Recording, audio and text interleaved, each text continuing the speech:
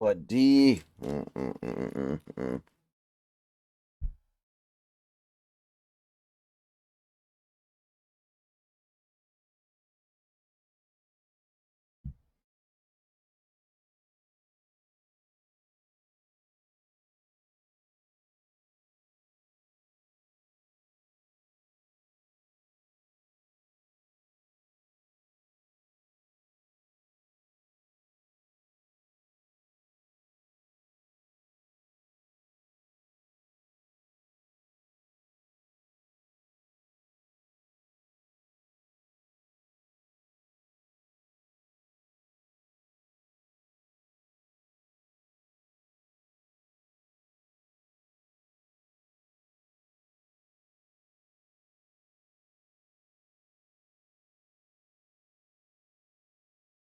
All right, let's keep trying to do full stealth on this mission. I got really close last time. I think I kind of got boned. Like the last part's really tough, but it's definitely doable. And I got boned out of a lot of the money that I would have made because the game works stupid sometime. And I've gotten the flow down. I really feel like I've gotten the general flow here down really well.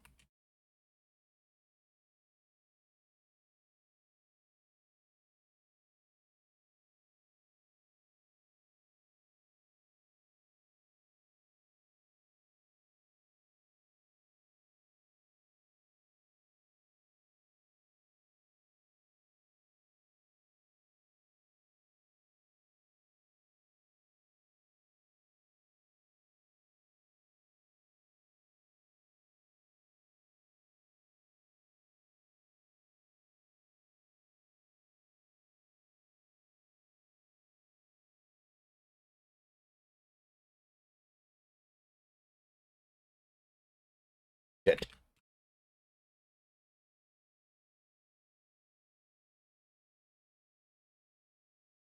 I feel like I've got the cadence down of this mission, so I can do most of it. And then at the end, maybe I just need to get a little lucky.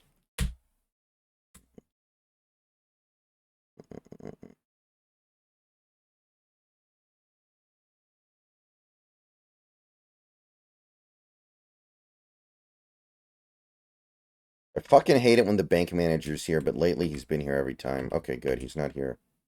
Not up there.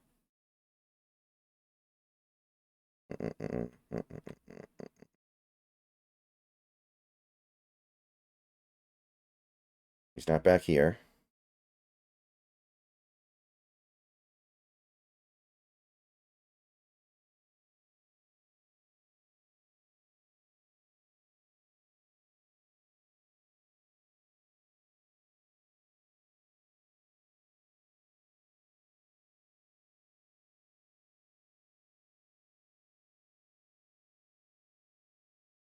Where is he then?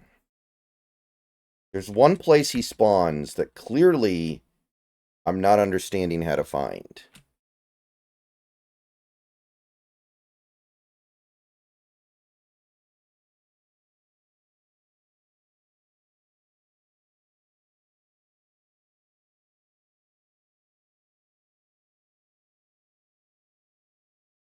You.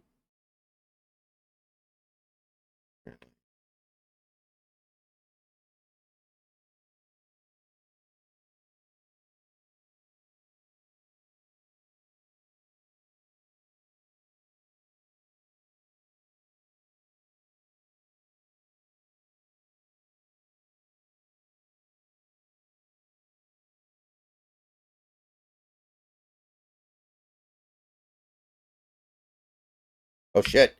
Okay, this is already blown. That was really bad timing.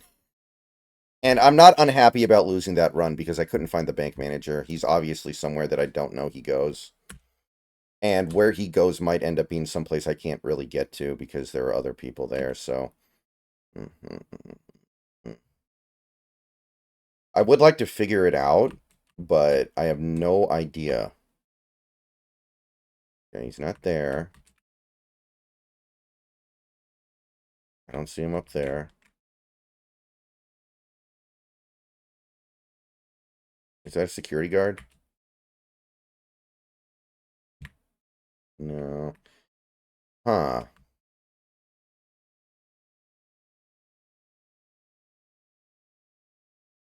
Where else could he be?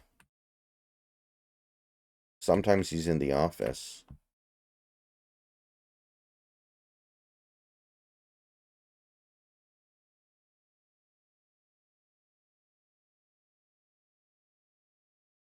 All right, I'll take care of this first, I guess.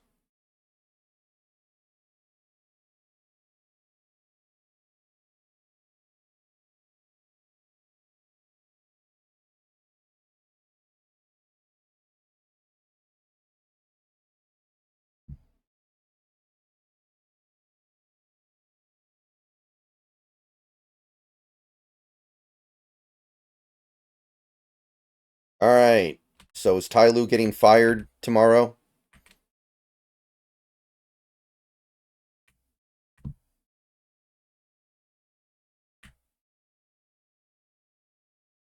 Okay, I can only kill one more guard outside the vault if I want to pull this off, so I need to be very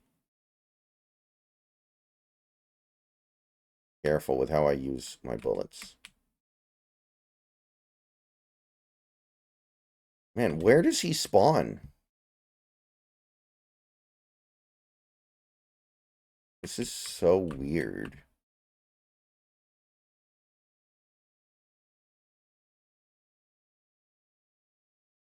Yeah, I've heard Ty Lue might go to the Lakers. I think that's like embarrassing. Can't try to do better.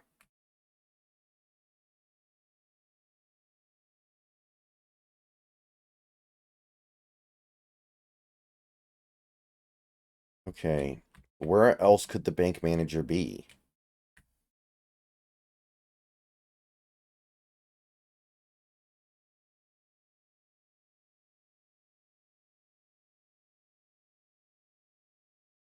Let's see if I can look this up real quick here.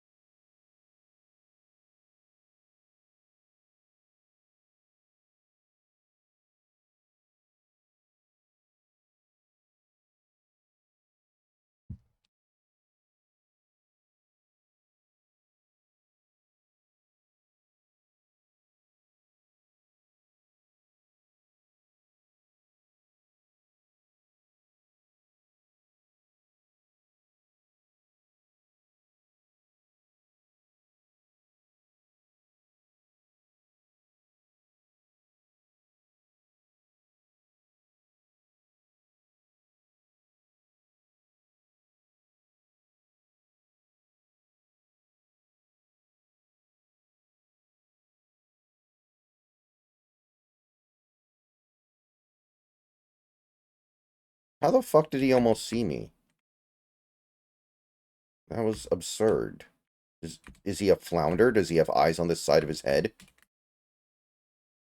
Okay.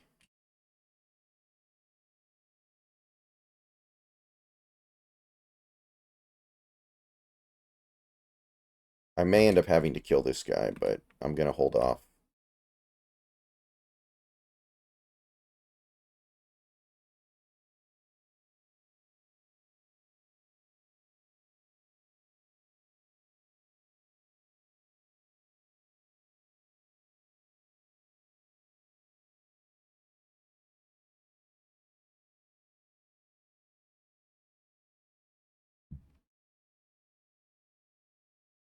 Okay, this isn't ideal.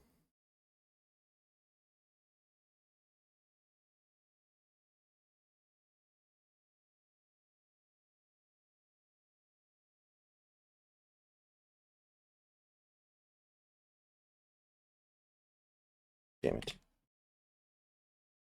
Alright, I don't mind losing that. I can't find the damn guard.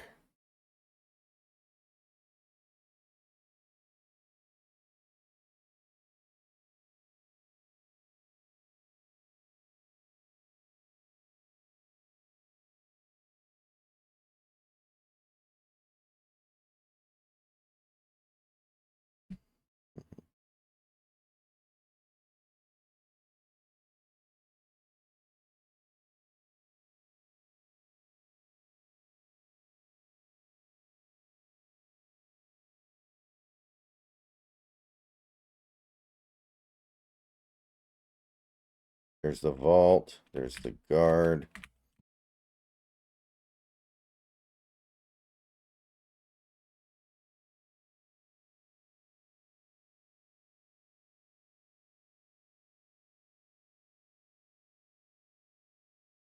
Not back here.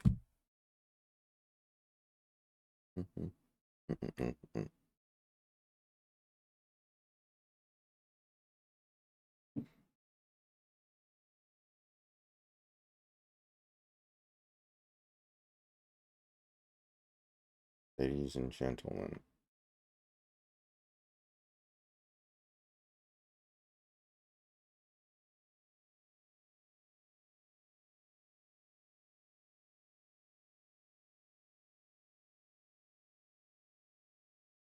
Man, he keeps spawning somewhere weird.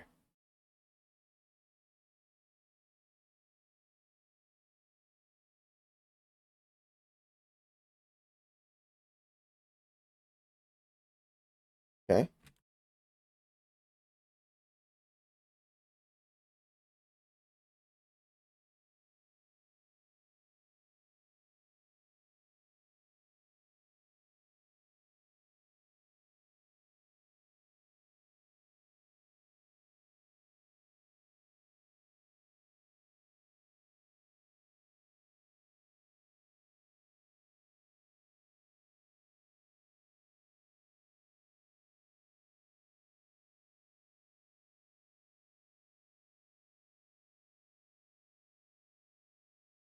Crap, 2 guards. Great.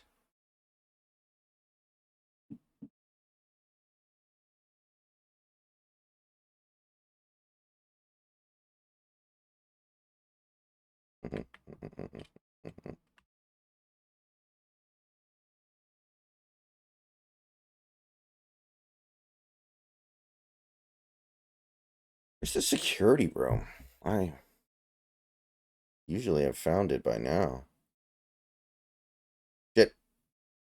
Damn it.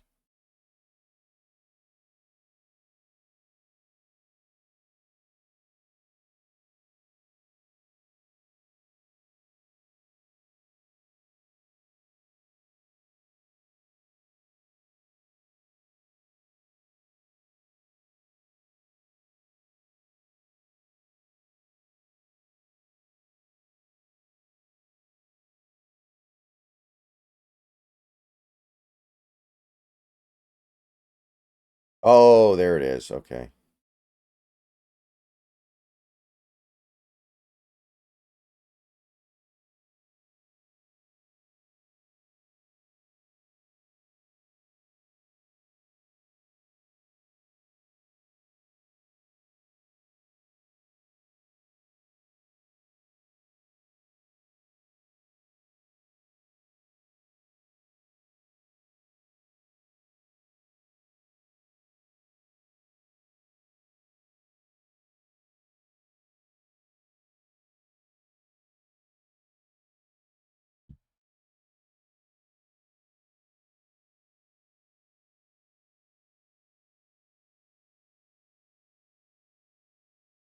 Oh boy. Oh joy. Oh boy. Oh boy.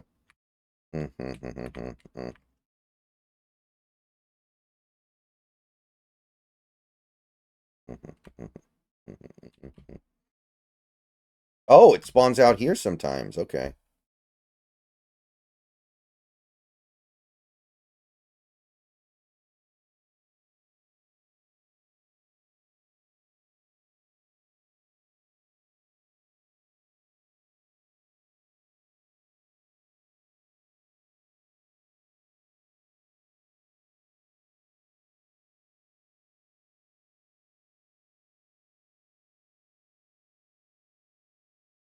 Oh god, if I have to go in there, I'm gonna be annoyed.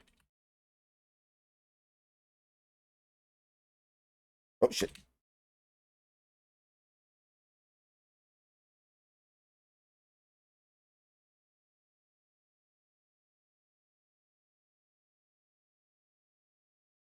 Come on, move along. Move along.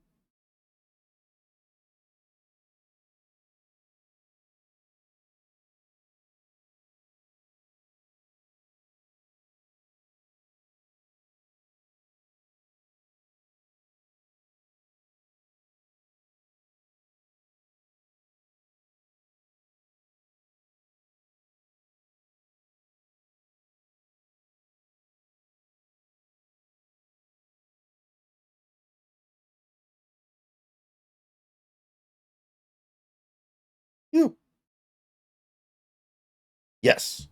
Thank God.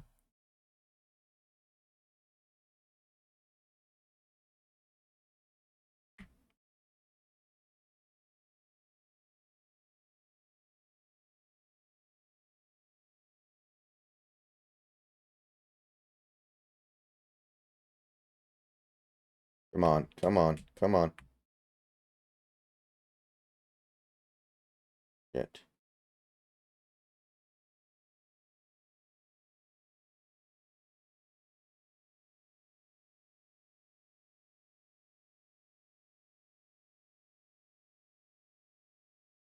Mm, mm. Okay, that guard better not be a problem for me. I'm gonna be annoyed.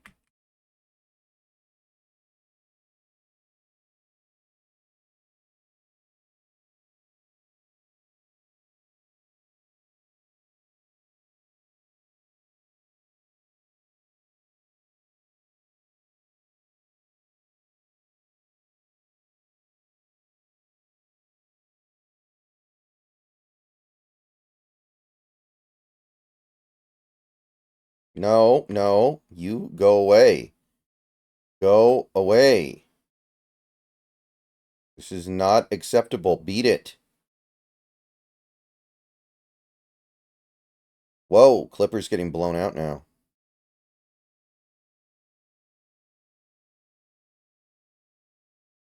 Dude, if he doesn't move, there's nothing I'm going to be able to do. There we go.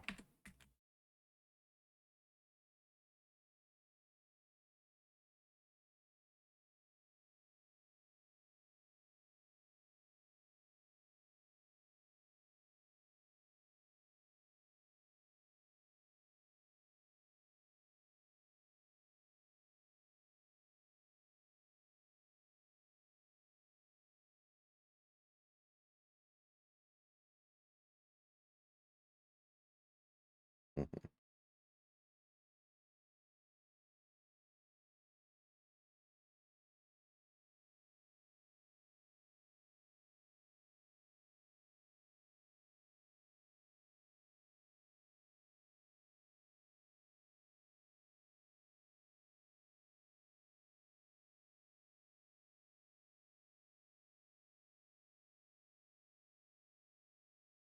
I don't want to kill him out there because he'll probably trigger a camera, so I'm going to try to sneak past him.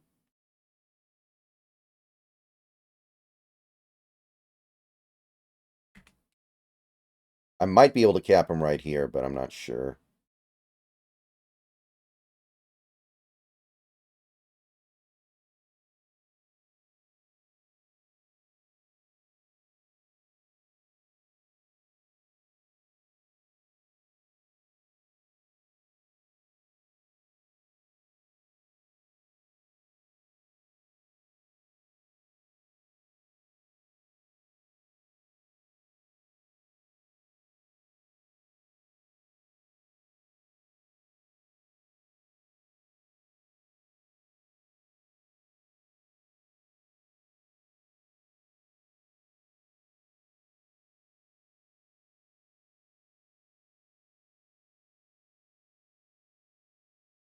Shit.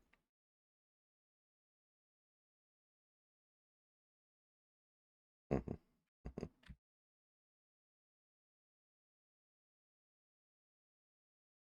Don't know how he can't see me, but whatever.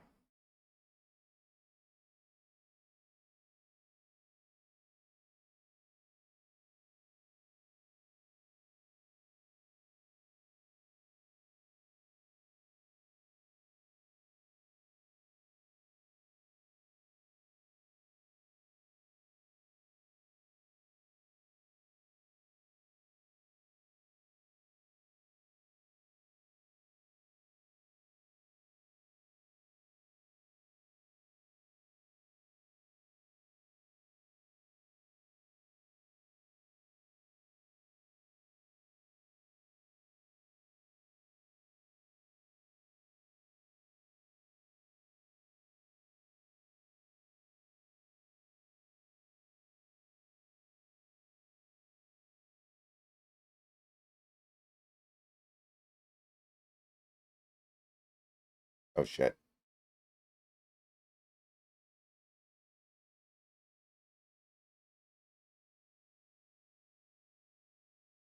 Thank God he has the reflexes of a frickin' sloth.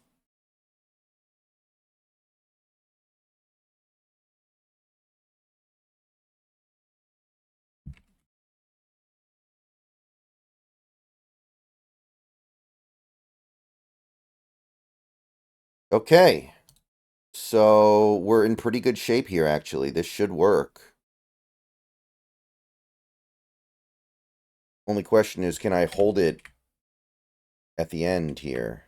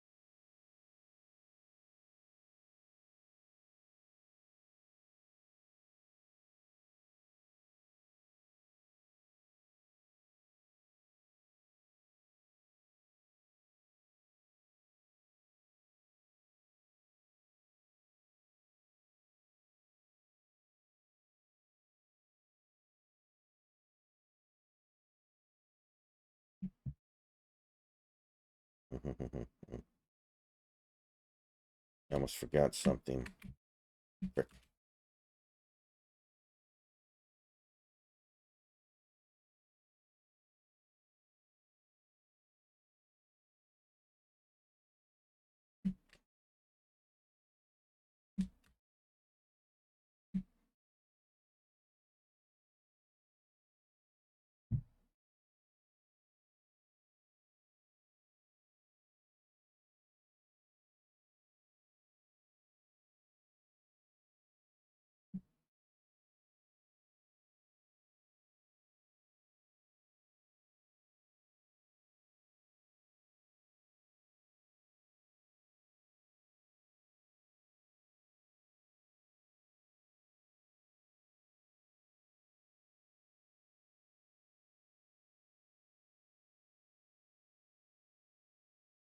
Yeah, this is impossible without killing those two guards. So this is just like absolutely required for doing this mission with stealth. So I don't think there's any way I can let one of the guys in here not know I'm here. So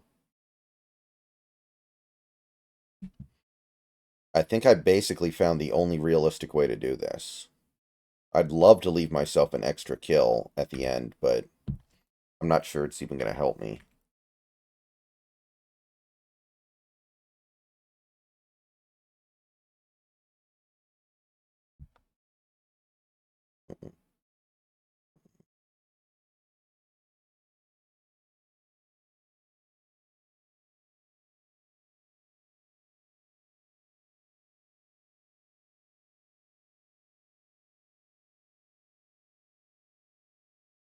I think in order to slip out, I need to be more decisive when I leave the vault. Because the guards come back. I need to be out before the guards come back. And I know where the insider is going to take me, so I can just go there. If I'm lucky, I can just go there without even potentially running into anybody except maybe one security guard.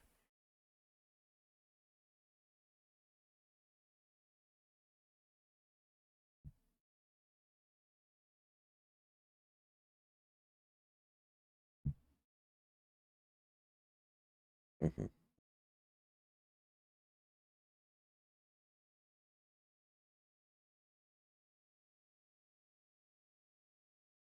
Mhm, mhm, mhm, mhm.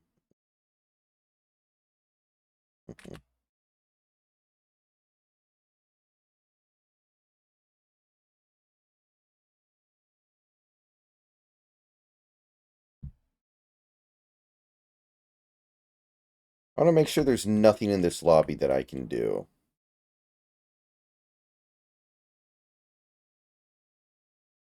I don't think so, yeah.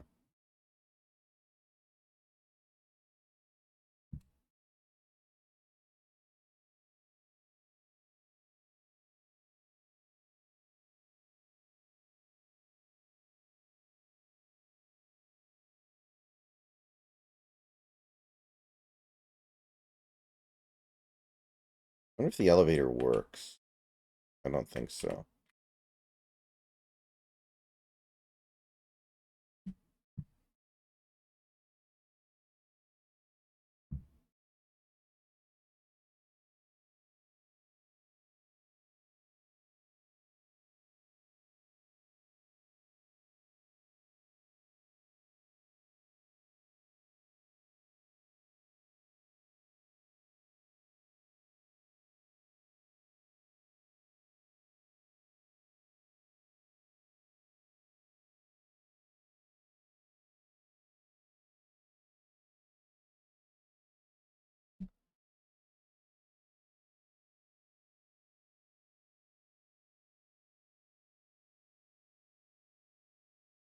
Point lead with 8.5 minutes to go.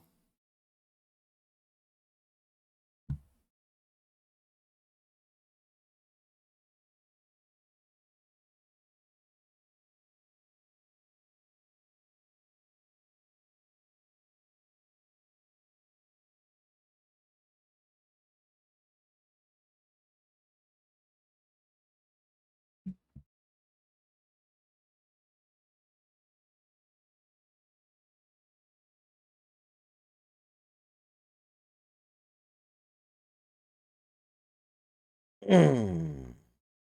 Mm-mm-mm-mm.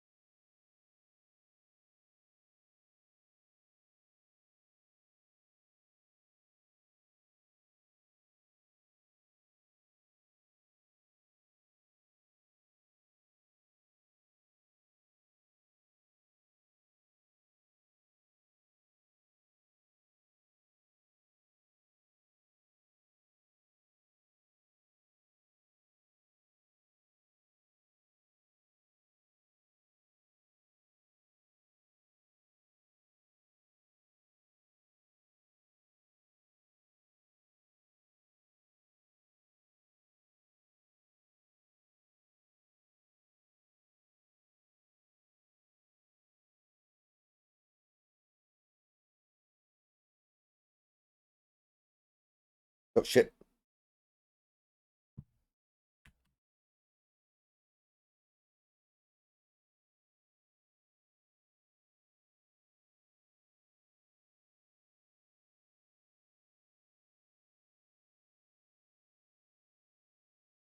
Where the fuck is he?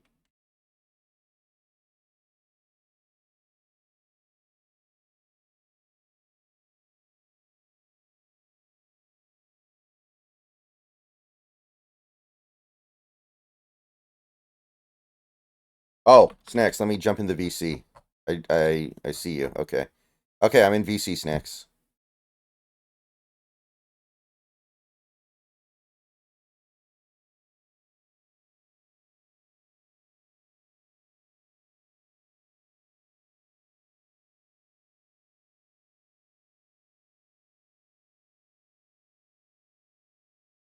It's bad.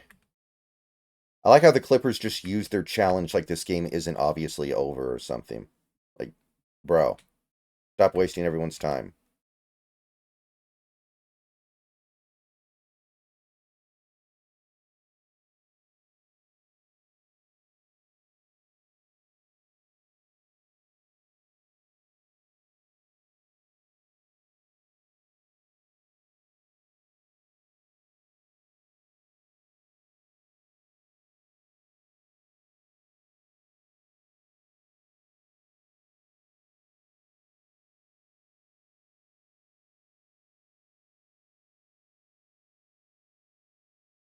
Mm-hmm.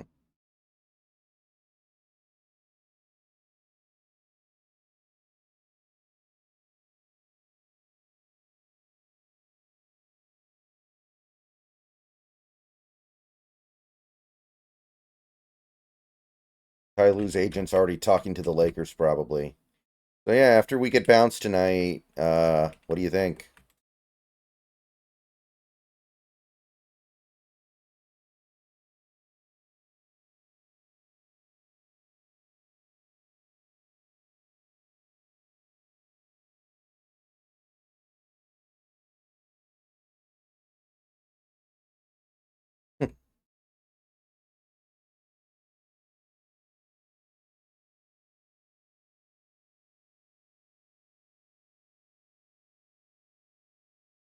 Mm-hmm. And he left Miami after they made him take Shabazz Napier, right?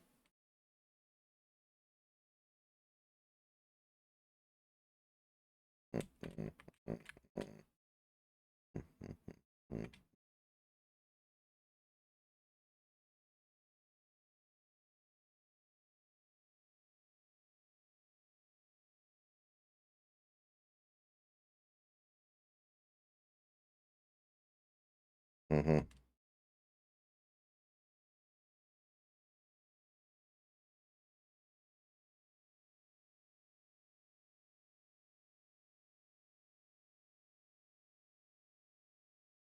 It sure is.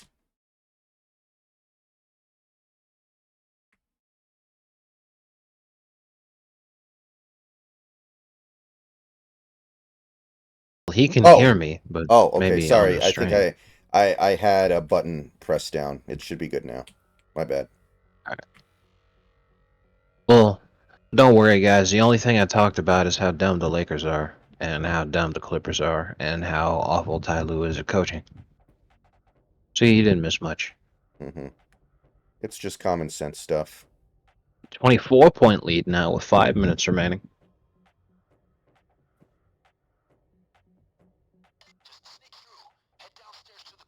Oh, wow.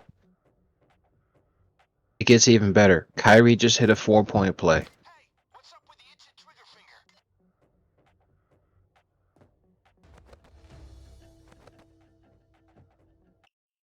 Man, what an absolute embarrassment. Right. To the left.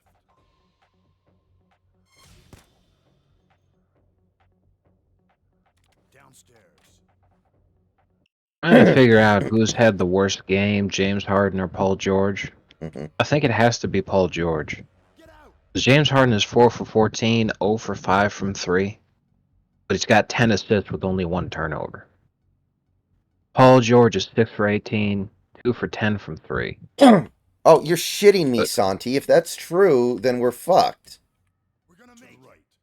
yeah, I actually wanted to talk to Joker about this earlier today, but I was way too fucking tired and I had to go to sleep. Yeah, Helldivers 2, there's a huge controversy. It went from being like the most popular game in the country to uh, like the 10,000 most recent reviews on Steam are all negative. I did hear about that, but I didn't know Um, why. Helldivers 2, the thing is that they said, well, it was only a temporary case where we didn't require you to have a PlayStation account in order to log into the game. Because when the game launched, the servers were over capacity because the game was so popular. So they're like, but um, you need to do that now. You have to make a PlayStation account, and it's all like, how did you guys fumble the bag this badly? You went from having the most popular game in the country to now no one's ever going to buy any of your shit again. Just another common Sony L. Sony's desperately like, oh my god, we got to get these guys to to monopolize this fucking game as fast as possible. I'm like, are you fucking shitting me? I'm not That's. gonna make a fucking PlayStation account just to play this. I mean, I assume it's the PSN account you have to spend money on, right? I assume that it's like. I personally have no idea, but I would also make that assumption because that's the only thing that makes sense if people are like, if they're freaking out as much as they are. Yeah, that's. Not a problem for me personally, but like I'm not going to play that game by myself. Yeah. 29-point lead now. Oh, sorry, I was misreading it. That's Yeah. actually 19-point lead. I mean, James Harden is honestly just playing his normal closeout game. Paul George, this is disappointing for him. Yeah, considering they both have the potential to hit free agency, I think that this game is less about, oh, these guys are giving up, or, they're total pieces of shit. Look at them, they're frauds. I think it's more just like, they know it's over. They don't care. They're out of here. They're like, hey, Kawhi, all yours, buddy. Oh, they got it down PG's to 18 gone. points. Yeah. It's 14 points now with 3 minutes left. How about that? All right. Team's cooking. Clippers have the chance to do the funniest thing ever. For real. Like, Man, imagine Kyrie, they actually send it to overtime. Holy man, shit. Kyrie went off in the second half. Yeah. He had 13 points in the third quarter, and he's he's hit 7 points in like the last 2 minutes. Um. Oh, Mavs get called for a travel, and then James Harden hits a floater. How about that? Could this be the biggest LOL Mavs ever? God, if they actually send this game to overtime, then win in overtime and force it to 7, that would be so fucking funny. But I'm gonna count how many points Kyrie's made just in the fourth quarter. 3, 5,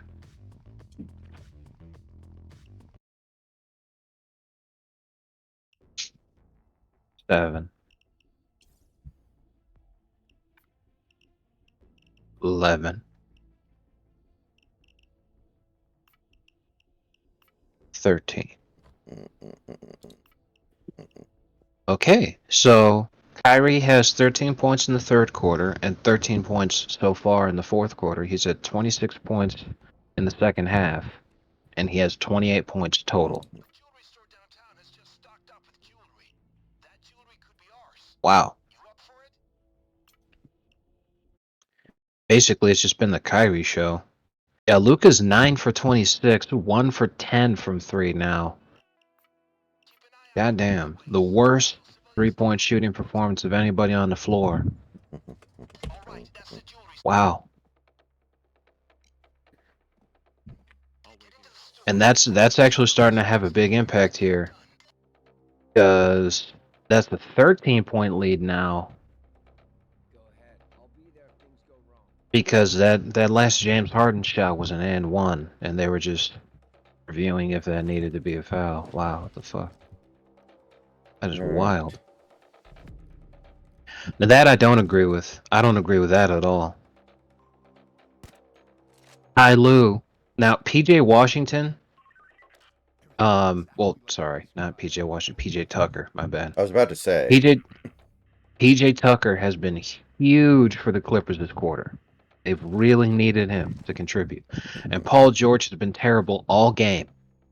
All game long, Paul George has been complete ass. Complete dog shit. I lose subs out PJ Tucker for Paul George for the last 3 minutes. Makes no sense to me. Well, Ty Lue did it, so it's not Yeah, surprising that it and makes no sense to you. right, exactly. This is a great example of why Ty Lue is the worst coach in the league. And at the absolute least, the worst coach in this fucking series. Because goddamn, bro. Like, PJ Tucker has been lighting the Mavs up. He is a huge reason that they've cut into this lead. They dropped a 25-point lead down to 13 in 3 minutes. Sorry, 2 minutes. 2 minutes. PJ Tucker Dos was a minutos. huge part of that. And then Ty Lue subbed him out to put in Paul George. Paul George, who has had one of the worst games of his life. It's probably the worst playoff game Paul George has ever had.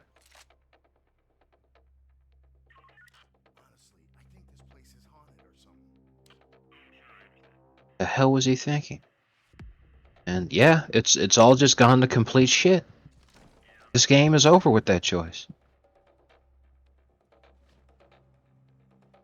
A fat, juicy L.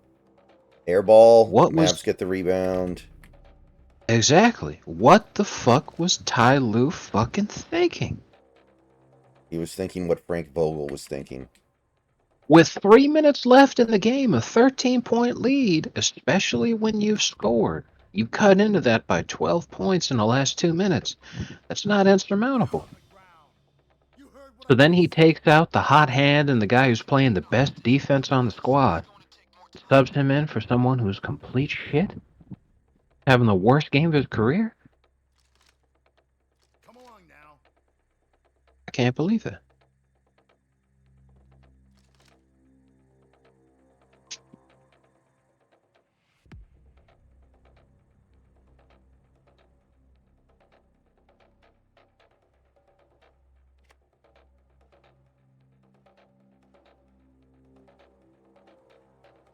So, tomorrow I'm going to be out in the late afternoon, early evening.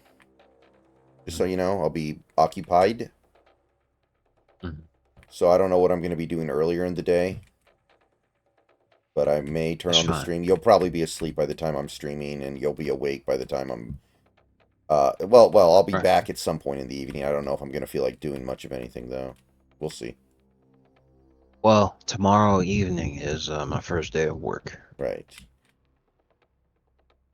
And yep, that's it. That's it, man. Oh man, yeah, bro, that's unbelievable. I mean, there's still 2 minutes left in the game, but this game is over. Um, Mavs hit their free throws to put it to a 16-point lead. Then Luka fouls Zubac. Zubac bricked both free throws. On brand.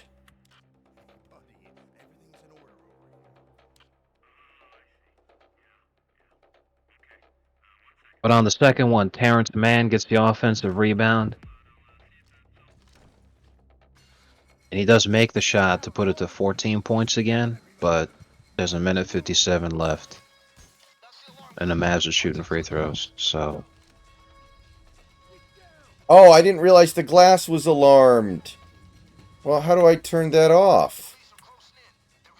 Oh, it was right there. I had no idea. Oh, okay. Well, now I know.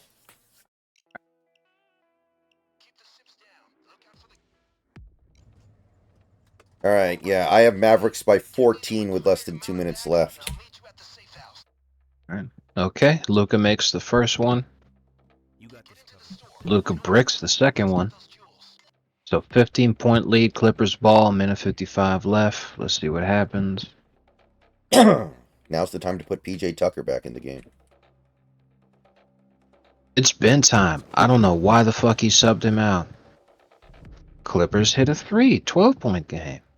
Imagine if Tucker was in the game. It'd probably be single digits by now. Minute 44 left, 12-point Mavs lead. Zubac fouls. Mavericks go to take free throws. I'm not sure if that was intentional or not.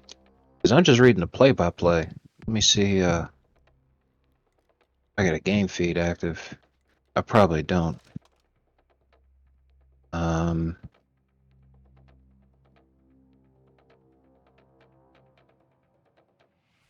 Kyrie, Yeah, looking to ice it. I do not have access to a live feed right now. That sucks. See, I just got to read the play-by-play here. Okay, Kyrie drains them both. 14 points again. Minute 35 left.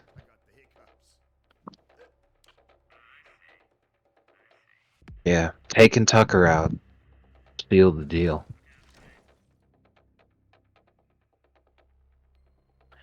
Because by the time he had taken Tucker out, Tucker had hit 2 threes in the last 90 seconds. That was a huge part of that. Plus his defense was amazing. Okay, so Clippers and Mavs just trade turnovers. So there's a minute and 14 left in the game, but it's a 14-point Mavs lead. It's basically impossible to actually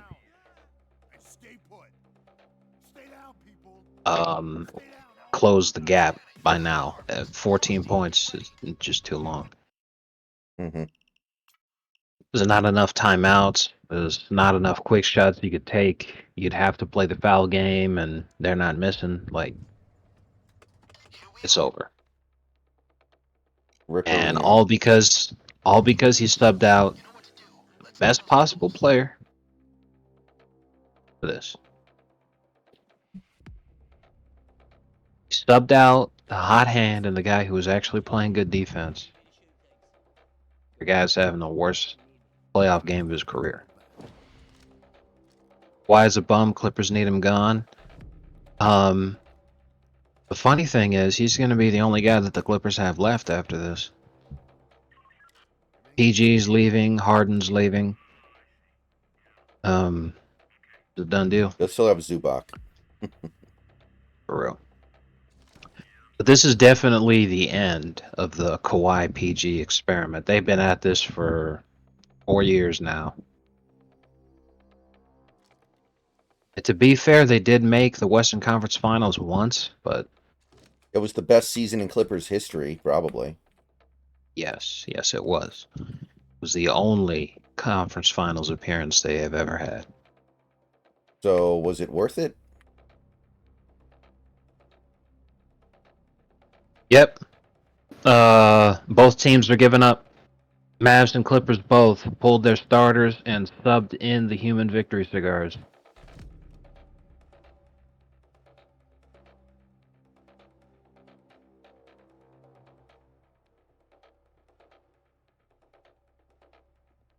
What a fucking terrible, terrible coaching performance from Ty Lue. You do what I tell you. Now that you've taken a hostage, the police assault is going to take more time.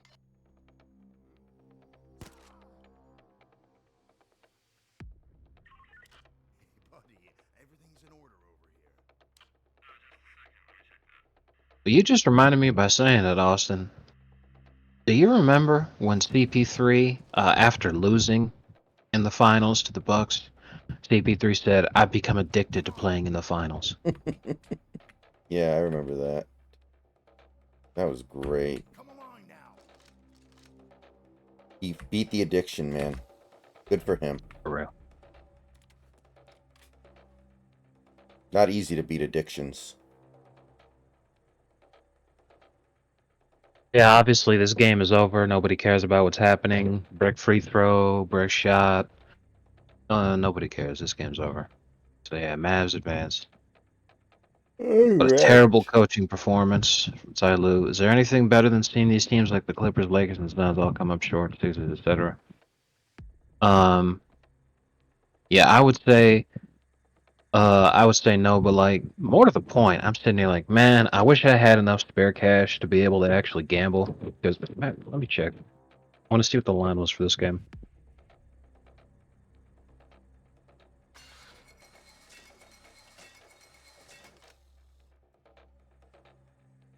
Dallas was expected to win this game. It was Dallas by 8.5.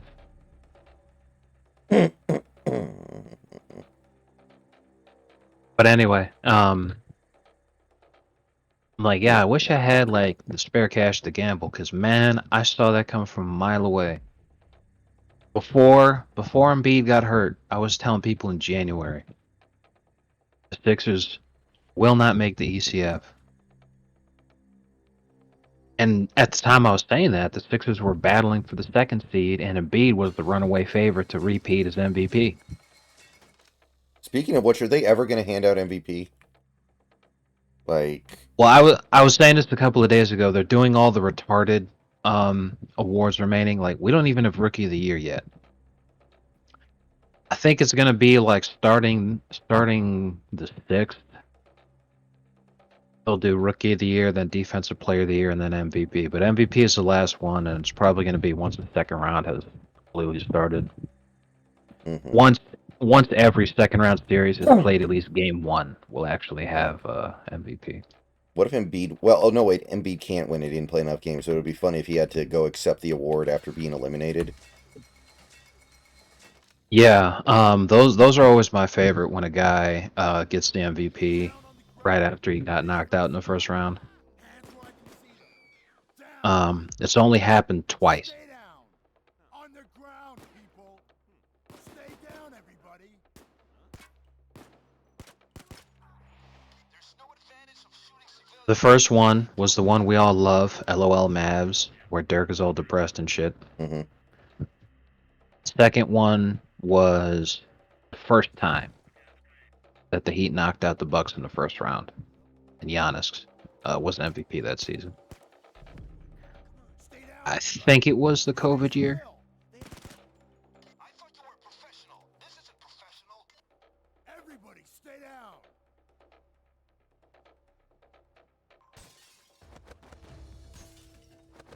Don't move. Oh no, he didn't lose in the first round, but they took forever to give MVP. So they lost in the Heat, and they lost to the Heat in the second round, and it was during the conference finals that they revealed MVP, and then they gave it to Giannis, and he was all depressed because Stay low. he had already been eliminated by that point. So yeah, it's only happened 2 times in history to Dirk and Giannis, where the MVP gets awarded the MVP after they've been eliminated. Do the Clippers win in 21 if Kawhi doesn't tear his ACL? I 21 would was the say, Bucks, right? yeah, I would say no. Everybody, stay down. I would say no because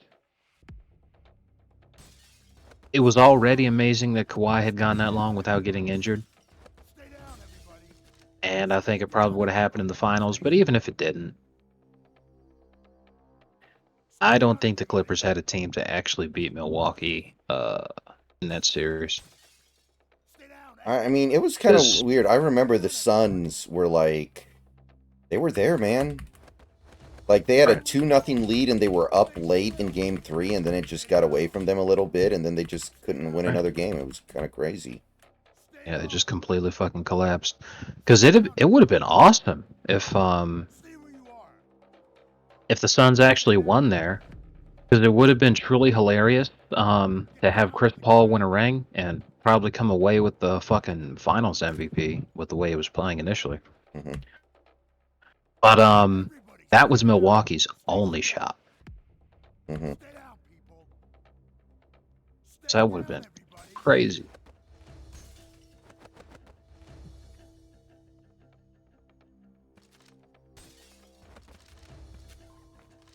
Stay down.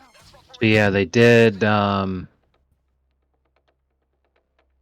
Teammate of the Year, and the Hustle Award was the most recent one. The Hustle Award was Alex Caruso for the Chicago Bulls, and yep, he's white. Stay down. Yeah. Well, that's just embarrassing. Stay down, all of you. Don't move. Actually, even more impressive, Alex Caruso is the first white guy to actually win Everybody, the Hustle Award. The Hustle Award's been a thing since the 2017 season. Here are the winners in order. Patrick Beverly, Amir Johnson, Marcus Smart, Montrezl Harrell, Thaddeus Young, Marcus Smart, and then Alex Caruso. That's basically the Marcus Smart Award. He's won it 3 fucking times. He's the only guy to win it multiple times, and not only has he won it 3 times, but he fucking repeated it over 2 seasons. nobody move. Stay down. Everybody, stay down. Stay What a down. So here are what they consider as the hustle stats for the award. Stay where you are. Deflections, loose balls recovered, charges drawn, contested shots, screen assists, and box outs. So it's a nerd award, which, you know, I have an appreciation for it, but Stay it down. still sounds idiotic to me. Stay down, everybody. The Hustle Award. It does. Nobody move. So yeah, the last gay-ass pointless award that they have to reveal is the Social Justice Champion. Everybody stay down. That's Mhm. probably going to be the next one they do. Nobody move. Then after that, Stay still. they'll be forced to do a real award that people actually care about. But all that remains is Rookie of the Year, Defensive Player of the Year, and MVP. So if I had to guess, I think MVP will probably be the 10th. Don't move. Mhm. Stay down, everybody. Stay down, all of you. Stay down, everybody. Stay down, everybody. Stay down, people. 'Cause I would not at all be surprised if they like took a longer than usual pause. Stay down. What the hell's a social justice award? I don't know. Down. Like, Stay down, everybody. I've never Stay heard of down, it before. everybody. Stay down. The NBA Social Justice Champion. They give it to whichever player says the N word the least over the course of the season. Everybody stay down. I'm reading about it right now. It's actually named after Kareem. The Kareem Abdul-Jabbar Social Justice Champion Award is an annual National Basketball Association award which honors players who are making strides in the fight for social justice. The award was created in 2021 and named after Kareem, a six-time NBA champion whose involvement with social issues dates back to the civil rights movement. All 30 teams nominate one player from their roster to be the social justice champion, and the finalists and winner will be selected by a committee composed of NBA legends, league executives, and social justice leaders. Stay down, all of you. Stay low. Who the fuck gets qualified as being a social justice leader is my question. Stay down, everybody. The winner selects an organization which will receive a $100,000 contribution on their behalf. The other four finalists choose an organization to receive $25,000. The award is similar to the NFL's Walter Payton Man of the Year award, in which every team names a nominee who excelled in charity work, except that one's like an actual thing, and this is some faggy nonsense. So it's been a thing since 2021. Here are the three winners. The first one was Carmelo Anthony. Don't move. The second one was Reggie Bullock. And last season was Steph Curry.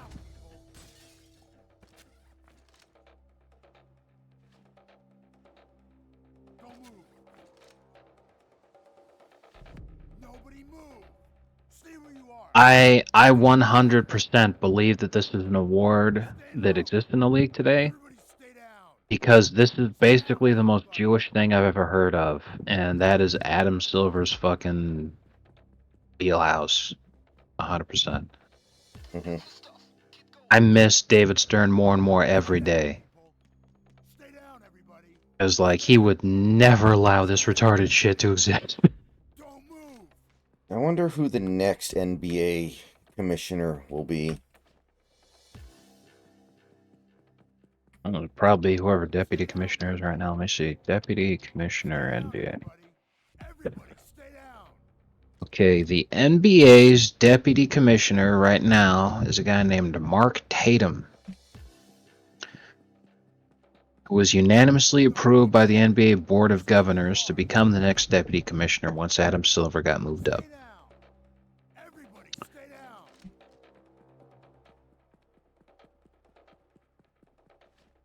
I'm gonna Google this guy because I never heard of him before. Oh wow, that's truly impressive. Not only is he not Jewish, Stay down, I'm everybody. reasonably sure the guy's Asian. Yes, he is. Mark Tatum was born in Vung Tau, Vietnam, to Kim and Charlie Tatum on October 22nd, 1969. Stay where you are. Tatum was young. He and his family moved to the United States. Oh, gee, I wonder how that fucking happened. So yeah, he's a Hapa. His mother was a war bride, and his father was a Vietnam veteran.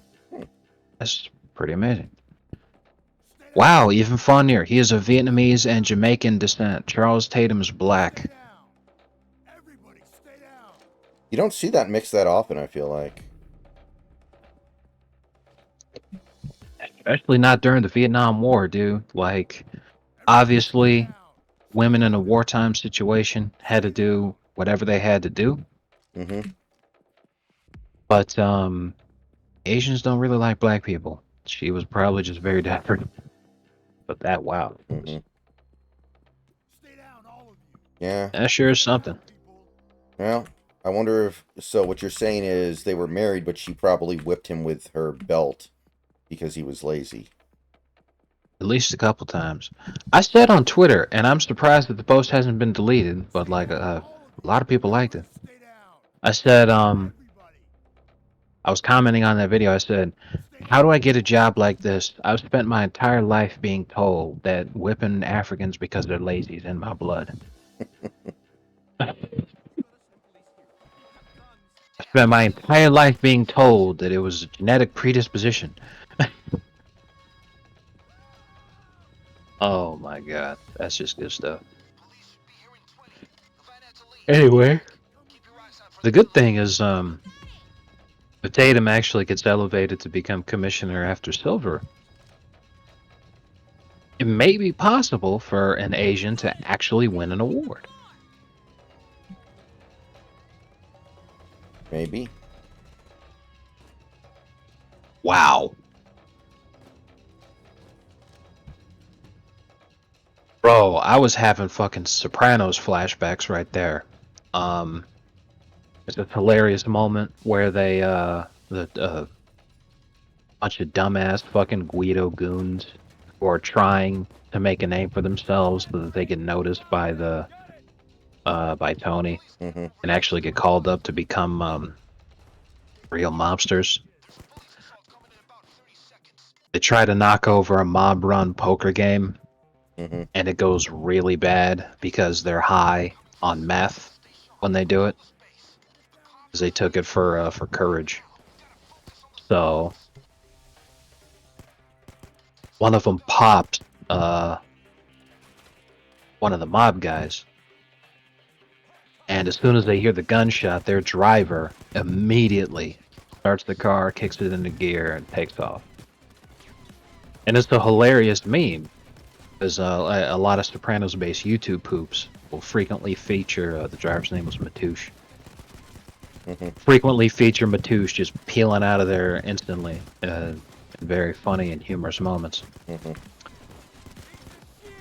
So when you were trying to throw the last bag of cash and you couldn't do it because the van with its doors still open started hauling ass, I was like, who's the fucking driver, Matouche? Like, Dude, I'm so pissed. I almost did this perfect stealth, and then one of the freaking hostages decides to be a hero. I killed him even though there's like a penalty for killing civvies because I'm so pissed at him. right. Like, everything was And fine. right. And that's the difficulty with doing it by yourself with AI teammates is because if you had 3 humans with you, they could have easily kept everybody cowed. Oh, yeah. So that no one does that. And what is this dumb woman doing? She's literally standing in the way of my bullet. She kind of deserves to die if she dies here. Exactly.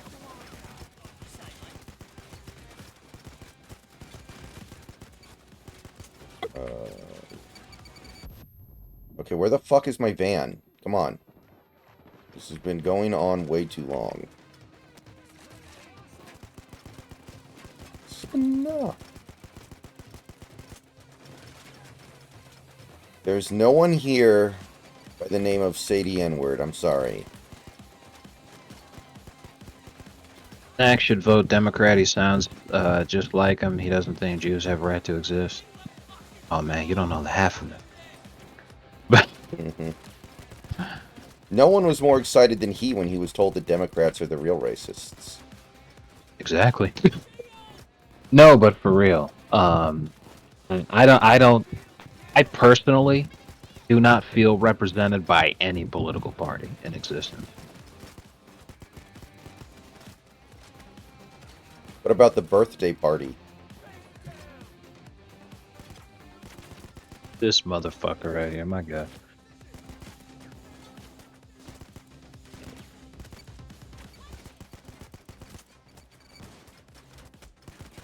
Yeah, it's kind of crazy. I don't think any expansion team in the history of professional sports has ever been as good immediately and consistently as the Golden Knights.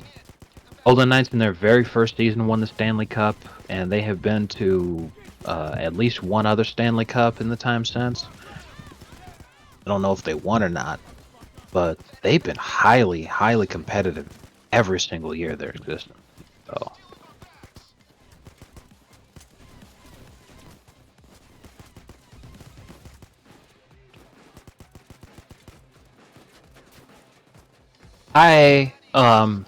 now again, as a guy who's not a hockey fan, who doesn't really watch hockey, I still got to say, I really hope that the Bruins win Game 7 because fuck Boston.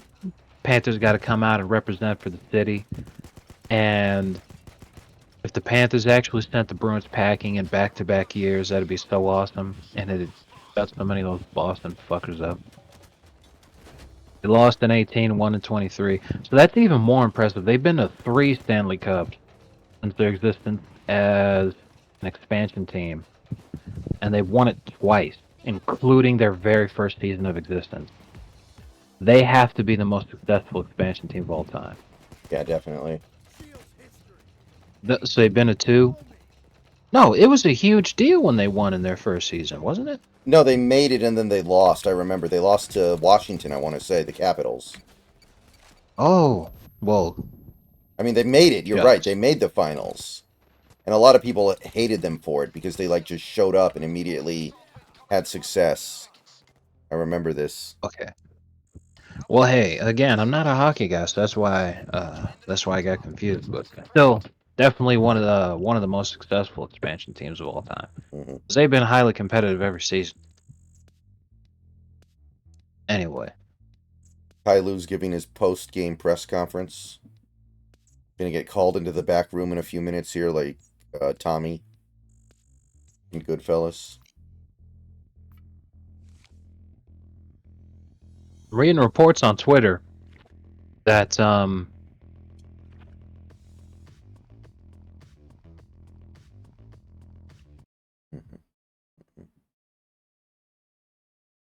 sorry, I forgot where I was going with that. Hmm.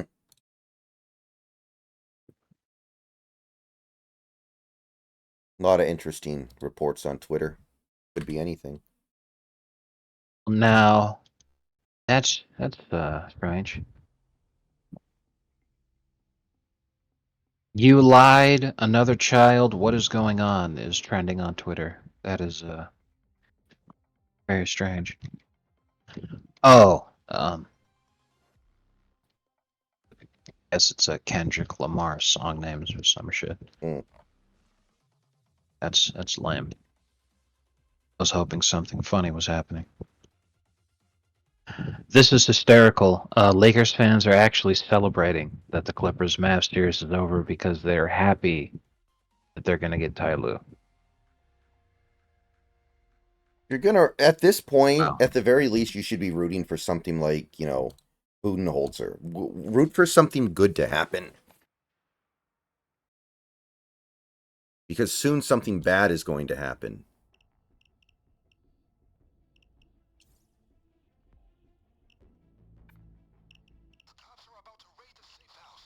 Mhm. Mhm.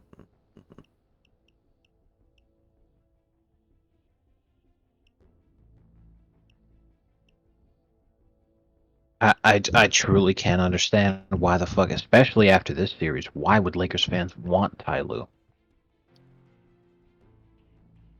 It doesn't make any sense to me.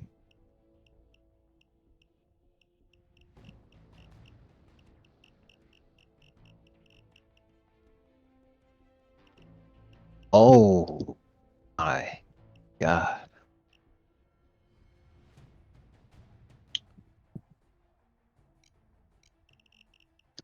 I don't understand at all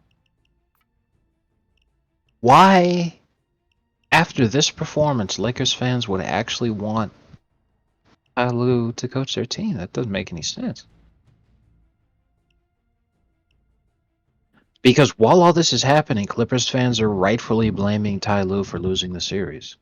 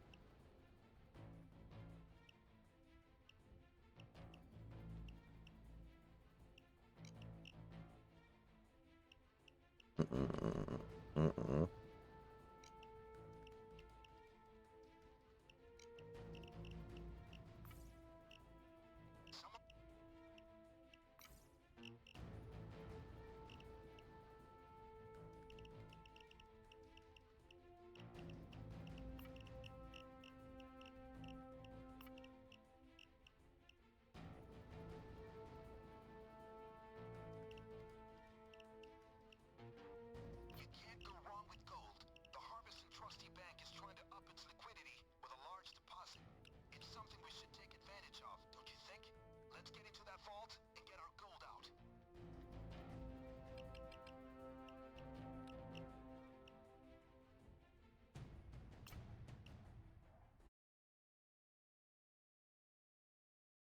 I truly do not understand why Lakers fans think that Ty Lue is.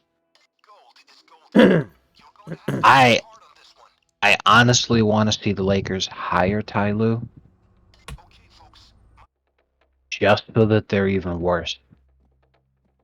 And I could say to each and every one of these motherfuckers, what are you thinking? Time to break a little back.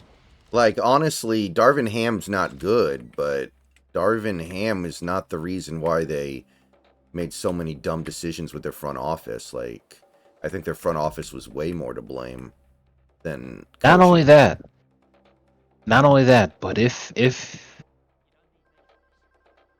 you put Ty Lue in Darvin Ham's place over the last 2 seasons, the Lakers don't win that in-season tournament. They do not make the Western Conference Finals. Go ahead. I'll catch you if you fall. And they probably don't even advance past the play-in this year. Ty Lue is the epitome of dog shit in coaching. Like, I don't know how the fuck any of these mongoloids could have actually watched that fucking game and think that Ty Lue is an improvement over Darvin Ham. I'm like, did you guys not just see how PJ Tucker was not only keeping the Clippers alive, but he was actively eating into that lead in a huge way? He was the most important player on the court.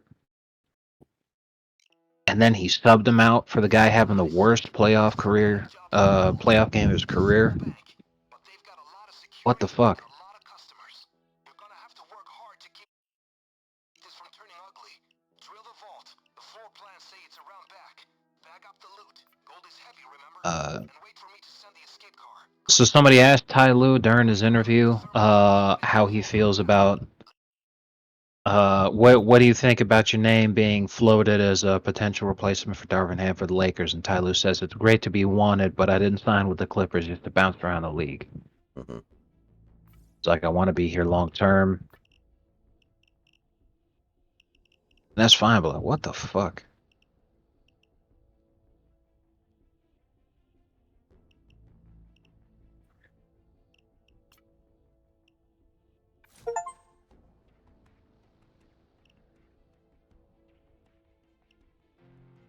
I just don't understand how it's so fucking funny, the dichotomy, because they're fans of teams that play in the same city. Clippers fans are sitting here like the long nightmare is over. We finally got rid of this useless piece of shit. This guy, even though PJ Tucker was killing it during that sequence, earlier in the game, PJ Tucker was not having a good time because Ty Lue was playing him at center. Like I said, this is a bank job for gold. It's a small bank, but they've got a lot of God only security knows why. and a lot of customers. So you got Clippers fans who are like, finally, the nightmare is over. Thank God. I can't wait for next season. The vault's got the gold. And at the same time, the Clippers fans are saying that. Lakers fans are like, we're going to be saved. Here comes Ty Lue. We're going to win a championship next year. It's like, I, I don't even need to wait for the Lakers to sign Ty Lue in order to To the vault door. laugh my ass off, because we already know that LeBron's not going to re-up. Mhm. Because he's just going to go play with his kid and then call it a day. So I'm like, how after Lakers, and that's the even funnier thing. Lakers fans, after what happened last season and what happened this season, Lakers fans genuinely believe that they would have beaten the Nuggets if they just had a better coach. I mean, they do genuinely think that. I guess a couple of the games were close. Like, a lot of the games were close because they were always in every single game leading at halftime, and then they would lose. And it's all like, the only thing you can do is either win the game or lose the game. Like, if in 9 games that were played, you won one of them, I don't know.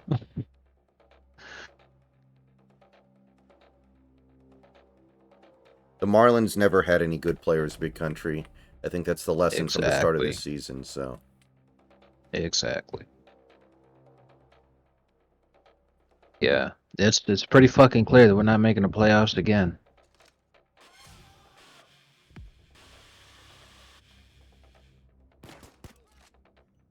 Keep the crowd in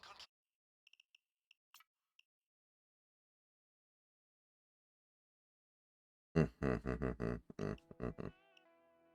Go. The king is back. Nicholas Fuentes The vault's now back on Twitter. Hmm. Elon Musk reinstates his account because he says, well, I think that he's stupid, so let him just get dragged in the community notes because you should let someone who is stupid be exposed as being stupid, and then everyone can laugh and make fun of him. And I'm like, he's about to reach a much wider audience and wake a lot of people up. Because the whole reason he got banned in the first place was for anti-Semitism, and anti-Israeli sentiment has never been higher on planet Earth than it is right now. cops think twice about coming in here. While the United States is passing anti-Semitism bills in stark violation of the First Amendment, saying that questioning the Holocaust or saying the Jews killed Jesus is now illegal. At the same time that Israel is committing a genocide against the people they claim attacked them and committed heinous human rights violations against them, but there's no evidence of that whatsoever. Worldwide, they are like public enemy number one. Everybody hates them. They're just making things even worse. Good grief.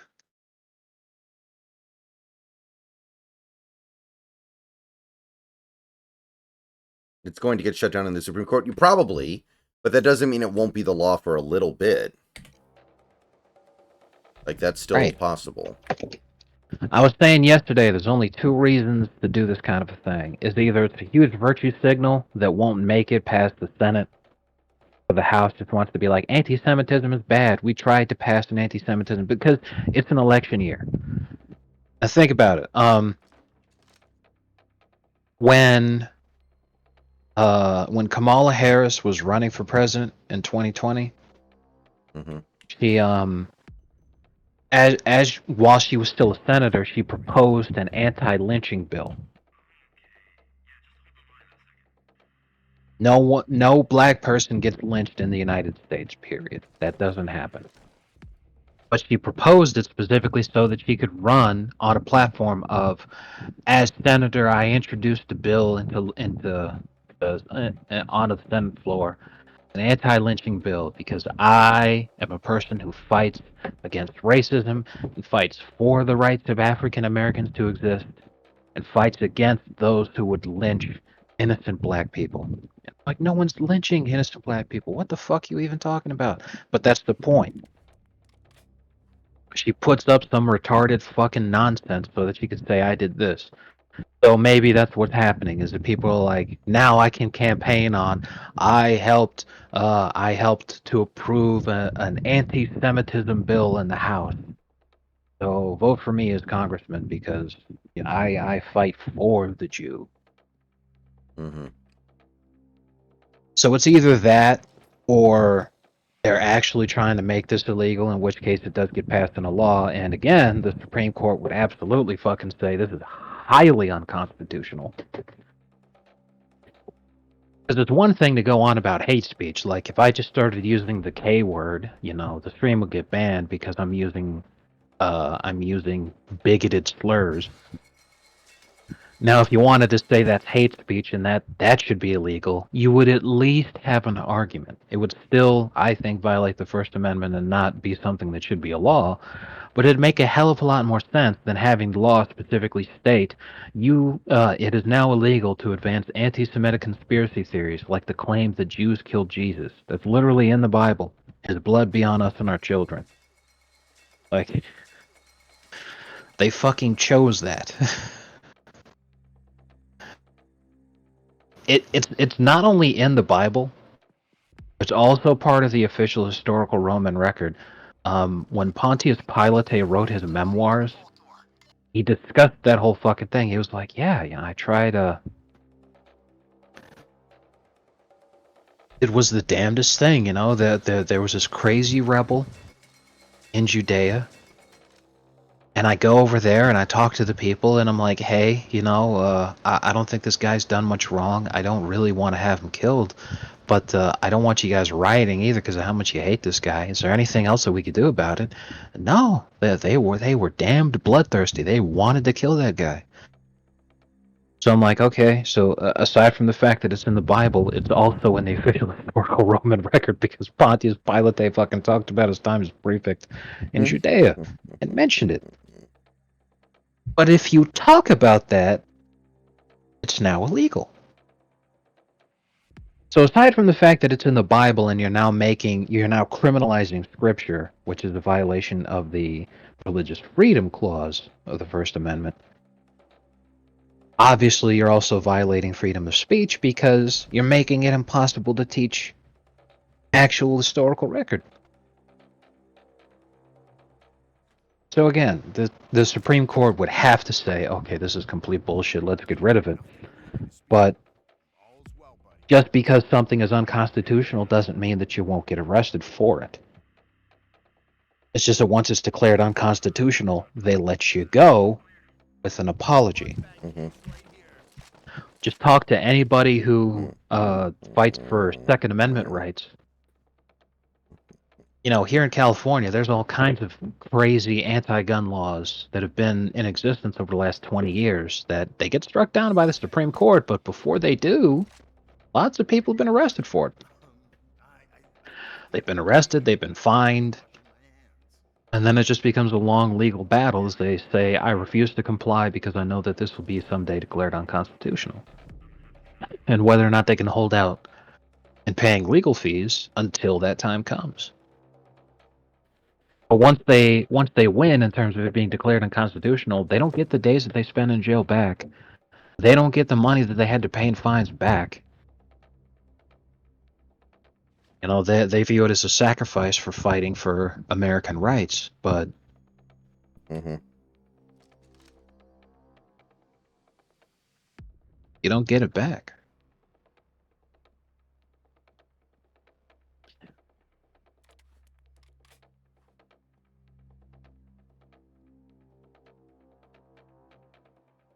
Oh man, have you been hearing about this women choosing bears over men Yeah, meme that's been I'm going on? familiar with it. I saw this hilarious meme. It was like, oh man, this is starting to make sense. Bears are tall, unemployed, they don't raise their kids, they have multiple baby mamas, they're also violent and brown. I'm like, bro, I gotta bookmark that tweet. I'll start her up. It is based.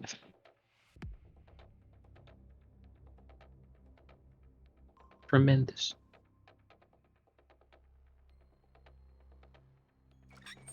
Here we go. We should be through in a couple of minutes. Get down! Keep an eye on the civilians. Everybody down! And stay A there! handful of people took your tax dollars and engineered a virus that killed millions. Then their friends used your tax dollars to help them cover it up. Then the government used your tax dollars to pressure social media to censor those who dissented. And now they use our tax dollars to paper over the true extent of the damage. Nobody move! Stay down, all of you! It's a living. Everybody! Stay down, all of you! Stay down! Of tough shit. everybody. Down on the ground, people! And don't you get up! Stay low! Nobody move! Stay still! Stay down, everybody! Stay down! Stay Yeah, down, all of you! a lot of people are pissed off over the Helldivers thing. Stay where you are! I mean, Stay down, people! it doesn't benefit anybody. Everybody! Like there's no Except for Sony. there's no possible way to interpret this as anything other Stay down! than a big old screw you, the player base. Down, everybody! Stay Right. down, everybody! Stay down, all of you! Don't move!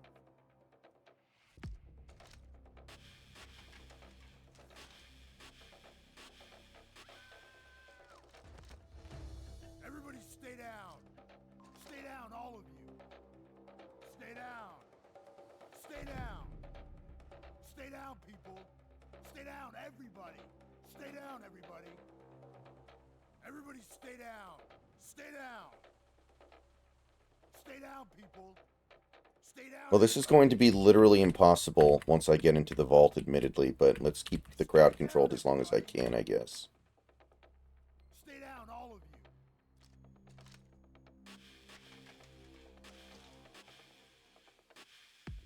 Watch your background. Spare the civilians. Stay down. Stay down, people. Stay down, people. Stay down, everybody.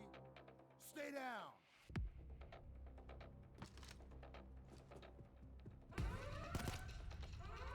Damn it. Now we go the painful way. Down. 20 seconds. Cops closing in. It's called Come Metal, but it's not really metal, and the lyrics are really horny, but Everybody stay down. This drill is fucking worthless.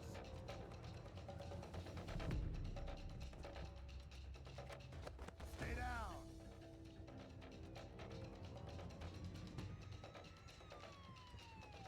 Stay down, all of you. And here they are. Stay down, everybody.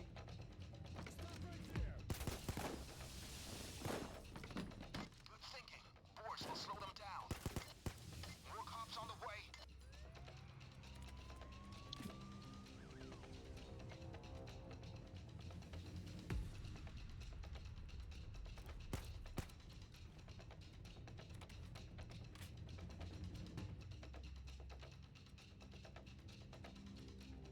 yeah, I heard that. He was pitching really well, though, so what's the implication? It's a knee injury that only flares up after he throws 88 pitches, Get ready. but has zero effect on him at all for the 88 pitches he throws. Like, I don't know. That one's weird to me. Oh man, I've got an amazing tweet for you. This is in response to this brain dead thought. You might have actually seen this tweet already. Woman doing the bear meme. She says, "If a man approached me in the woods, my immediate instinct would be to kill myself first. With a bear, I strategized that I might have a chance." The police scanner just got all fully noisy. Okay. So then, You've got a police assault on the way in about this lovely bastard that I follow, Simp Neelix, he comes in with that tweet, All right, 1 second. which is not properly fucking doing the preview. Yeah, you gotta click on the fucking thing, but I don't want to spoil it. Okay, 1 second. deposit boxes from Yeah, no problem. good stuff in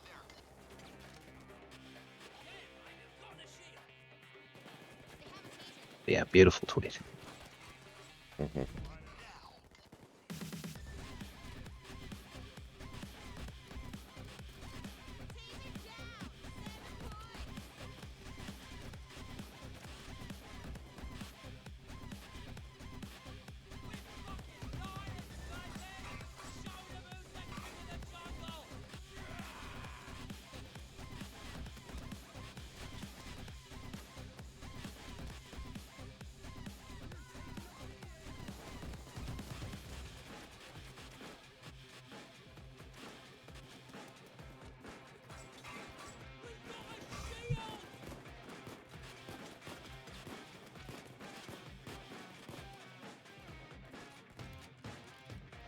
The cops are freeing civilians right now.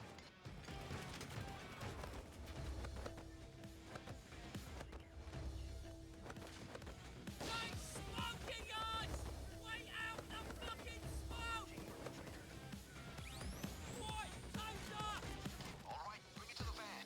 It's right across the street.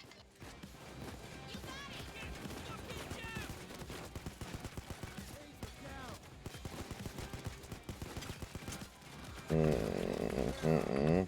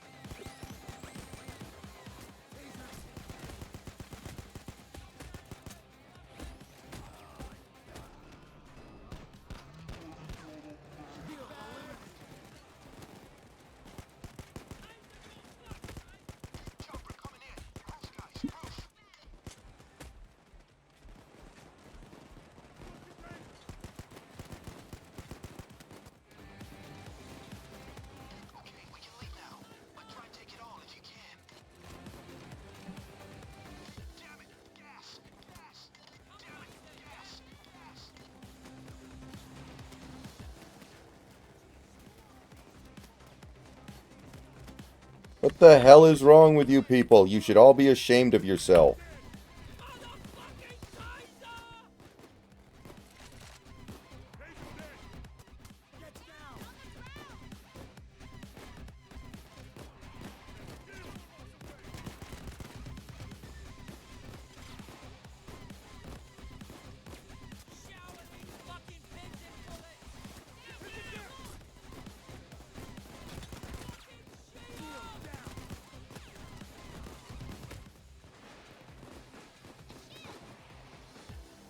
Yes, tightest crew ever.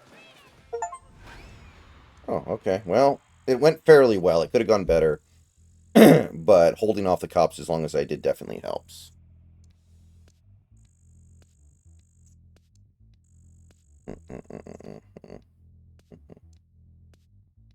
Very nice. I sure hope they never get rid of banks. But the way you guys work, you might make them extinct. I love it.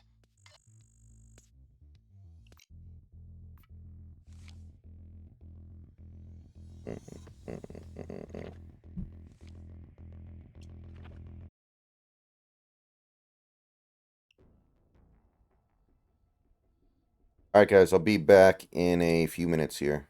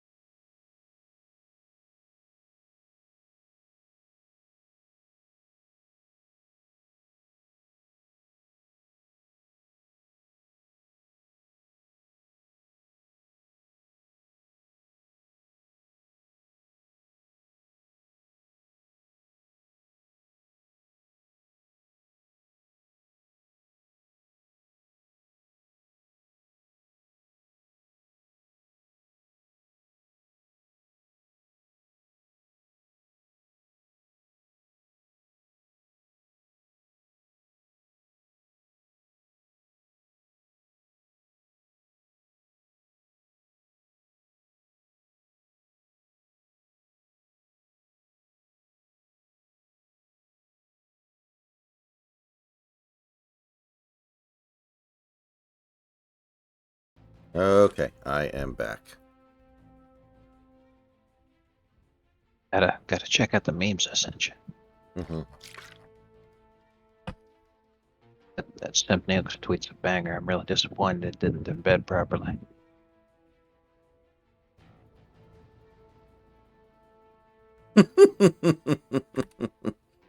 It's pretty good. And also that Pepe drawing is, of course, a Yeah. classic.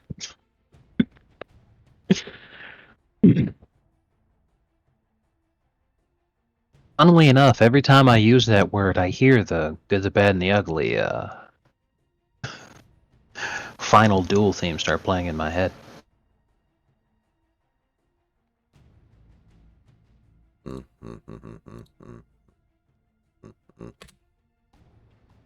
Man, look at that.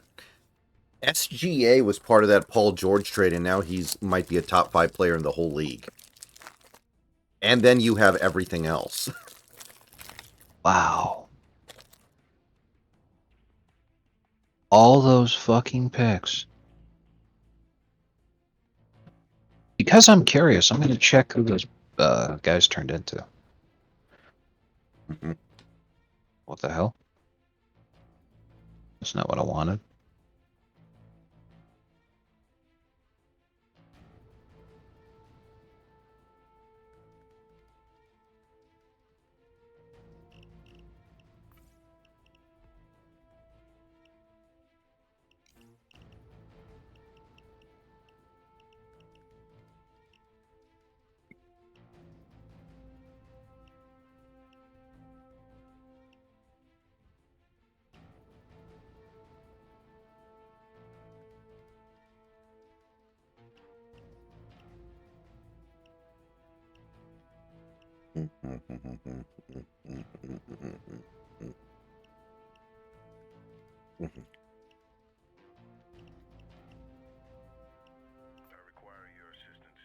Okay, so the 2021 Miami pick that they got turned into a guy named Trey Mann, Oh, I know who. I've who seen him before.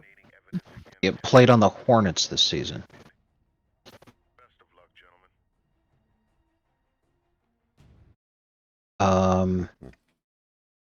Yeah, the Thunder traded Mann to the Hornets, along with some guys who never played for Gordon Hayward.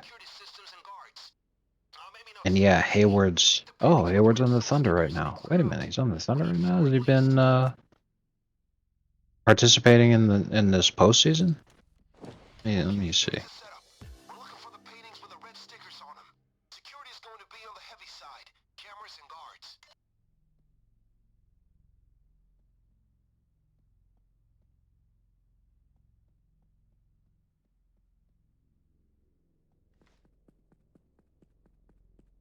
Yeah, he has been playing. He hasn't really done a ton in the games that they've had so far, though. Yeah, he actually didn't score a single point. You're in. Good. Now you need at least 4 Wow. paintings. The good ones have red stickers. Well, anyway, yeah, they got Gordon Hayward out of that.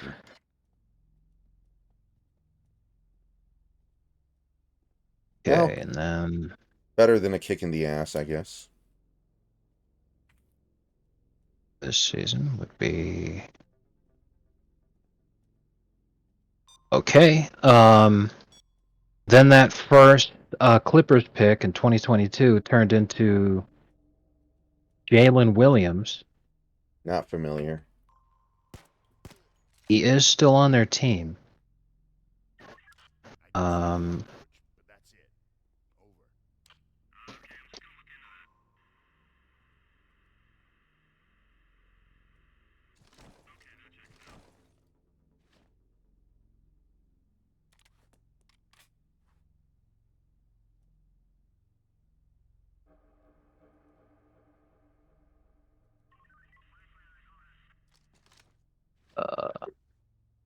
Jalen Williams in game 1 scored 19 points.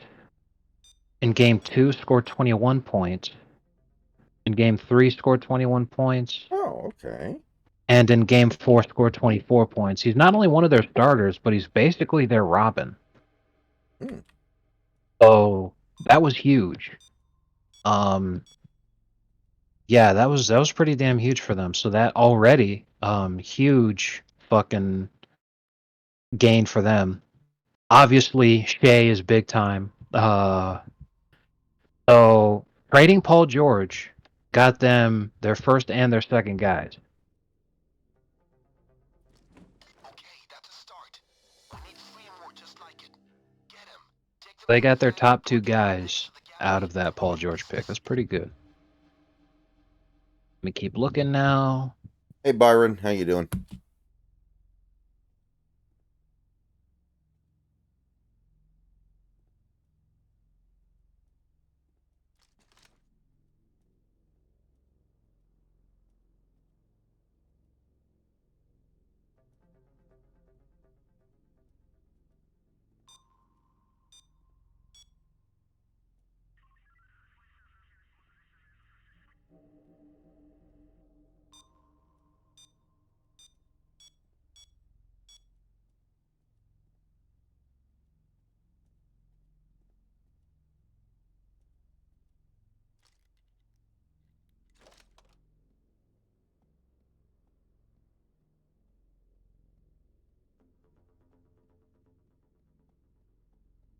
They got I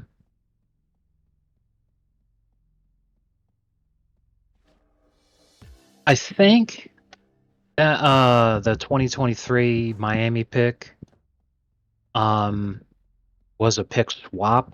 Mm-hmm. It was also lottery protected. The reason I say that is because the Thunder in the 2023 draft, Mm-hmm. their pick was 12th. They traded it to Dallas for Jason Wallace, it looks like. And the Heat still retained their pick, and they took Jaime. Okay. So yeah, Jason Wallace. Let me see. Cason Wallace in game 1, coming off the bench, he was 2 for 3, scoring 5 points. In game 2, he was 1 for 2 with 2 points. In game 3, 2 for 4 with 5 points. And game 4, 0 for 2, 0 points. However, very decent defender. He usually comes away with a couple of steals and blocks in those games. Yeah, he had game 1, he had a rebound and assist. Game 2, 3 rebounds, 3 assists. Game 3, 2 rebounds, an assist, and 3 steals. Everything's in order over here. Game 4, 2 steals. So yeah, he's some decent off the bench production. But yeah, in exchange for trading Paul George, they've got their number 1, their number 2. Their number 1 is a top 3 finalist for MVP this year. It's him, Luka, and Jokic. Mm-hmm. And they also got, and this is just from the guys that they already had. They also got a very decent bench producer out of that. And they still have. Oh, I completely forgot to check that one too. Shit. They have the 2023 Clippers pick also. I gotta see what happened there.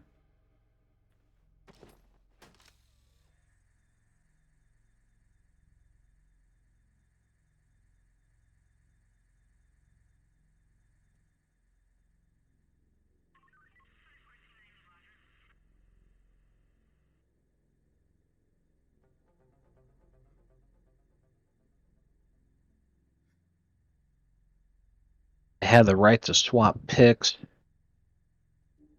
and they didn't take it. Okay. So yeah, they've still got Nope, got nothing to the report. right to swap picks for the Clippers 2025 pick. They also own the Clippers' first round pick outright this season, and they own their first round pick outright in 2026. Good, Art. Outsider. Last thing I want to check This is gonna be easy, is as long as what they got for Gallinari, because I know he's on the Bucks right now. Okay, here's the setup. We're looking for the paintings with the red stickers on them. Security is going to be on the heavy side. Cameras and guards. So Gallinari left the Thunder in November 2020. Where he was acquired by the Atlanta Hawks in exchange for a 2025 second-round pick and a sign-and-trade deal. So maybe that guy ends up producing or not. We're still a year away from even finding out who the fuck it's gonna be. So when they got the kid, he was in middle school. Yuck. But So without that trade, anyway. that's a completely irrelevant team right now. Absolutely, because he was just gonna walk in free agency anyway. Mm-hmm. Thank God some people let you know. Like Paul George could have easily just bamboozled everybody and he'd be on the Lakers. That was the plan. Okay, you're inside. Find the Oh wait, paintings that's with the why red the trade stickers on them. happened. We want I at remember least now. 4. Paul George wanted to walk, and then Magic revealed that he was talking to Paul George, so he got busted for tampering because he wasn't supposed to be. Right, yeah. So then the Thunder, realizing that, oh shit, PG's gonna walk, traded him to the Clippers. And they got their number 1, their number 2, and a solid bench guy out of that. And their number 1 is the top 3 finalist for MVP this season. Okay, gallery's just ahead. What's One of the best players in the league. Yeah, if he wins it, he'll be okay, listen. You're looking for the the paintings second with the youngest red guy to win stickers. MVP, I think. Usually tight security here. A lot of cameras. Youngest was We got Derek? a security room, so do your homework. Yes. Mm-hmm.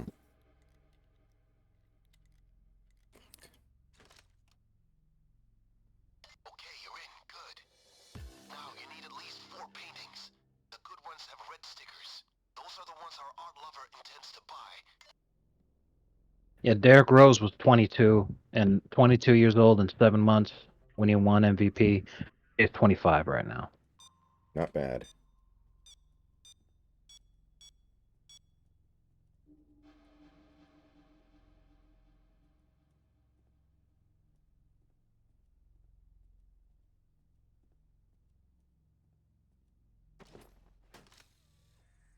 Oh. Shea would actually be really far down the list because a lot of guys won it even younger than that way back in the day. Wes Unseld is tied with Derrick Rose for being 22, but Wes Unseld was slightly older of a 22-year-old. So Derrick Rose is the youngest ever. Mm-hmm. Then you've also got Moses Malone in 1979, Bob McAdoo in 1975. You're almost at the gallery. Kareem was still known by Lou Alcindor in 1971. Wilt in 1960. Bill Russell in 1958. Jesus Christ, this is reality. They got a usually tight security here. Jay would be the second youngest in the modern Do era. your homework. Because unironically, he'd be the youngest since the introduction of the three-point line, and most of those guys played before the shot clock era. 4 paintings. The good ones have red Fuck. stickers. Those are the ones our art lover intends to buy. Definitely Byron Murphy. I mean, honestly, rings mattering is kind of a meme. Rings Was earn was a the was do was ri- the question who was the worst first-round pick this year? No, it was do rings matter when talking about who is the best in basketball? Well, why'd you mention Byron Murphy? Nah, because that's his name. Oh, okay, that makes sense actually. I don't think I saw anything, if that's okay.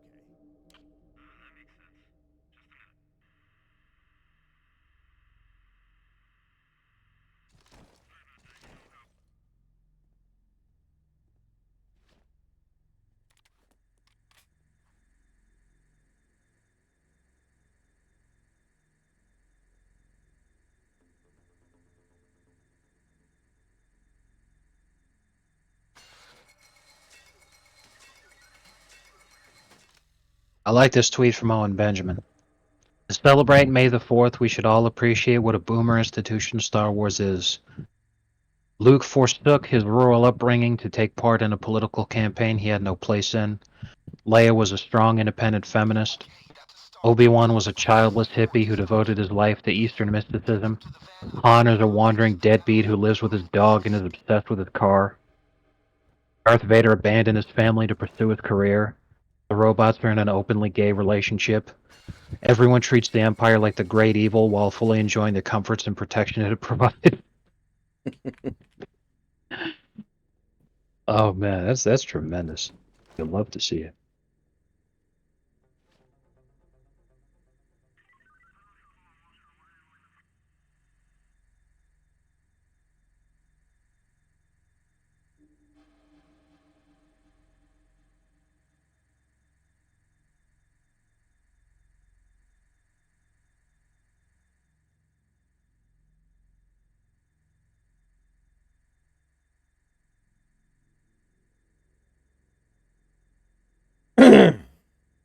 I mean, it is kind of crazy how much Star Wars does not matter anymore.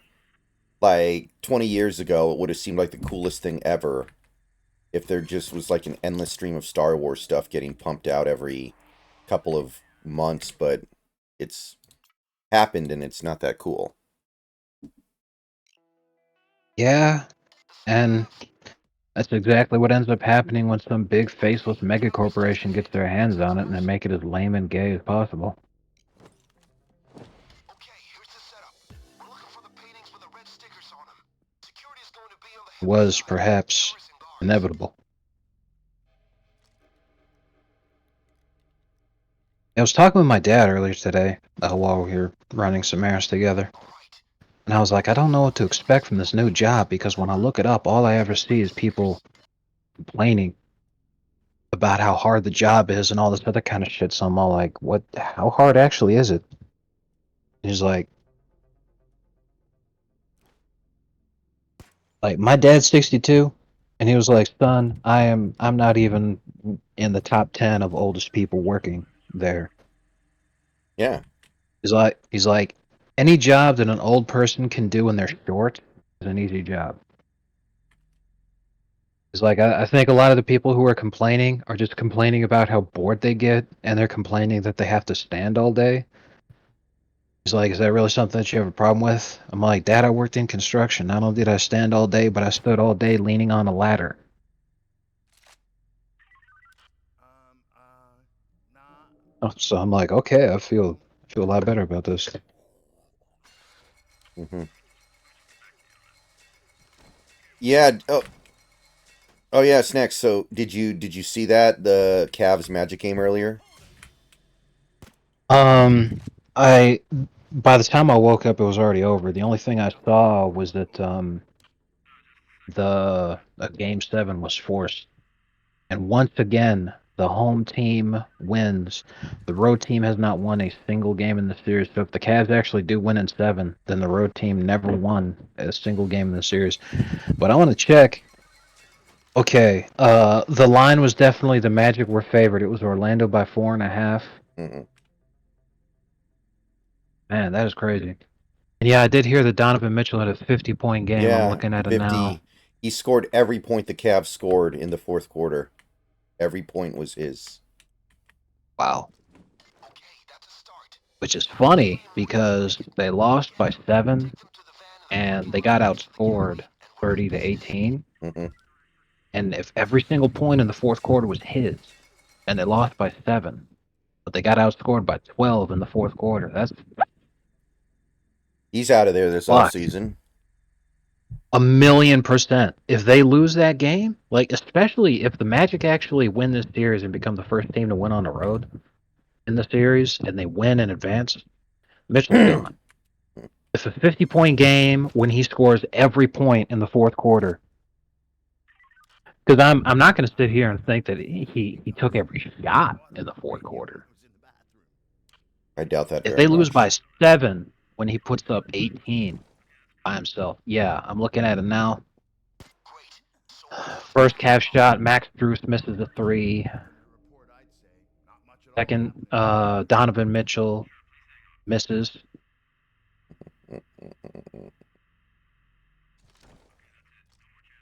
Oh no, I'm sorry. This is the first quarter. I didn't click on fourth. My bad.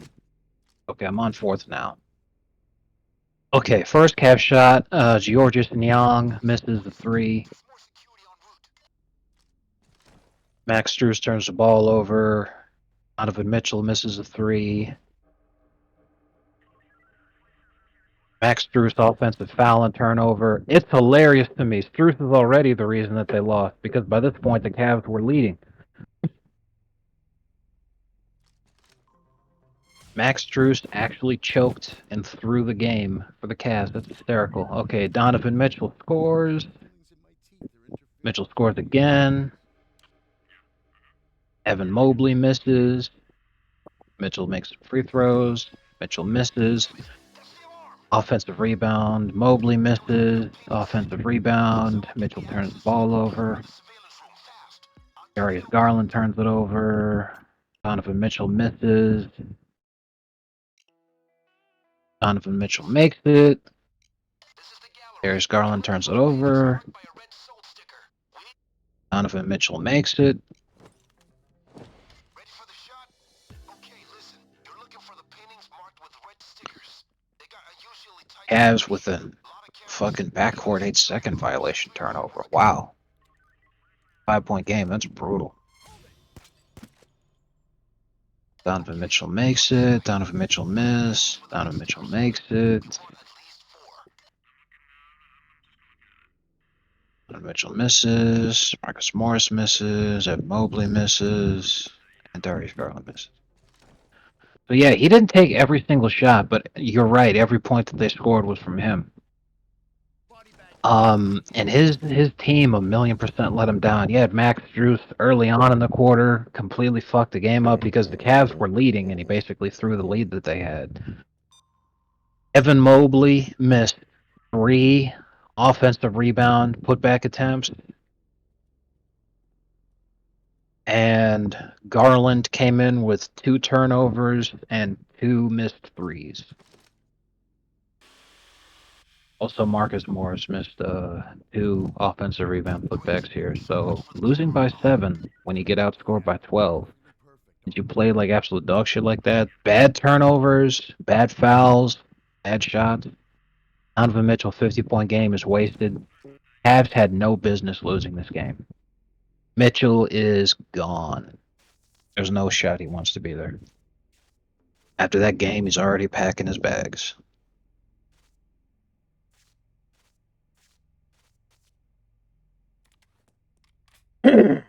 Well, I do suspect Cleveland wins Game 7, so they at least have another playoff series to play, but it's going to be against Boston with no Porzingis.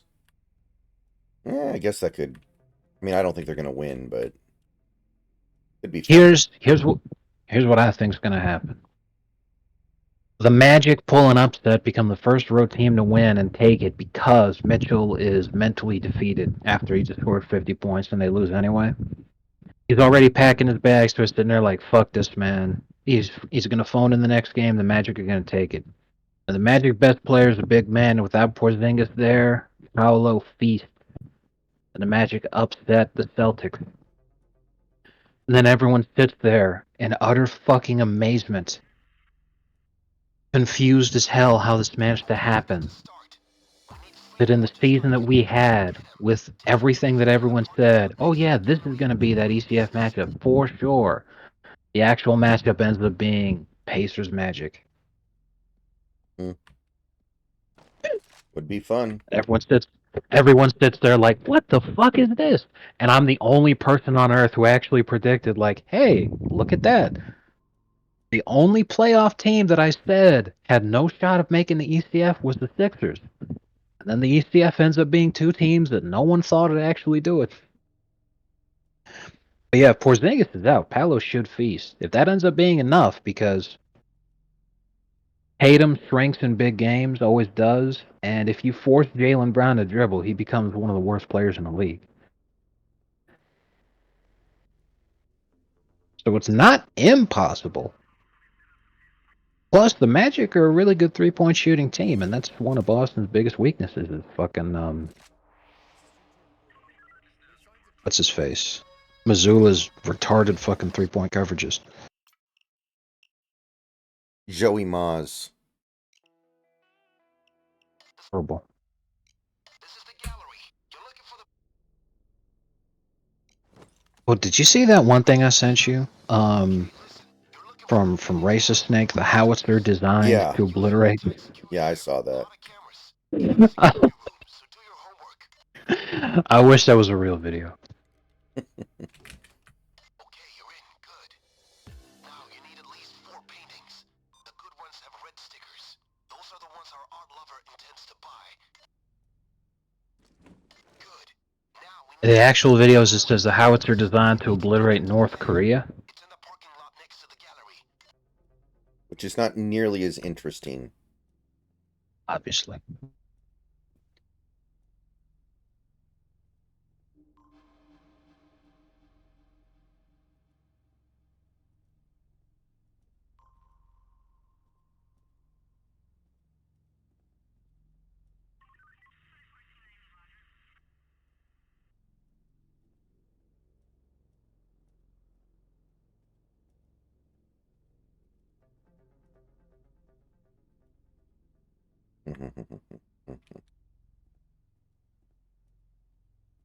Nutsack Monday.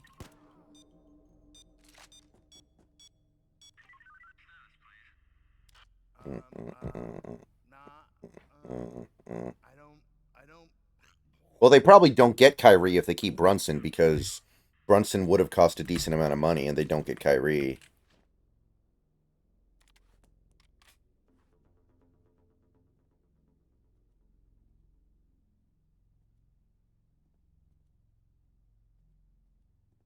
I mean, that's kind of what they said about the KD, Harden, Westbrook Thunder, but they made it work. What, too many cooks in the Too kitchen too many kind of a guys deal? that need the ball in their hand, yeah. Yeah.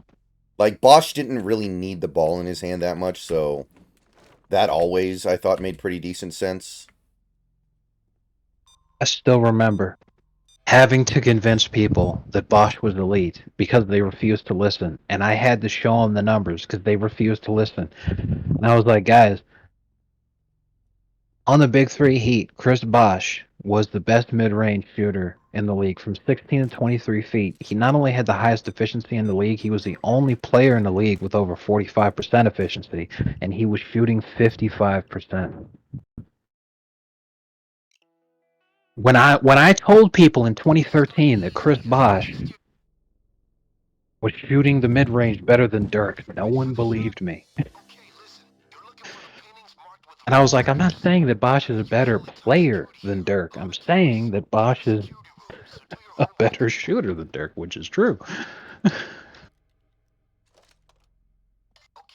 you're inside. Bring the paintings with the red stickers on them. We want at least 4.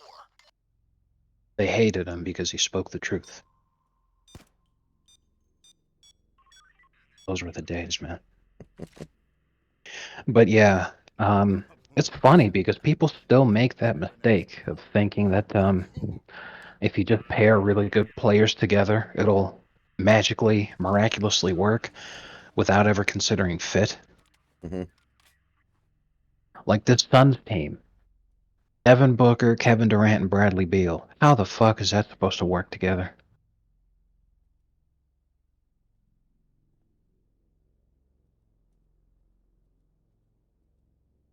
No, it doesn't.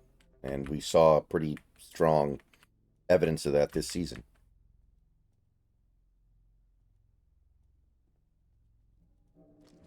Good. Now we need at least 3 more just like this, and you need to get them to the van. It's in the parking lot next to the gallery.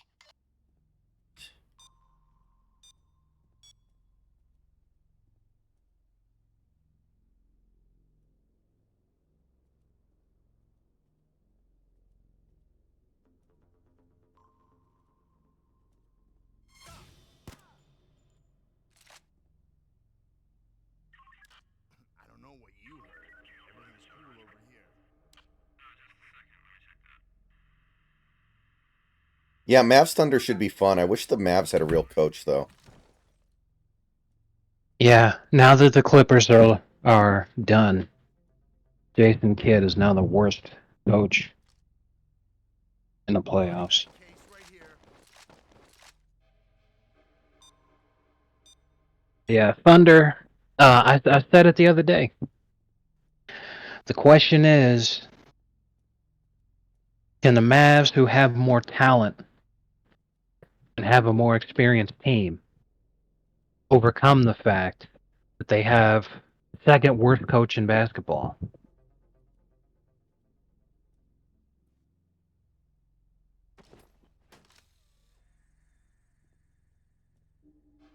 We'll find out.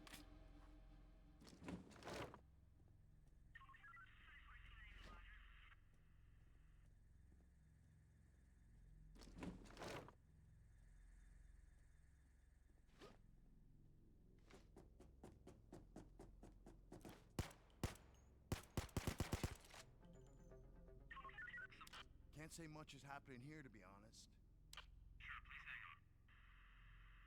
Well, don't do that, right guy.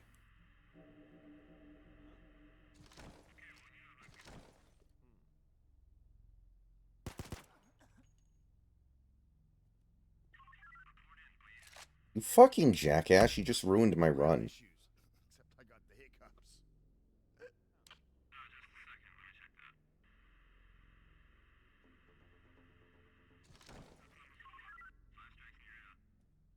Wait, what the? More security's on its way. This was not scheduled. Damn it, that's the alarm. Okay, we can't screw around in. Okay. This is definitely doable. This is the gallery. You're looking for the... Okay, here's the setup. We're looking for the paintings with the red stickers on them. Security is going to be on the heavy side. Cameras and guards.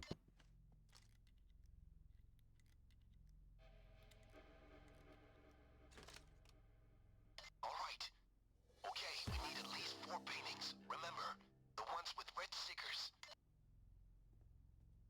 Suki?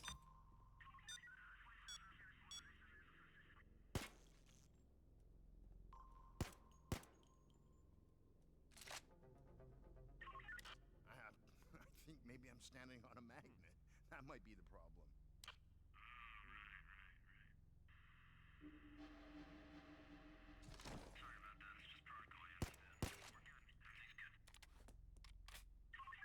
Nope, got nothing to report at all.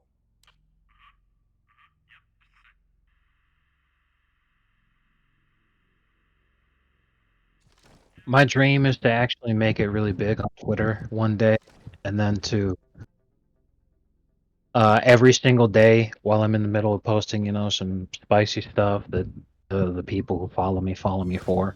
Mm-hmm. Not a repost from like one of the racist channels that I follow. Go out in a blaze of glory. Exactly. Every single day.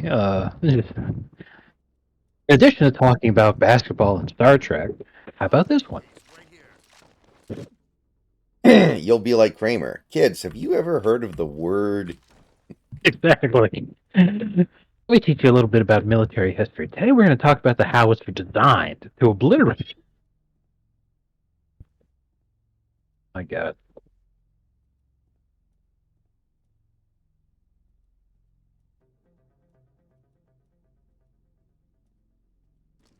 Okay, that's a start.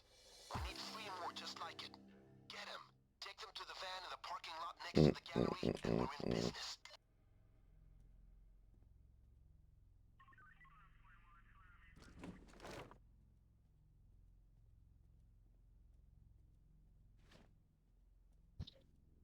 Oh man, this is amazing. There's a video. It's an Israeli dance party in front of the MIT encampment. One of the pro-Hamas encampments at MIT. They literally, no bullshit, had an Israeli dance party. So Dixon Uranus, he posts the famous Bush picture with the guy sitting there as second planes at the tower, and Bush looks all fucking traumatized and shit. Mm-hmm.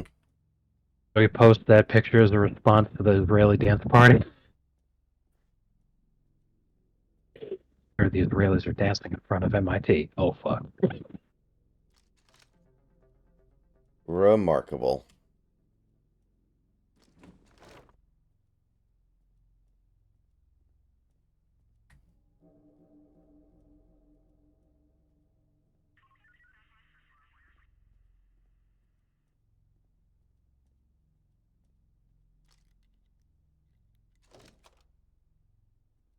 Here, reporting in.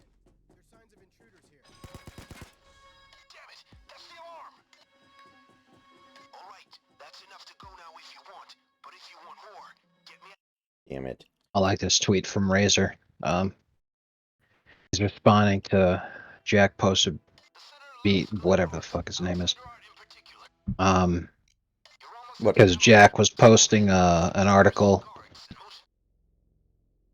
talking about Biden is annoyed as foreign officials keep meeting with Trump. The Razor's like, well, you know, if all those foreign officials have the ability to understand what happened in 2020, then there's a reason they'd be meeting with. Hope. Sneed. Mauled. Exactly. Find the paintings with the red stickers on them. We want at least 4. It's hard to say. I'm not sure. Everything's in order over here, though. Over.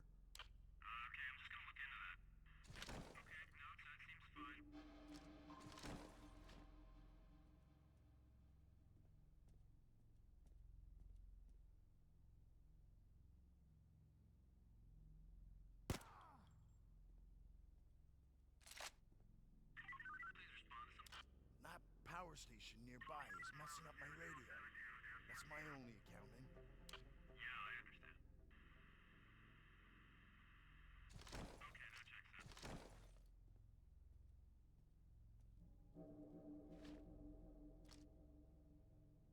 Body bag case deployed. Beans, beans, the magical fruit.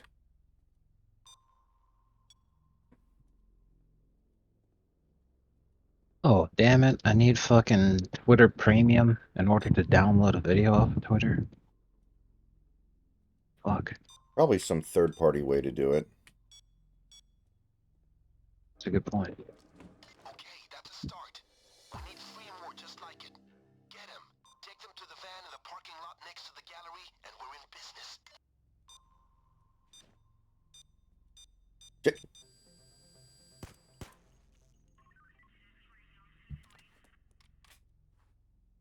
Damn it.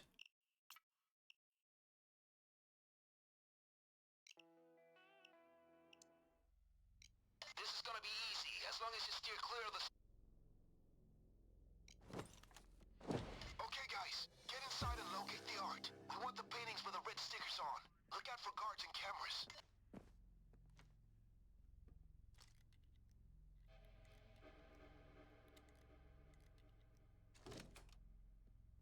Okay, you're inside.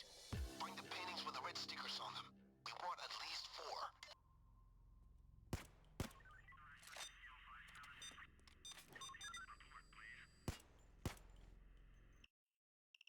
Perfect. Good work, Joker. What? I found a third-party website. Mm-hmm. Okay, guys, get inside and locate the art. Oh, okay, cool. Paintings with the red stickers on. Look It out did for the guards and thing. cameras. Yeah. Huzzah. Successfully avoided Okay, you're the inside. Twitcher Premium paywall. Paintings with the red stickers on them. We want at least 4. I don't think I saw anything, if that's okay.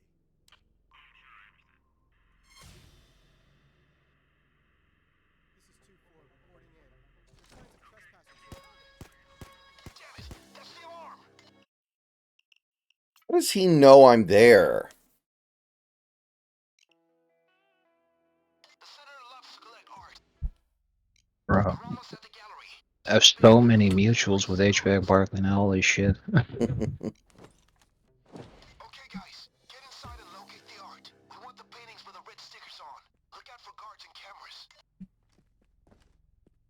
What do you think you would do if the holodeck was real and you could use it? Oh man, All right. Okay, we need at I least think I'd do a lot of what with red stickers. in Deep Space Nine, what Chief O'Brien and Dr. Bashir did a lot of, where they Oh yeah, we're perfectly every time they had like a weekend, what they would do for their their guys' night is they go to Quark's bar and they would drink some they drink some beers, they'd play darts, and then they'd finish the night by going on a holodeck adventure Mm-hmm. where usually what they would do is they would recreate famous battles throughout history. Like they did a lot of fighting the Battle of Britain where they were English pilots fighting off the Germans. body bag. They would fight as defenders of the Alamo, trying to save everyone and avoid the Mexican army killing everybody. They did Sitting on the radio. the joke is that Dr. Bashir wants to be a spy like James Bond. They did a lot of that stuff where he would do spy stuff, and then Chief O'Brien would be the antagonist. Mm-hmm. I'm like, I think I do a lot of that. Sounds like fun. I mean, like the obvious answer to everybody is computer generate a 50-foot tall Daisy Ridley, but like, you can only do that for so long before you just like, fuck, isn't there anything else I could do?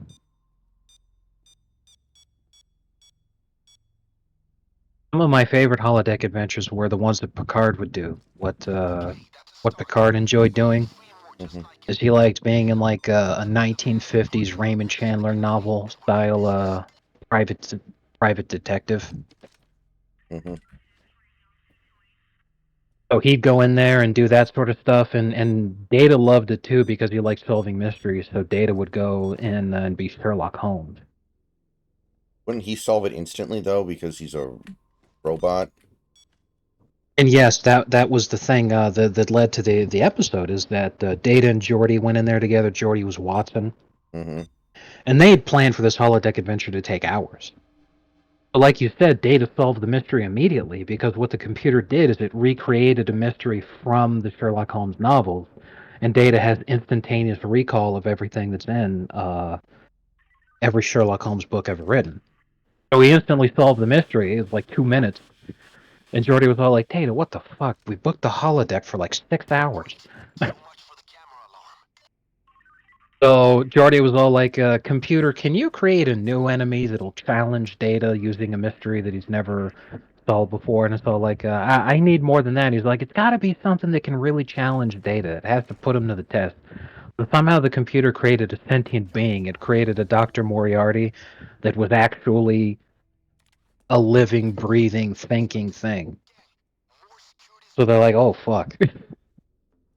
I didn't know the computer could do that. But the point is that they would solve mysteries. Mm-hmm.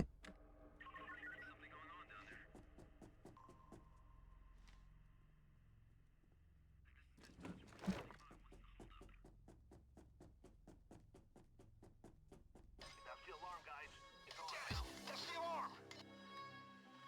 We don't have enough paintings yet. Can someone get me access to the computer in the surveillance room fast? I'll get it open. Don't worry about your pretty little heads. We don't have time to wait around. Can't you find a way in? That was going pretty well.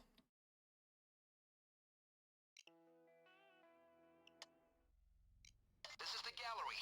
You're looking for the paintings marked by... Okay, here's the setup.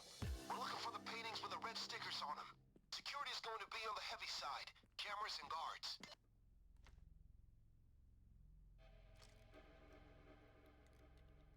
It's hard to win in the NBA. What? It's hard to win in the NBA. Okay, we need at least 4 Yes. paintings. Remember, Even harder for some. red stickers. Hey, buddy, everything's in order over here.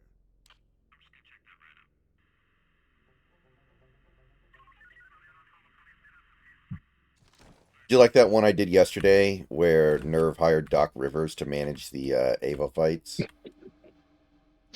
I was genuinely surprised as I was reading that he didn't accidentally pull the self-destruct lever. That's where I thought it was going, I swear to God. I didn't want to do the same thing again. Okay, that's a start. We need 3 more just like it. Get them. Take them to the van in the parking lot next to the And it would have made any Couldn't you just sense. couldn't you just imagine that though? Gendo's like, okay, I may have thought that hiring this guy was a good idea, but it's clear this has been a catastrophe. And then Asuka's like, wait a minute, I've got an idea.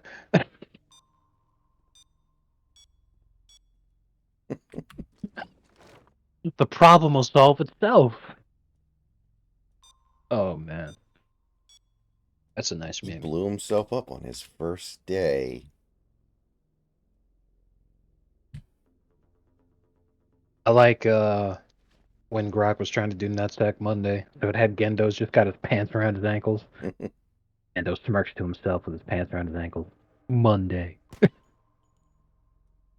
That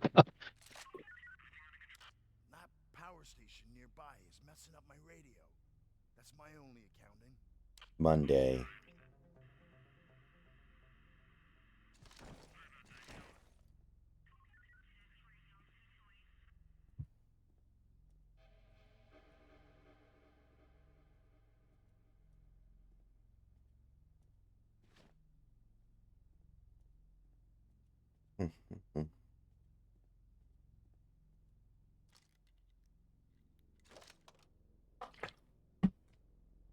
Yeah, there we go.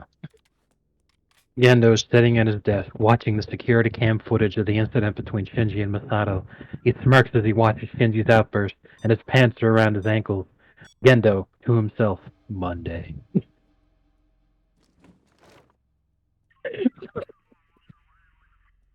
Oh man, that's tremendous. Thinking about writing an Ava fan fiction about Nutsack Monday just to see what people say. People are gonna think I'm like mentally unstable or something. It's just a Masato copy pasta, except Gendo's watching. I did see a cockroach, but that's it.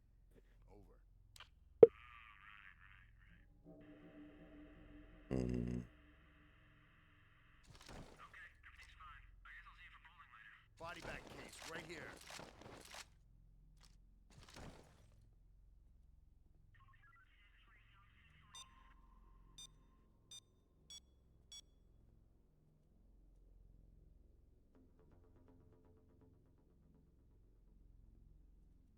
Honored? No, Howard. I am insulted. Exactly.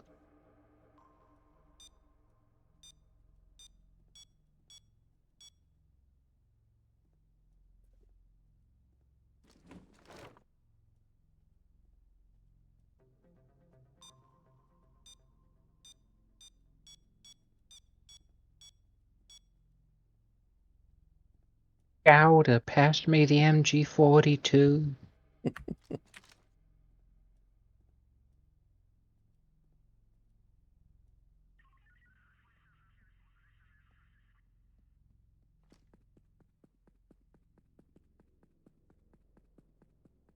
Yeah, Byron Murphy's burner. I'll be making Husky videos. Why not?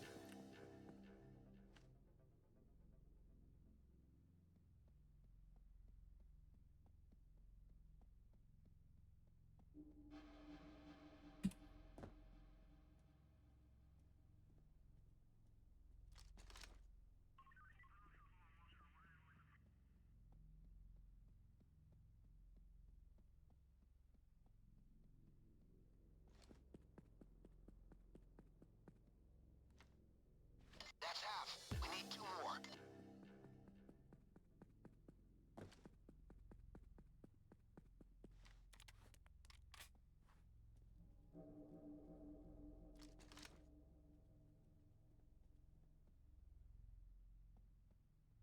I remember when we first started using Grok, it was really hard to get Sheldon to actually say bad things.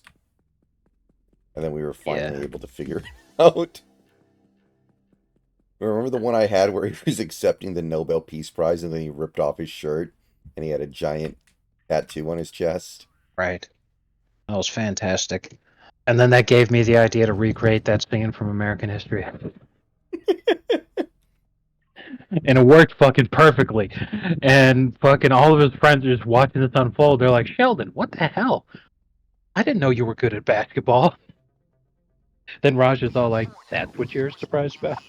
Now, if you want to get more, you'll move. Oh my god.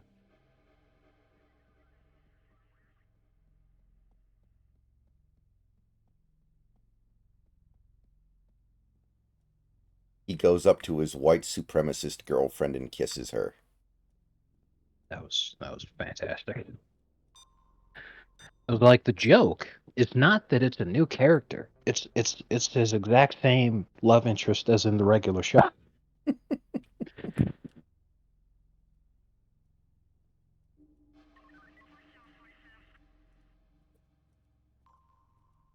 When you think about it, if they ever show that movie in like history class at high school, it probably stops showing right after the basketball game because classes are only like an hour in high school. Right. And hilariously, that's the only part that they ever managed to get through because then everyone's like, "Oh yeah, we watched American History X in class today." And their parents go, "You what?" Then the administration shuts it down. So then all the kids know is that the movie ended at the basketball team.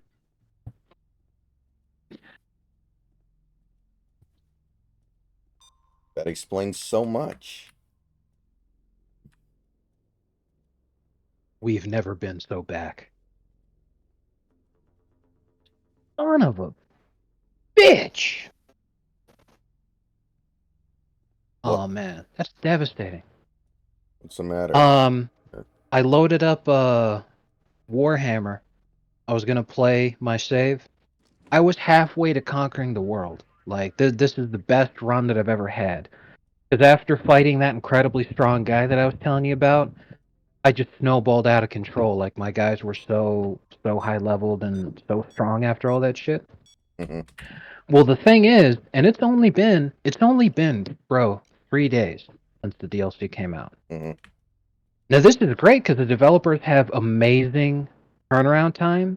They released a hot fix, and it's a very minor hot fix. However, even though it's a very minor hot fix, it only did one thing.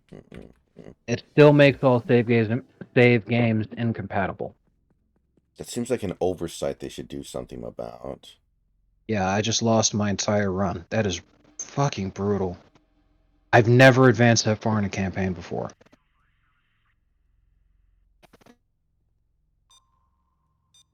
Yeah.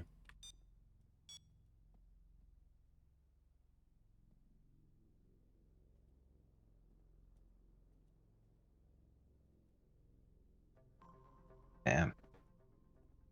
Spiritually, I just feel defeated, bro. Like, oh, that hurts.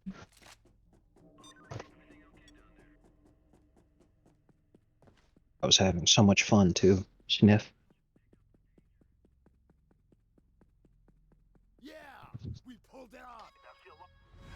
Oh, I lost the stealth bonus by half a second. Micro cameras installed in the paintings. We just need to trade them to That some feel of those went. people. I'll set up the meet right now.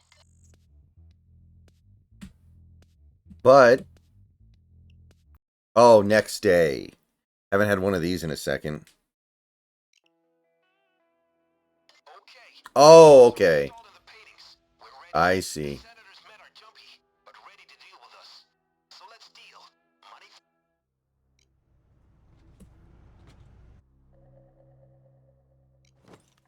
Phone's ringing. Time to pick it up and start this trade off.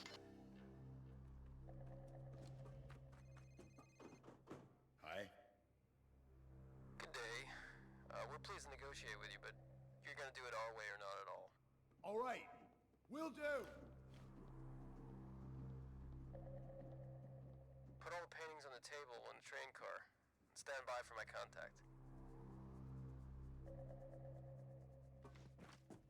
I don't like it. Let's get this over with as soon as we can. Get the paintings on the table. Not in the butthole. Come on, faster.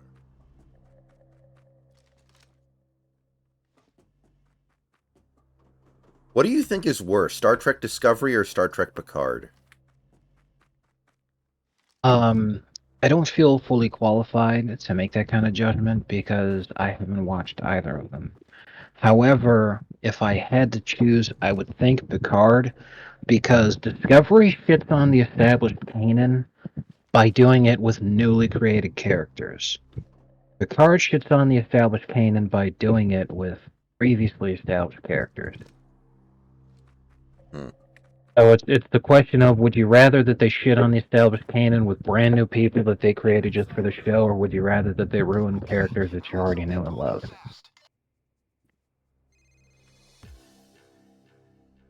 got 5 So I would minutes. say Picard. Okay. Makes sense.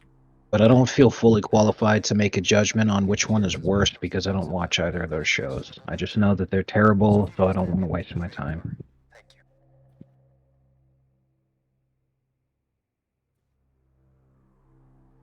Okay, folks, everyone into the train. I am in the train. Our dealer is here. Hold on for a second. Okay, now remember, 1 bag of cash for every painting.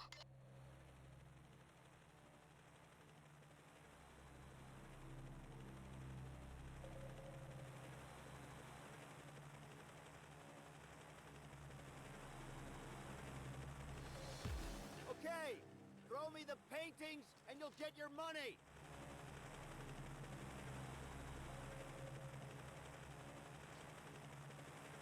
Great, we got it.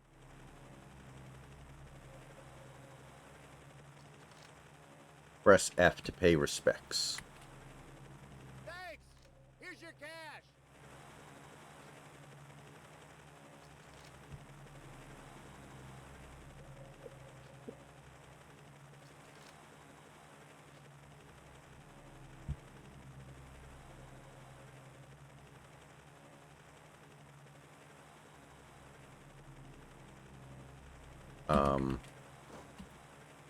Hello? Where's my money? I just threw you something. Wait a minute. How many bags are here? Oh. Oh, man. It just reminded me how fucking hilarious it was when the van took off and its fucking doors were still open when you were trying to throw the loot in there. It's like, come back here, you fucking idiot. Oh, that was hilarious. Great, money coming down. That's everything. Nice doing business with you, gentlemen. Doors are open for you. We are leaving. Good. This will make our lives easier when we hit the Democrat. We're done here. There's a van waiting on the other side of the building. Go on through. Load the car up, and we're done. Okay. Can these assholes help carry anything? No! You lazy fucks. I hate you.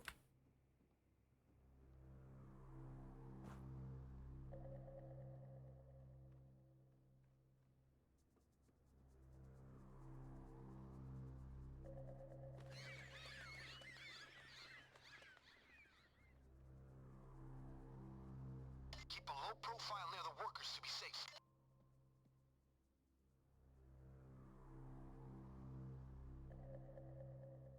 Well, I heard she had a really good game tonight, so it sounds like it's just the start for her. Gee, LeBron wasn't playing tonight. Got him. Wouldn't you like to be a woman, LeBron? I fucking love that so much. Yeah, just the hilarity. I usually call him up. I say, LeBron, have you ever thought about becoming a woman? What would be really funny is if LeBron ever came out and was like, "Yeah, he did that one time." Like it wasn't just a joke. He actually did contact LeBron and ask him that. Could you It'd imagine be fucking LeBron answering amazing. his phone and he just immediately He's gets all, asked? he's all like, one morning, it was during the off season. I was just sitting in my kitchen, watching TV, eating a bowl of cereal. My phone rings. I answer it. It's Trump. LeBron, have you ever thought about becoming a woman? And then he hung up. Mm-hmm. He did that every day for a month. He was trying to gaslight me into being trained.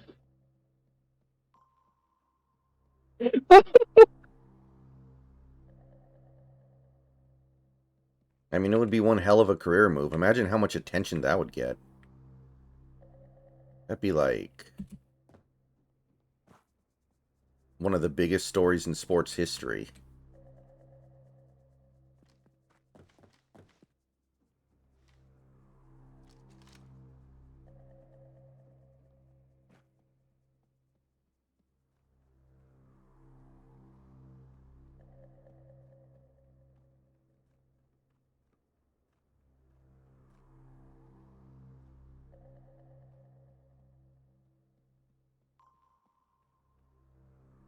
Oh man, this is a nice meme right here. I'm sending it to you.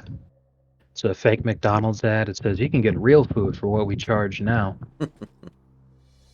Pretty much. Like, I mean, I was saying it the other day when I went to In-N-Out and it cost so much. I was like, I genuinely could have gotten less if I just gone to Five Guys. And I would have got more food. That is better. Yeah. I went to Carl's Jr.'s the other day and got the Angus burger.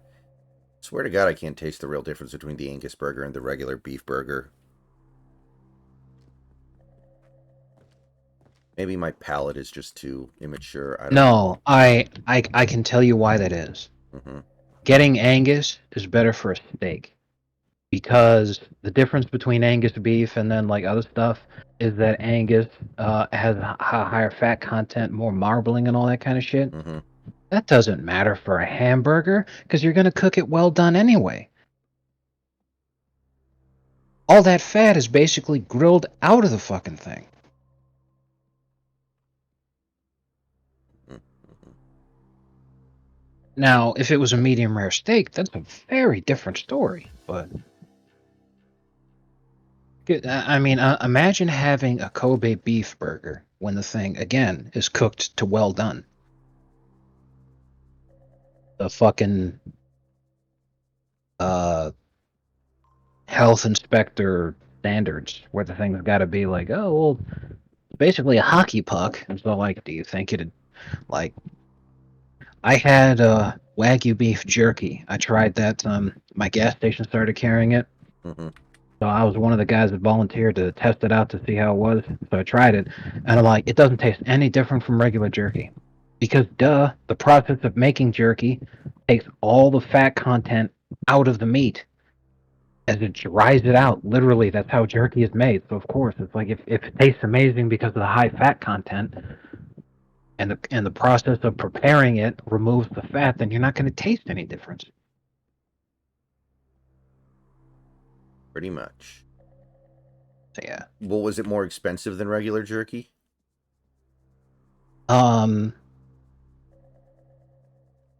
It depends because we had a lot of different brands of jerky where they were like insanely overpriced for no fucking reason. Compared to something like a regular name brand like Jack's, it was a couple dollars more, Mm-hmm. but it was basically the same price as a lot of the dumb shit that we carried. Mm-hmm. This is the senator's apartment. Nice neighborhood. High security, though. He's already got the paintings hung, so our cameras are online and transmitting. You can tap the feed from the roof of the building. Sorry we couldn't do better. Get into his hidden vault. There's this one brand of the shit that's way too expensive We can only get access to the vault with in the southwestern United States called Alien Fresh Jerky.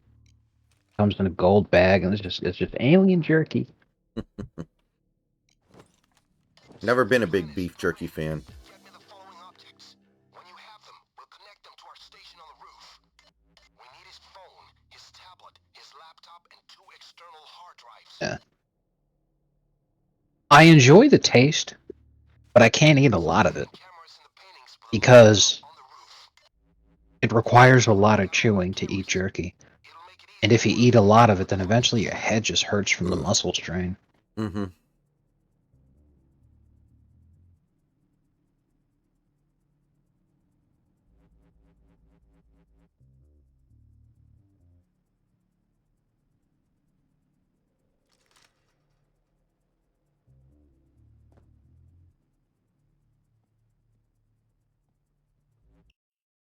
I'll be right back. See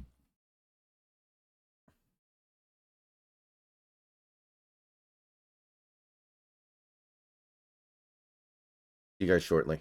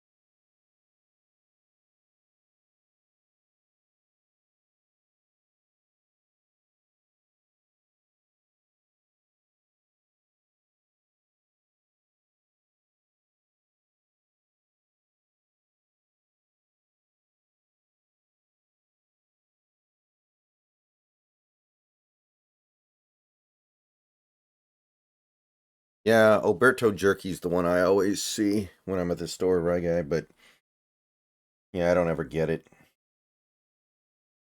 Not for me. Not for me.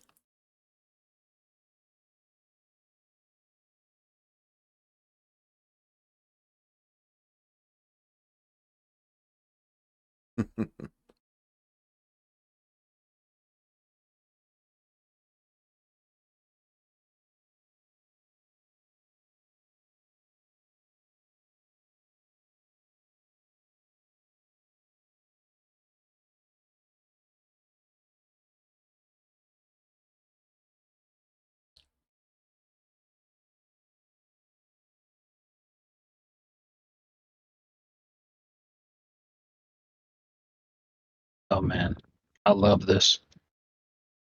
Guy hands out his business card to women. Is he trying to sell them like a breast pump or something? Oh, No, okay. no, just look at the thing I sent you.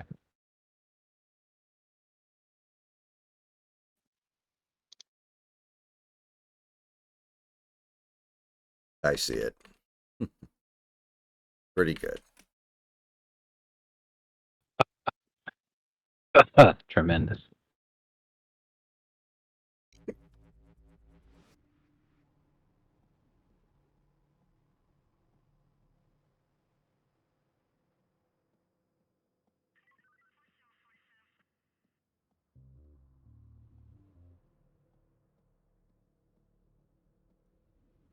This is getting out of hand.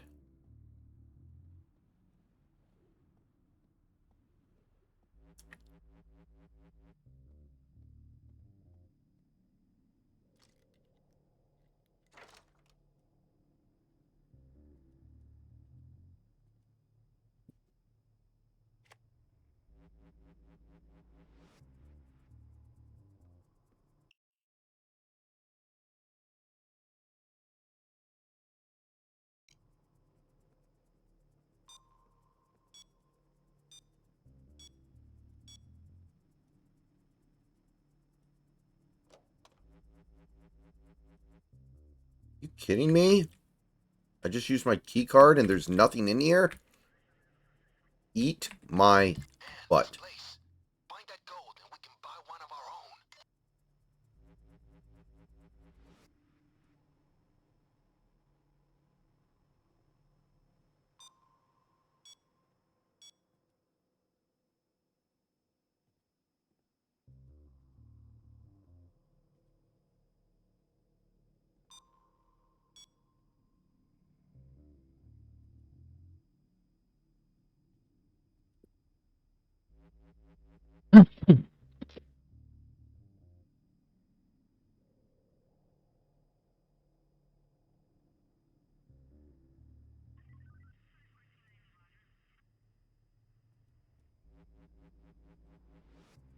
I haven't been inside a Dollar Tree in a long time. At this point, I have to assume the name is not really appropriate. Yeah. Oh man, with that hilariously embarrassing moment where Mark Hamill was the White House press secretary of I the saw day. that, yeah. People have been dragging the fuck out of it and making a ton of memes all day long. It's so good. Mm-hmm. I'm trying to figure out how to CP3 go to the poll. Jabba the Hutt, more like we need to be bombing Palestinian huts.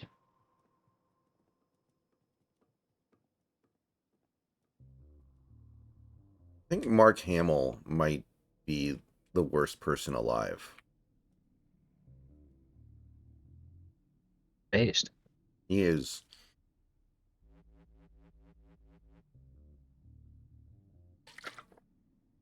I don't think you can be much worse than that. He is the nut low of human beings. Yeah.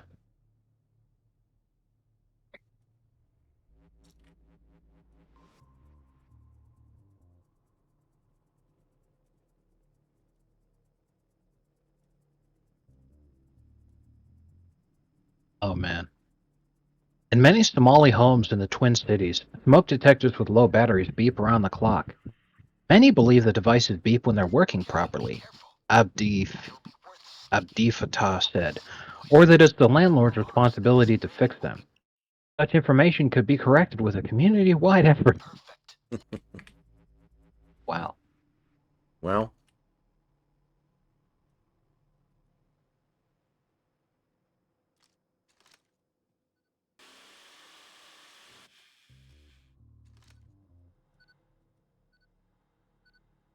Really? Nothing in here either? Huh.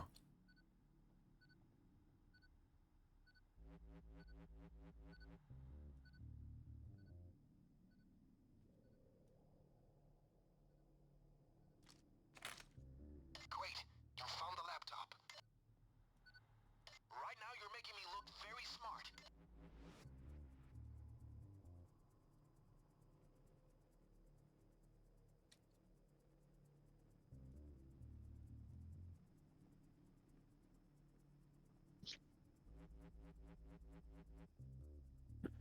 Oh yeah, there are actually a number of countries in the world that are not able to make PSN accounts. Hmm. So that's another reason why people are pissed off over the Helldivers thing, is that if they legally purchase the game, then starting next month they won't be able to play it again. So they're inevitably going to backtrack on this, right? Like, there's no way. They'd have to, Public but office. Wow. if they We didn't, are in the yeah, wrong line of work, gentlemen. you're fucked. Like, that's like mass refund territory. That's like we have to refund everybody who bought this game. Right. That is a big time bag fumble if I've ever seen it.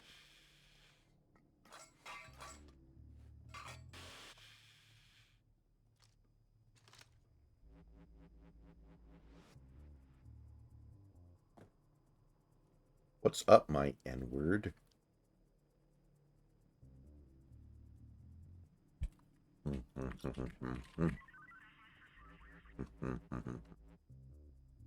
at all these nice things. Must have done a lot of public service in his career.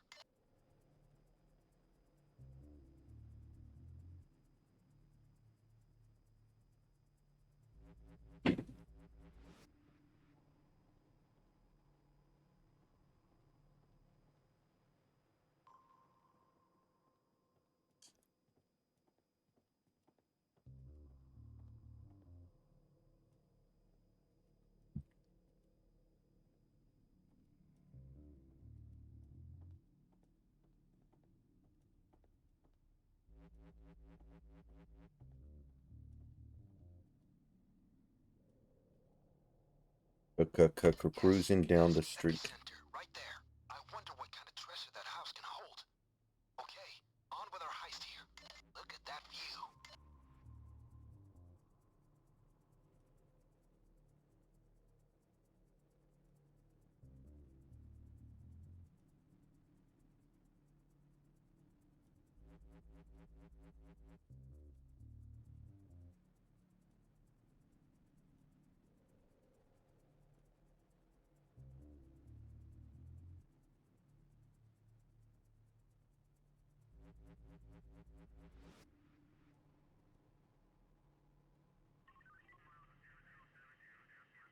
Shinji, you are the... Gotcha.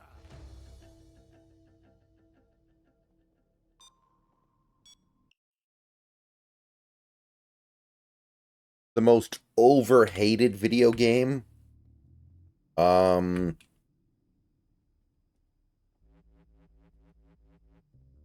I really don't know what was so offensive about Starfield to where people act like it's, you know, on scum.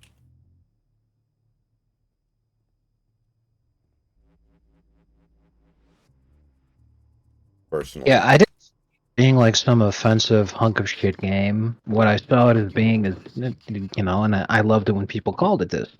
Star slop, Todd slop, whatever. The calling it slop is not saying that it's downright dog shit. What they're calling it, in my understanding, is that they're saying it's the same thing as just like the corporate mass-produced assembly line, you know, developed by committee, making sure that boxes were checked rather than anyone actually gave a shit about if they were making good product, kind of deal. Mm-hmm. They were just pumping out slop. That's what Yeah. it was. It doesn't mean that it was like this game that came out that was just like the worst piece of shit that was ever made. It just feels like it was made to collect a paycheck, and the actual effort to create the thing and make it an engaging product or make it any kind of good or really try to do anything positive with it at all was an afterthought.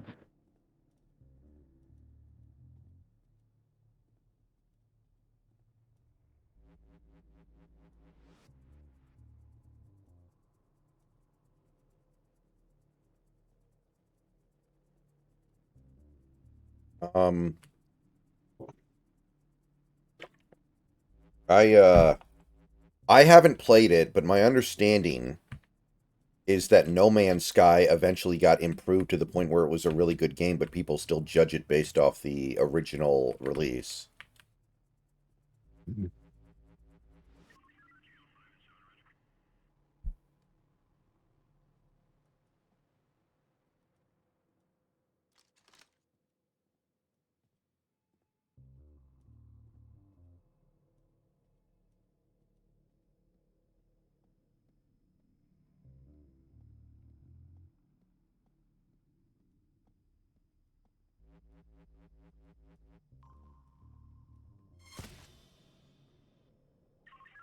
Oh yeah, we're perfectly perfect on over here.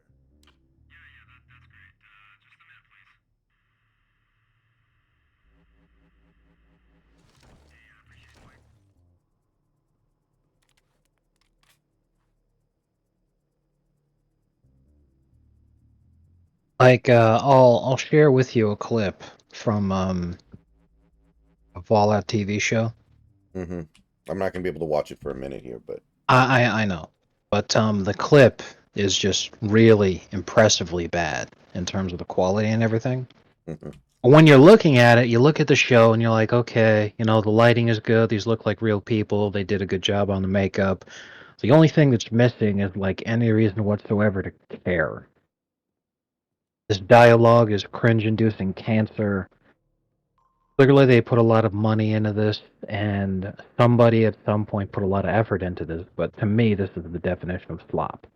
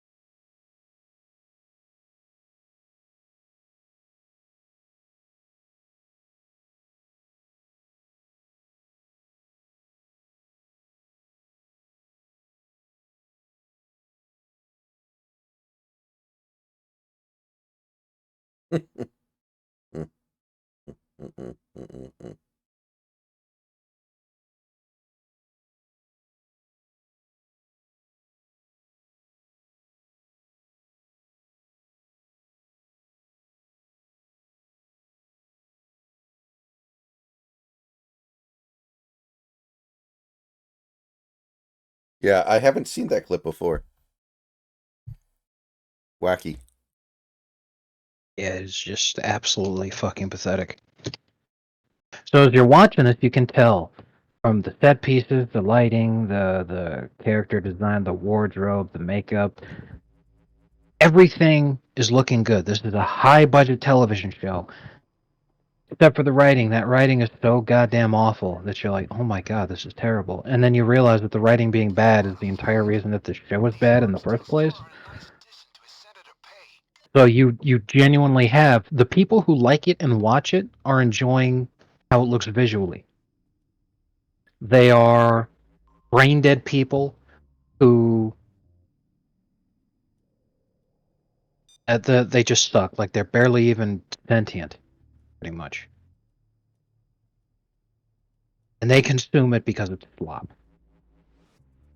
And then you have people who are like, this writing is terrible, and they don't like it.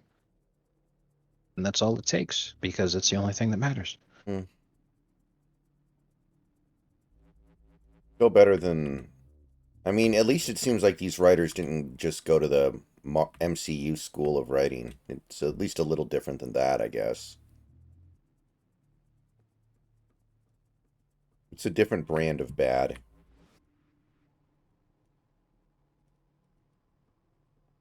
Mm.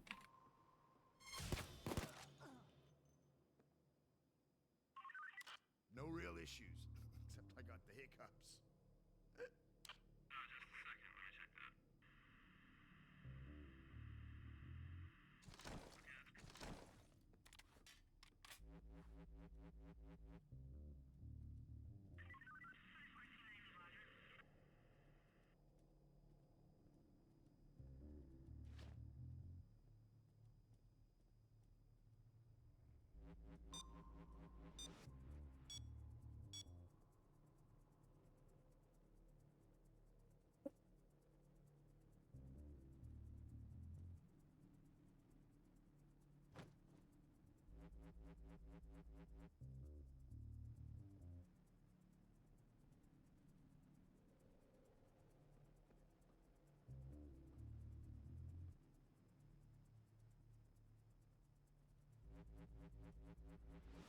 It's too small for a grown-up. Kick. There, but your robot.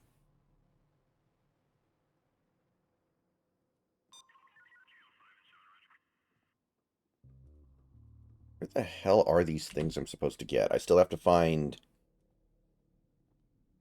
a hard drive, a USB stick.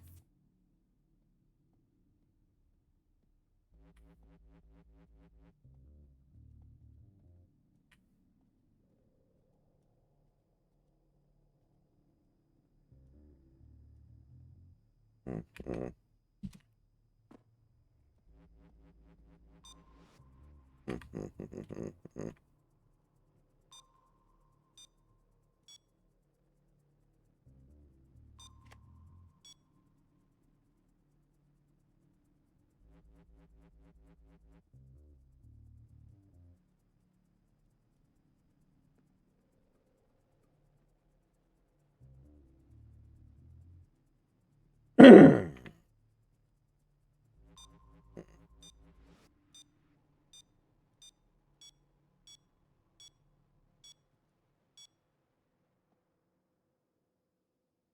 Oh, That's his phone. Good. We're following the plan. Good so far. Two more. Keep on searching. hey you. Yeah, you. Oh, shit. I didn't mean to say that.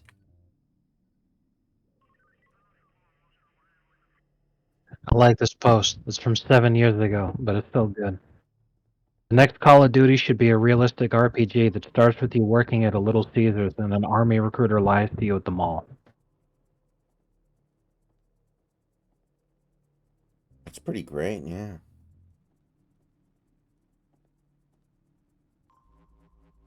I would just work at Little Caesars, man. At least I'm getting free crappy pizza. Have you ever tried the pretzel crust pizza? I have not yet, no. It looks interesting.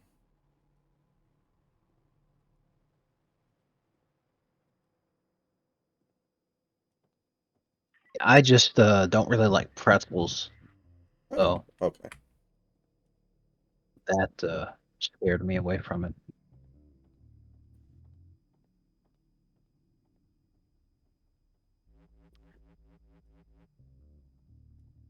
I remember when I was in high school, I was fucking 16, and I was talking to a recruiter.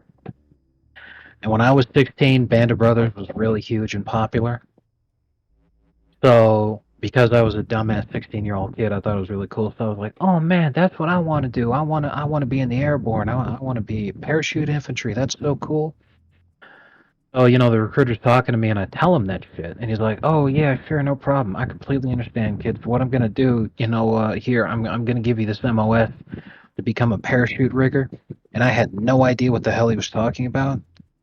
So I asked for the number, and he gives it to me. So I go home and I Google what it is. And this fucking cocksucker actually tried to bamboozle me, hearing that, I was some dumbass kid who watched Banner Brothers and thought that was cool and wanted to do the same thing.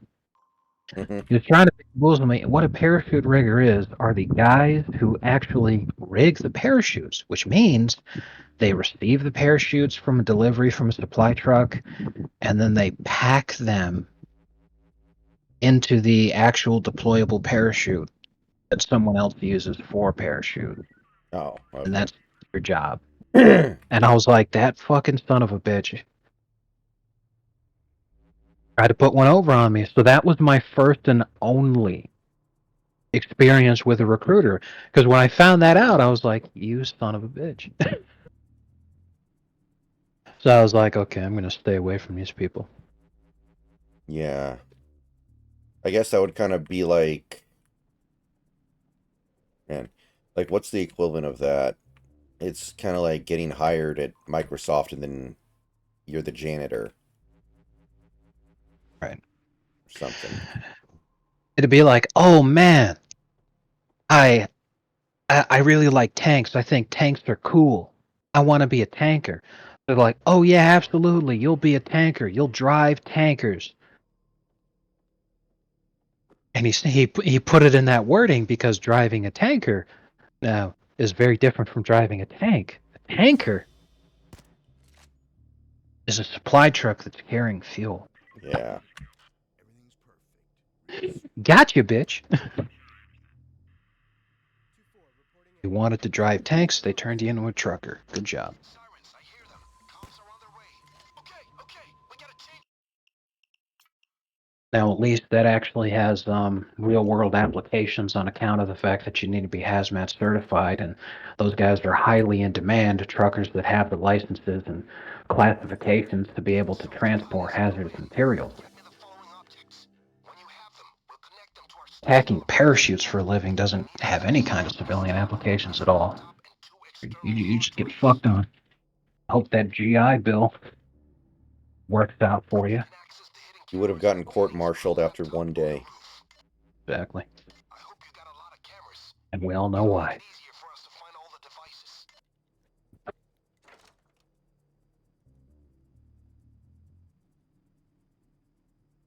Man, I'm actually so heartbroken that that hotfix ruined my save.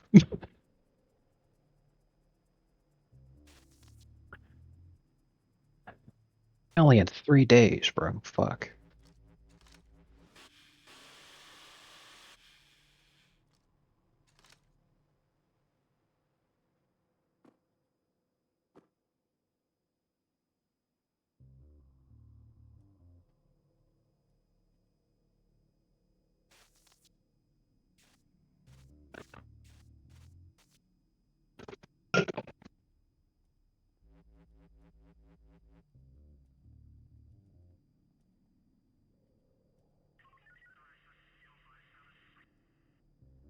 And she's not fighting alien, she's taking a nap.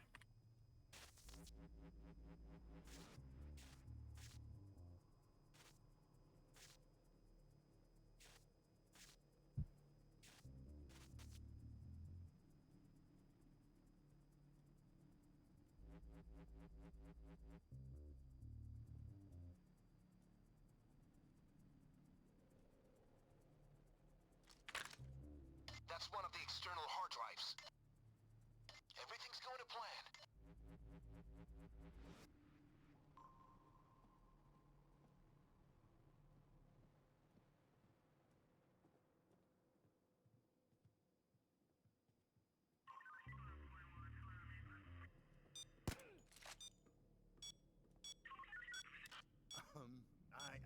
I think I got the radio wet when I was washing my hands.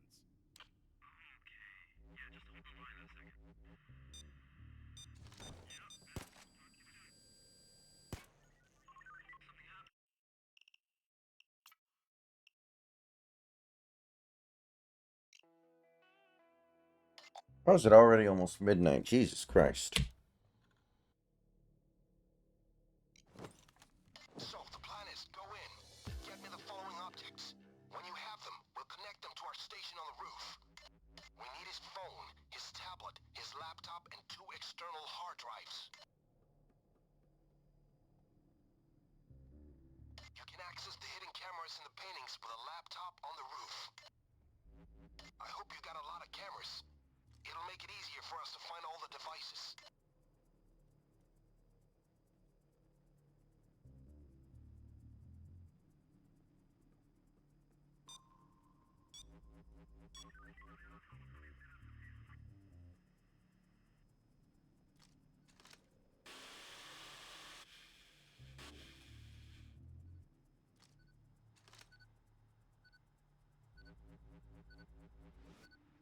Us cuck.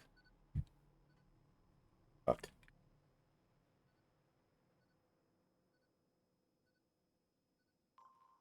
You know, I dig Asian women.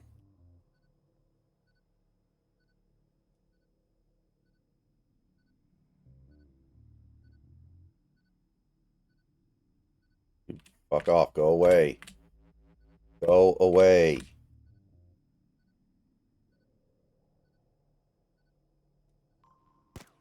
Fine. I think maybe I'm standing on a magnet. That might be the problem.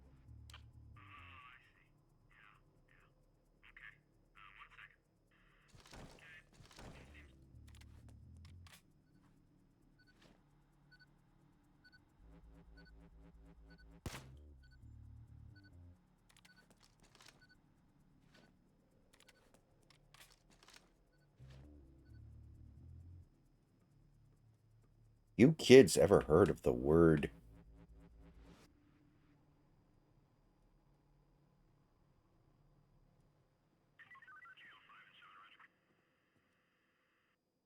Man, this place. Find that gold and we can buy one of our own. Nothing going on over here. This is 2-2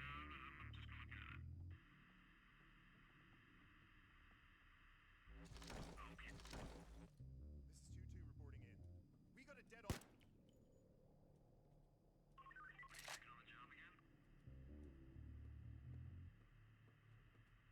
Things are cool. Over.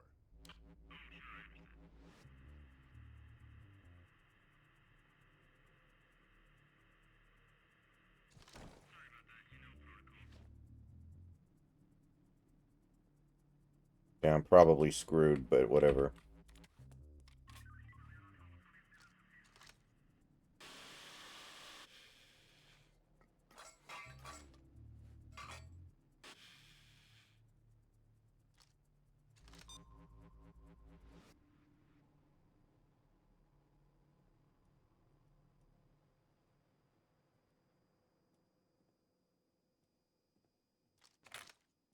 That's one of the external hard drives.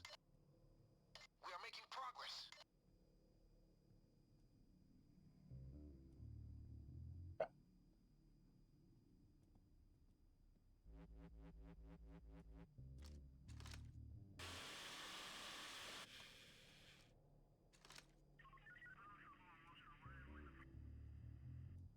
Public office. Wow. We are in the wrong line of work, gentlemen.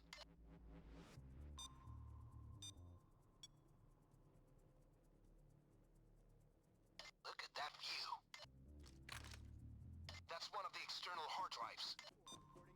Right now you're making me look very smart. The police have been alerted and are close. Damn it.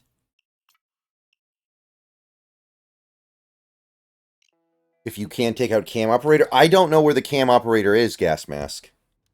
I have not been able to find him yet. I don't know where he is. I've checked all the keycard doors. I don't see him behind any of those. When you have them, we'll connect them to our So, I don't know how to do it. his tablet, his laptop, and This is my first time doing this mission. So I'm still feeling everything out. you can access the hidden cameras in the paintings with a laptop on the roof. I hope you got a lot of cameras. It'll make it easier for us to find all the devices. What? Oh, god dang it. I didn't even think about that. I don't think he exists. Well, presumably somebody's watching the cameras, or else the cameras wouldn't matter. So, the plan is go in, get me the following objects. When you have them, we'll Yeah, the cameras aren't that big of a deal anyway. I don't mind them that much in this mission. his laptop and 2 external hard So drives. whatever. And I can shoot the cameras out and it's not like the whole world ends when I do. Cameras. It'll make it easier for us to find all the devices.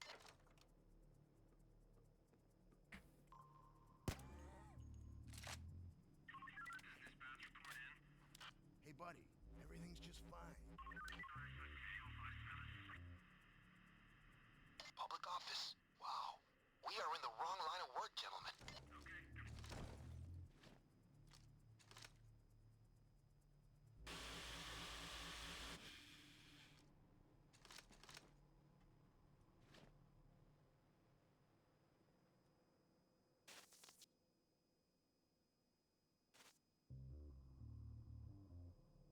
Two things over there.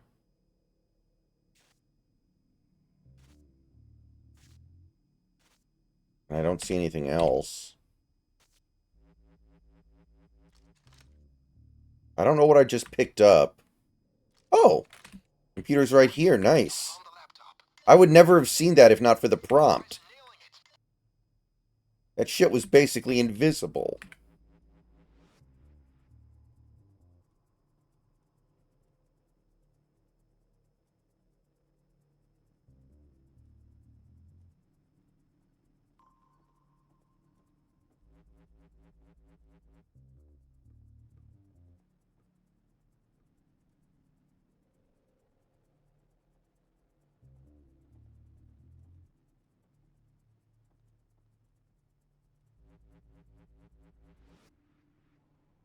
That was ridiculous. I never would have seen that. Oh, here we go. That's one of the external hard drives. Things are looking very good for now. I don't mess with stealth. I really don't like doing loud in this game that much. I like stealth way more. I really like the stealth elements of this game.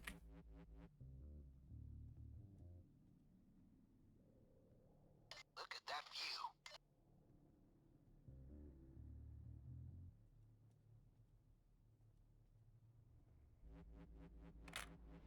That's the tablet PC. Perfect. 2 more. Keep on searching. Everything's going to plan. I think there was a second thing around here somewhere.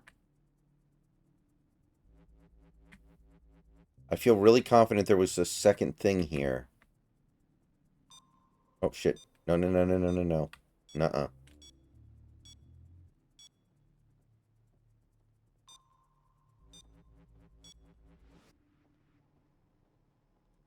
Well, that's not going to do me any good. Oh, shit.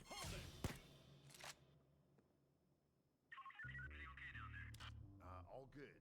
Sometimes I just see things. Not to alarm you.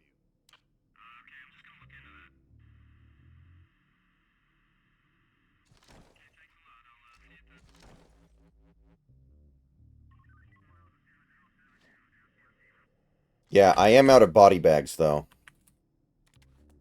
So killing people from here on out is suboptimal. I need to find the bedroom.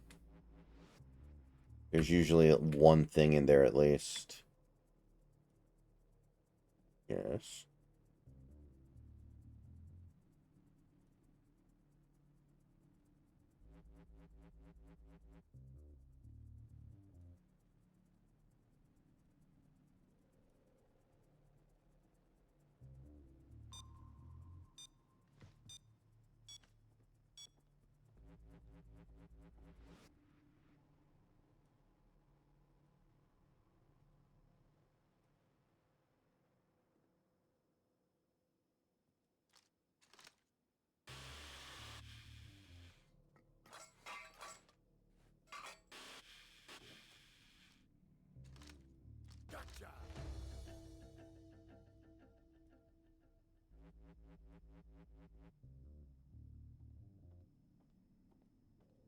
Damn it, where's the bedroom?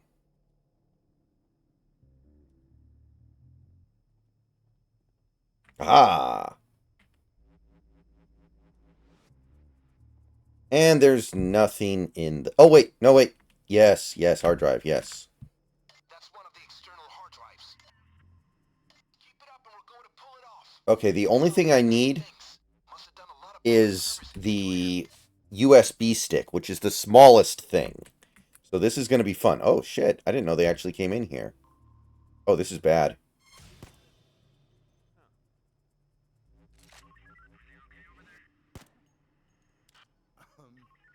This is going to be tight. The radio wet when I was washing my hands. This is going to be tight.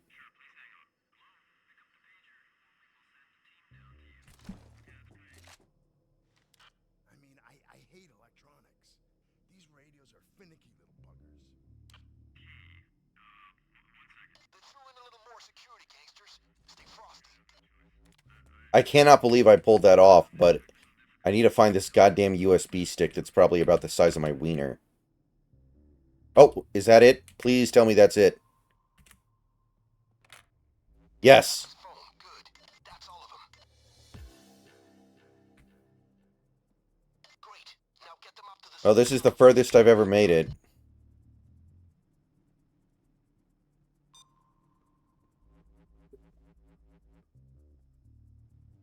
They're going to find those bodies, though, and then I'm just hosed. So I'm going to get as far as I can before that happens. Connect the devices Yeah. to the station on the roof. Now Okay, we're be careful. hosed. It'll be worth sneaking all the way through, boys. Okay, yeah, No we're props, screwed. and this framing will be perfect. Police are incoming. Keep your guns up. Okay, we gotta change this up. The army deal, guys. We gotta get that deal exposed in the media, and fast. It will create a framing effect for sure. Find me his server room. I will scan his stuff for info on the arms deal. Okay. I can try to finish it this way, I guess, but I really wanted to do it stealth, and we were close, man. We were getting there. I think what I might need to do is... This is the senator's apartment. Nice. I'm going to get the body bag case. I need extra body bags on this one. Cameras are online.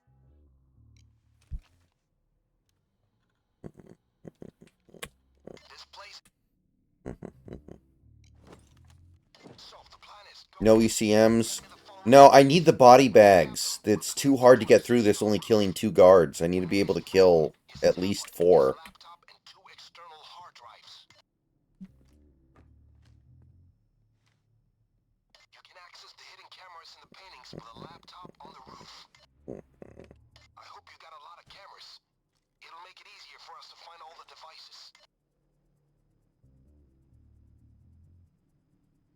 You don't walk away. You don't hear me say.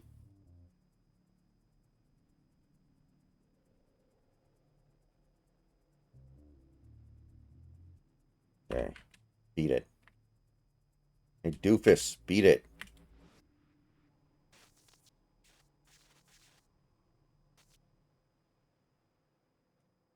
Doofus! Get out of the office.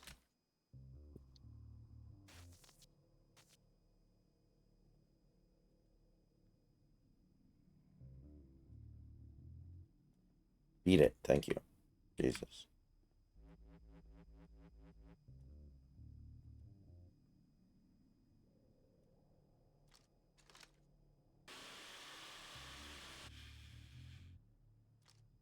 See, what is the point of these rooms? There's never anything in them. Unless there is something in here sometimes and I just never see it because I've gotten those spawns, but I've never seen anything in any of those rooms. The only thing I can think of is that they're a place to hide bodies that people won't go. Which is great, but it's kind of weird.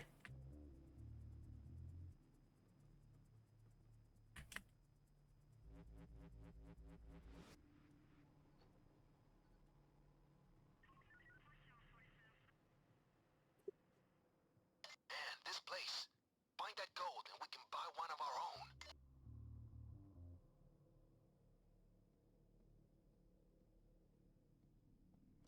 Oh, they're just a distraction? Okay. Makes sense. Hard drive? That's Yes. one of the external hard drives. I think you're gonna do this if you keep it up.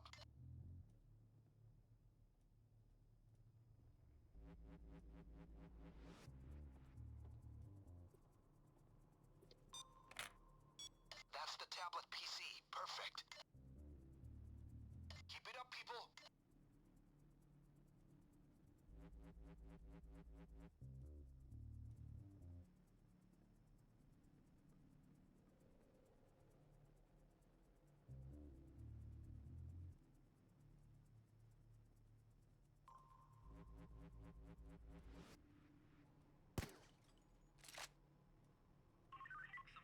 Things are cool. Over.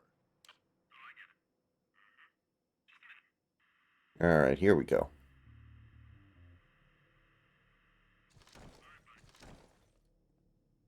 Maybe I can hide a body in here.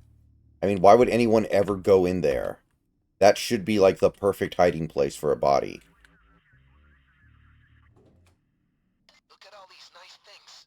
Must have done a lot of public service in his career.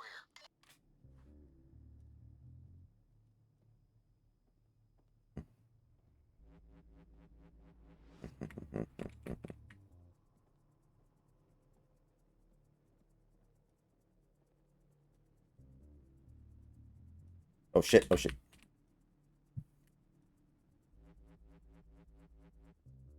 There's usually at least one thing in here. Yes. That's one of the external hard drives. Look at that view. Okay, chances are good the last thing's in the bedroom. Keep on searching. One more. Keep looking. No, it's here. That's his phone. Good. That's all of them. Oh my god, I only killed one person. Great. Now get them up to the station on the roof and connect them. Wow. This was good RNG, I think. I still have 3 more pagers I can use.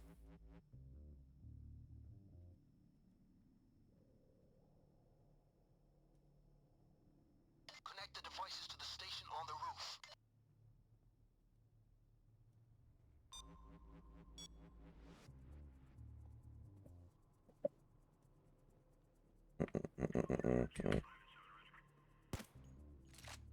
Oh shit. I just swatted a fly sitting on the radio. Come on.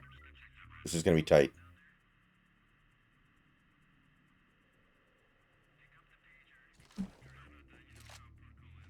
No real issues except I slammed my toe into a chair.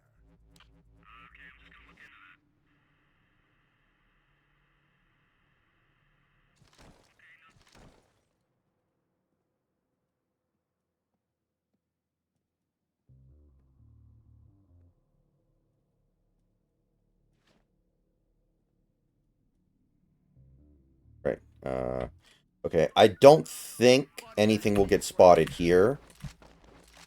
If somebody actually looks there and sees the bodies, I'm going to be very disappointed.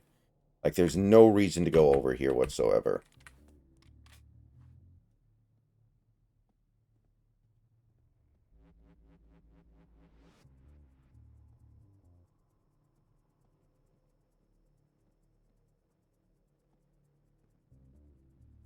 I might move them to one of the fake server rooms later.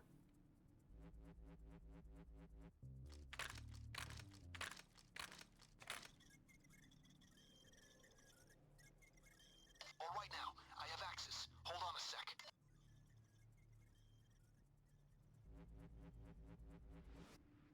What a flat. These arms deals sure are a nice addition to his senator pay. Okay, we're gold. I think I got everything we need. You should be able to access his desktop computer now. It's located in his office. Now, where could that be?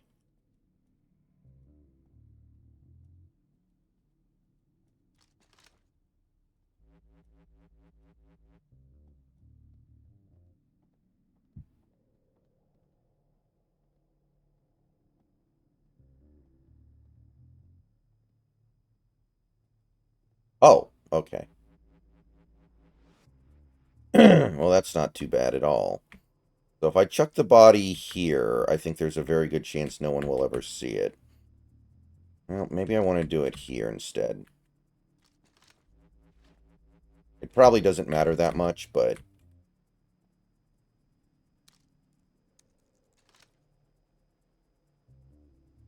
Good. Okay, you can open the vault now. I've turned on the vault's camera feed as well. There's just a little problem. I don't actually know where the vault is, physically. So this means you have to find it. References seems to indicate it's connected to a bookshelf. I know. Leave it to a Oh, politician to be boy. cliche. Look Oh. for bookshelves. See if you can move them and find something. Okay, that would be my last pager if I end up having to use it, so I'm not going to do it. Oh, shit. Yeah, I'm going to have to. Honestly, I think this place is haunted or something.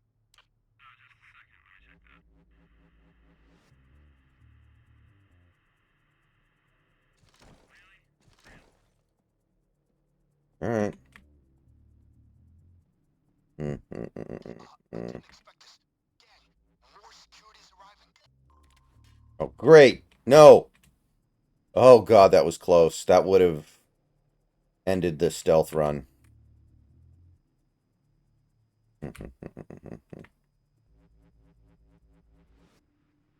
So now that we know for a fact that bodies that are stored up there can be seen, I'm going to try to go get that one. I'm going to have to come back this way anyway. And then what? I'm just checking behind bookshelves? Pain in the butt.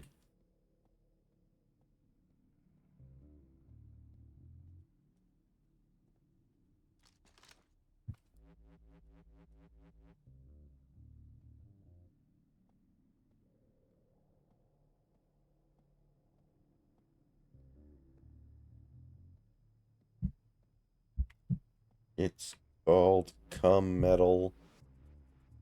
Okay, be careful. It'll be worth sneaking all the way through, boys. No alarms, and this framing will be perfect.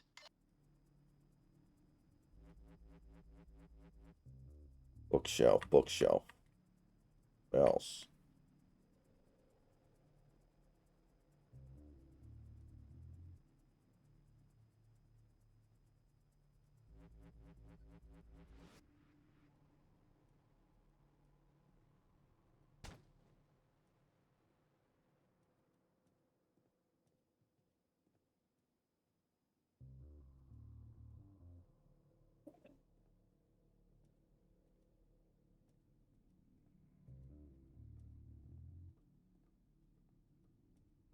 Oh, it would break my heart if I got discovered now.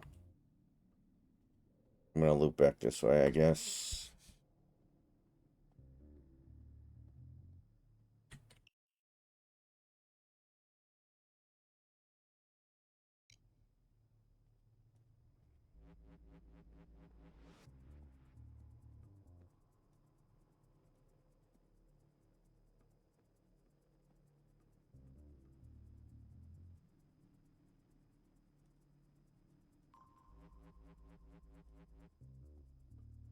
Thank God they're stupid.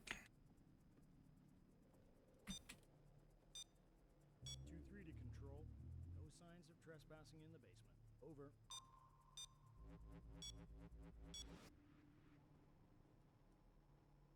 Ooh. That actually wasn't as bad as I thought it was going to be. There you go. Now, let's frame this guy. Get up on the roof, and our guy will throw you the coke. Oh. Why couldn't I get the Coke before?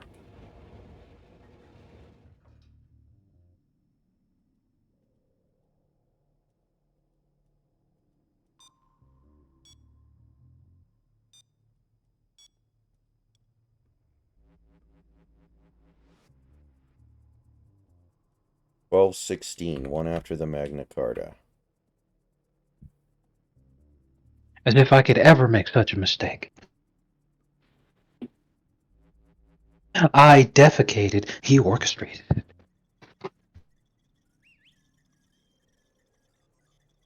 Carry the coke Oh, to the vault and it gives me an idea for a Grok story. Do one where Asuka, where Shinji does the button push again that makes Asuka shit her pants, and then she goes, "I defecated. He orchestrated it." Shinji. Okay, I'll do that when I'm done with this mission. Yay.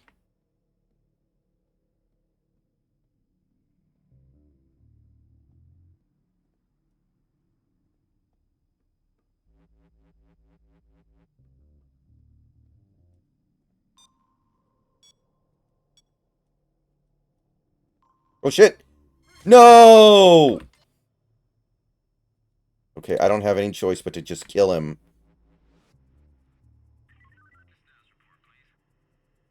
Wait, I have to do that 8 times? Oh, dude. That might be the problem.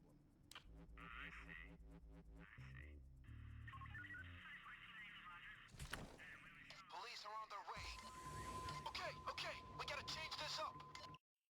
Man, that was going well.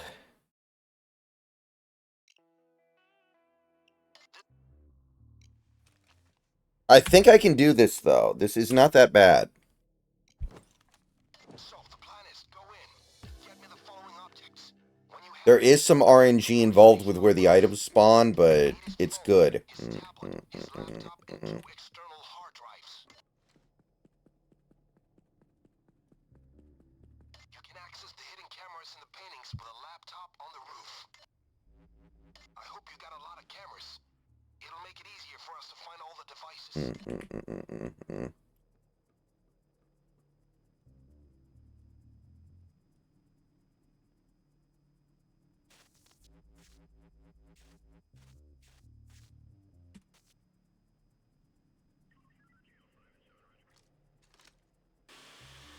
Look at all these nice things. Must have done a lot of public service in his career.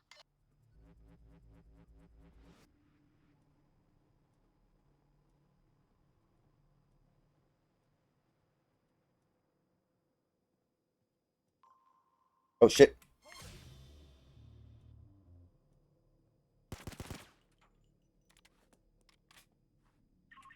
Honestly, I think this place is haunted or something.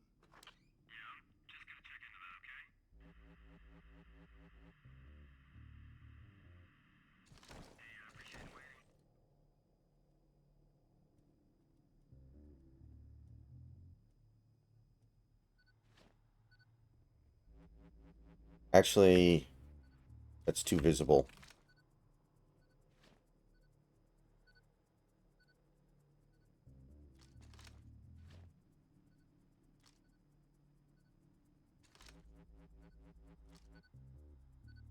Body bag case deployed.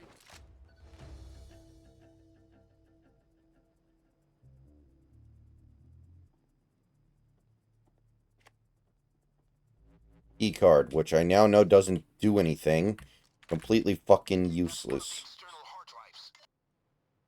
Good job. Carry on.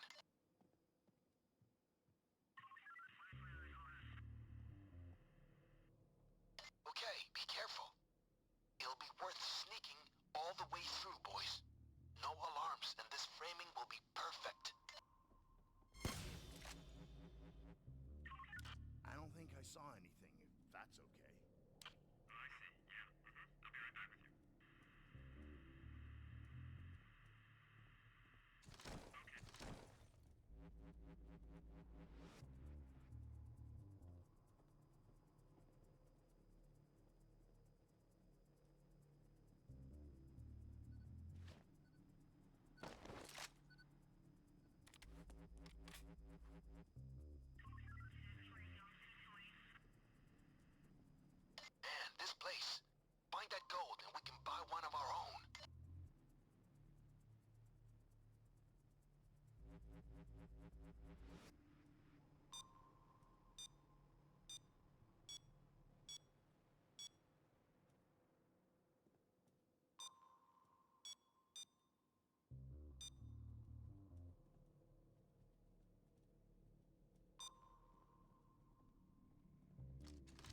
I still have no idea what that thing is.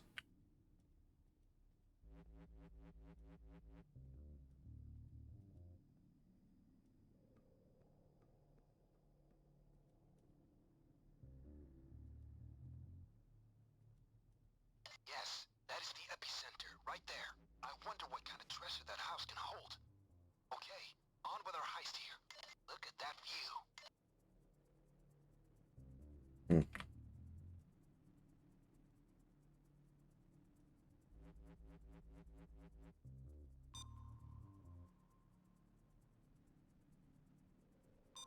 Oh, 2 key cards. Both equally useless to me.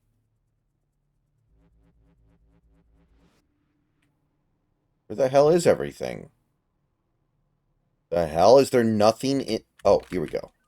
That's his phone. Good. We are making progress.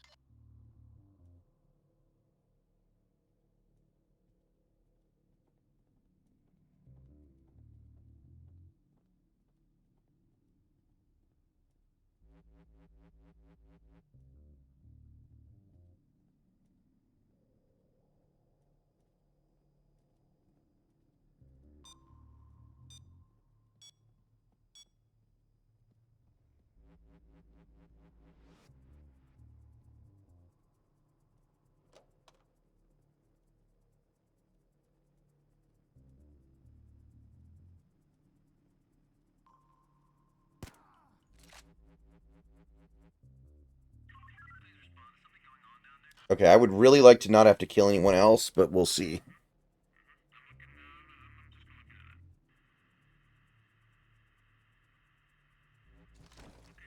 It seems like after you kill 4 people, more security gets involved.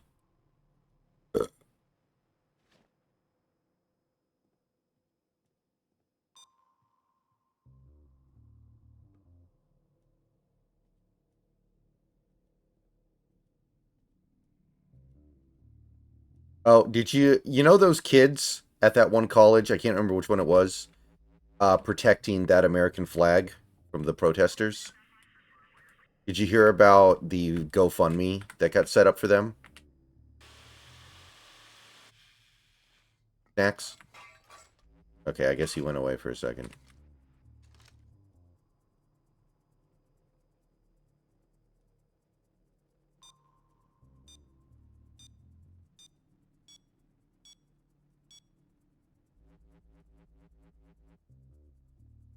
I cannot believe there's nothing in the living room area.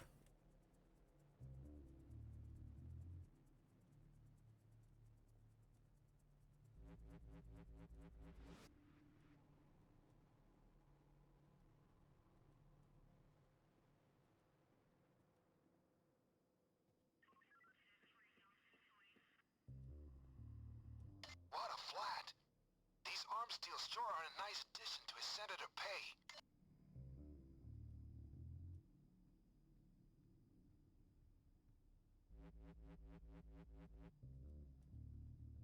Mhm.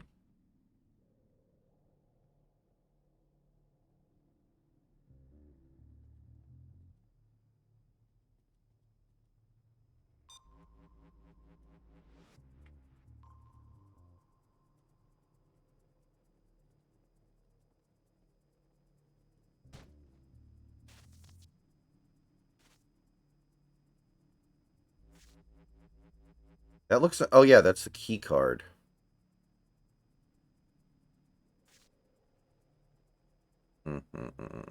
I think. Man, you know what makes you feel old in a hurry? What? When you watch athletes that you had watched playing Hey, when buddy, you were yeah, growing up, just fine. Mm-hmm. like all your life, you watched like their whole fucking career. And then you just go on YouTube and you see all these different YouTube shorts with all these different guys who look old as fuck now, who are like on podcasts sharing stories about their playing days. Mm-hmm. Right. Like Joakim Noah looks like he's in his 50s. I know he's not, but he looks old as fuck. And like he's gotten fat and he's like doing all these podcasts. And I'm like, I watched Bro's entire career. Yeah. I remember What him the in fuck? college. I remember hearing a story that I could really relate to that he was telling when he was still playing with the Bulls.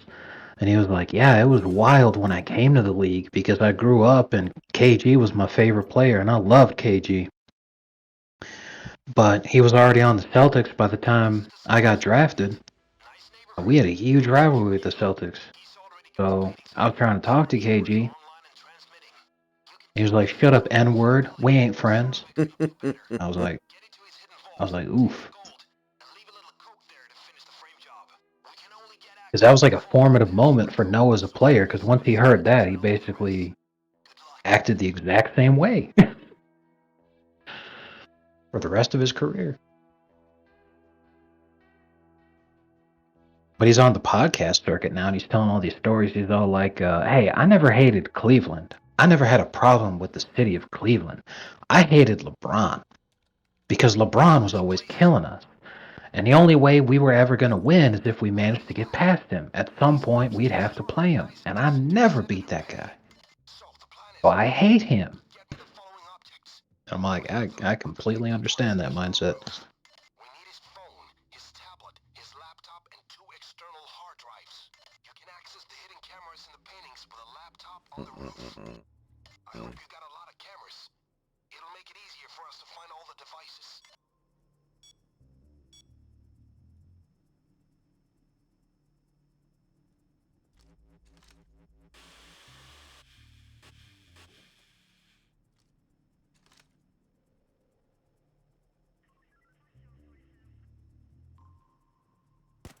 Man, this place. Find that gold and we can buy one of our own.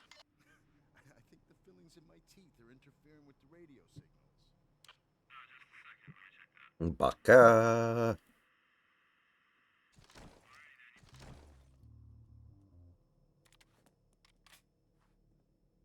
Maybe if you got rid of that old yee-ass haircut.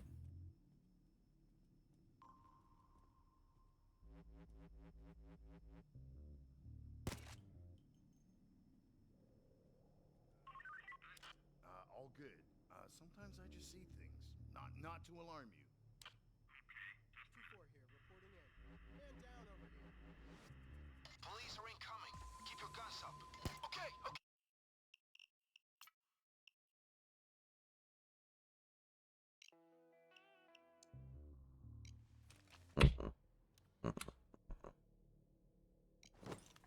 So, the plan is go in. Get me the following objects. When you have them, we'll connect them to our station on the roof. We need his phone, his tablet, his laptop, and 2 external hard drives. You can access the hidden cameras in the paintings with a laptop on the roof. I hope you got a lot of cameras. It'll make it easier for us to find all the devices.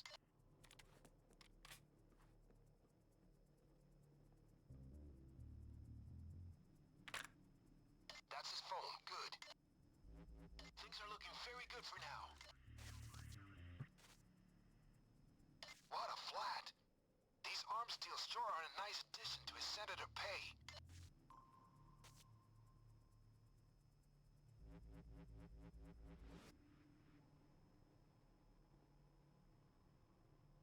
Oh god, they're both gonna come in here at the same fucking time?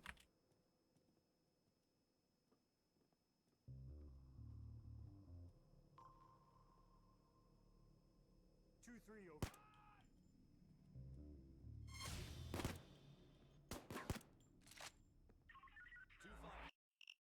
Well, that was too bad because the first item was literally right there. That was not a bad spawn at all. At least the start was good. Fudge. I'm starting to think maybe I should enter through a different... Plan is go in. Get me the following objects. When you have them, we'll connect them to our station on the roof. We need his phone, his tablet, his laptop, and 2 external hard drives. You can access the hidden cameras in the paintings with a laptop on the roof. I hope you got a lot of cameras. It'll make it easier for us to find all the devices.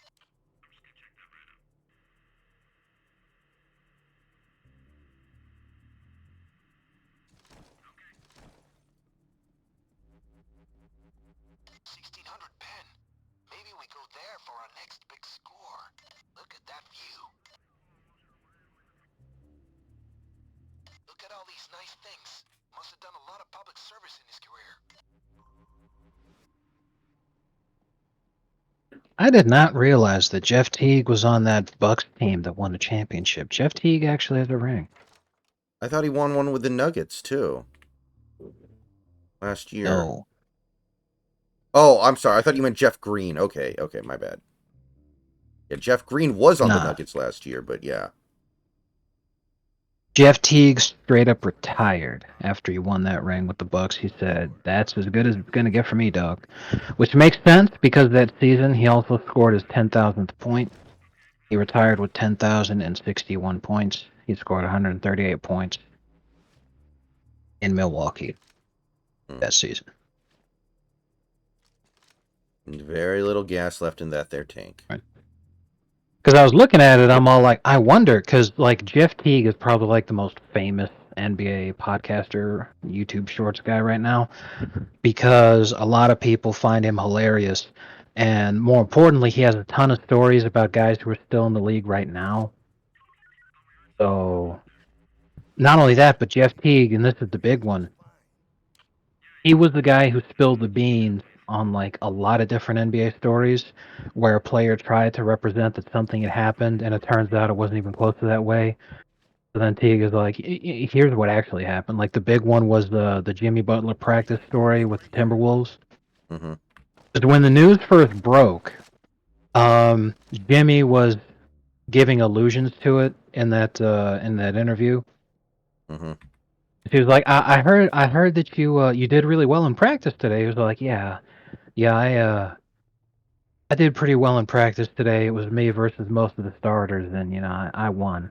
And that was basically it. Like he didn't talk a lot of smack or anything else. He was just sort of like, yeah, that happened.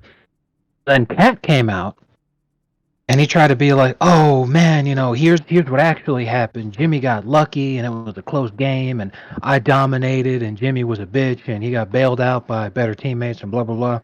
So then T came out. He's all like, no, let me tell you how it actually went down.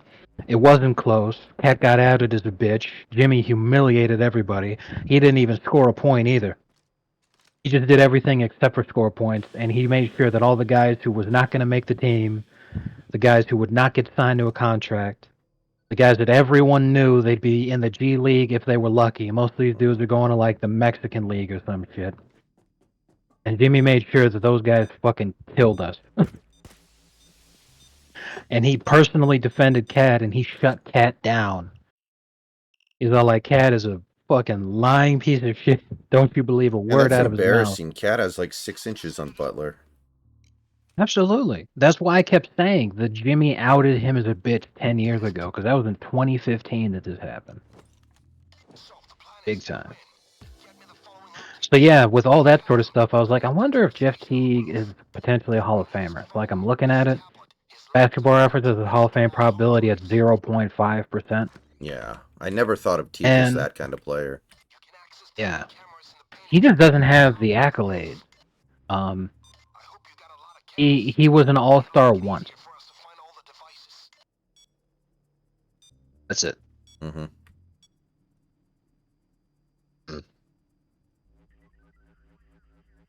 And he has 10,000 career points and 4,500 career assists. Yeah, I never thought about Teague at that level, so I wouldn't expect him to make it. Yeah.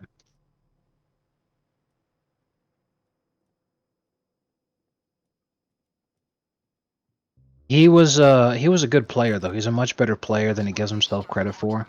Because anytime he tells these stories, he's usually talking about like, I was the worst player on that team, and it's all like you were a lot better, than you give yourself credit for.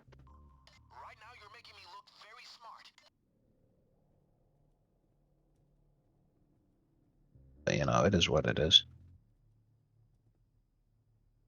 Didn't Teague get like a borderline max contract at one point? I feel like he got paid like substantially.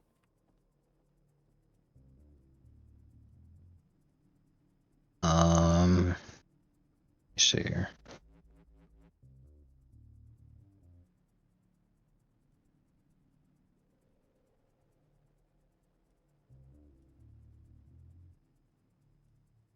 Yeah, with the Timberwolves. When he signed with them as a free agent, they gave him $19 million a year. Man, this place. Find that gold and we can buy one of our own. Don't tell me there's nothing in the damn bedroom.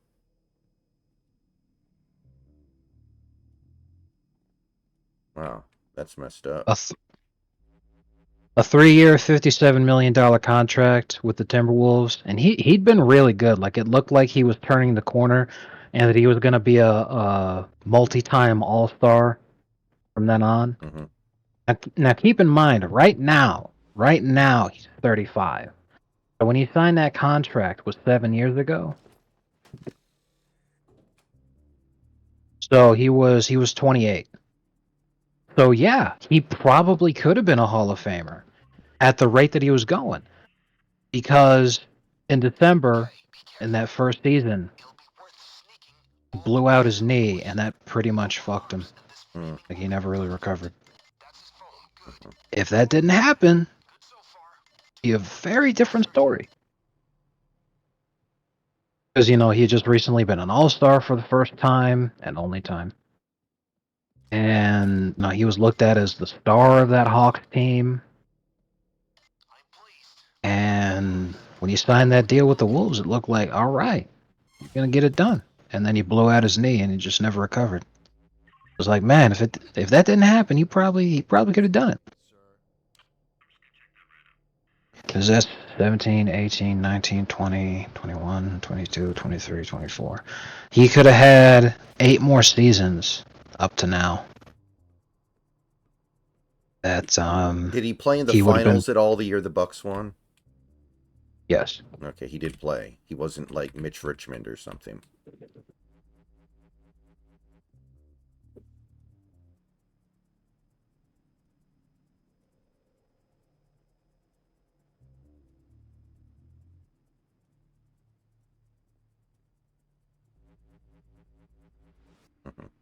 In the finals, he played a total of 56 minutes.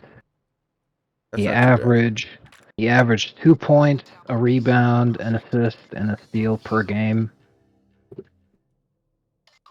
Now That's not too bad, yeah. on the roof and connect them. So yeah, not awful, given that was his final season. I wonder how players weigh things when they're like contemplating, do I want to retire a champion or do I want to see if I can run it back and win another title with this team? Because clearly, if I'm on a team that won the title, Voices to the station on it's the roof. reasonable that I could win another the next year just by staying there. Like, that's at least a possibility.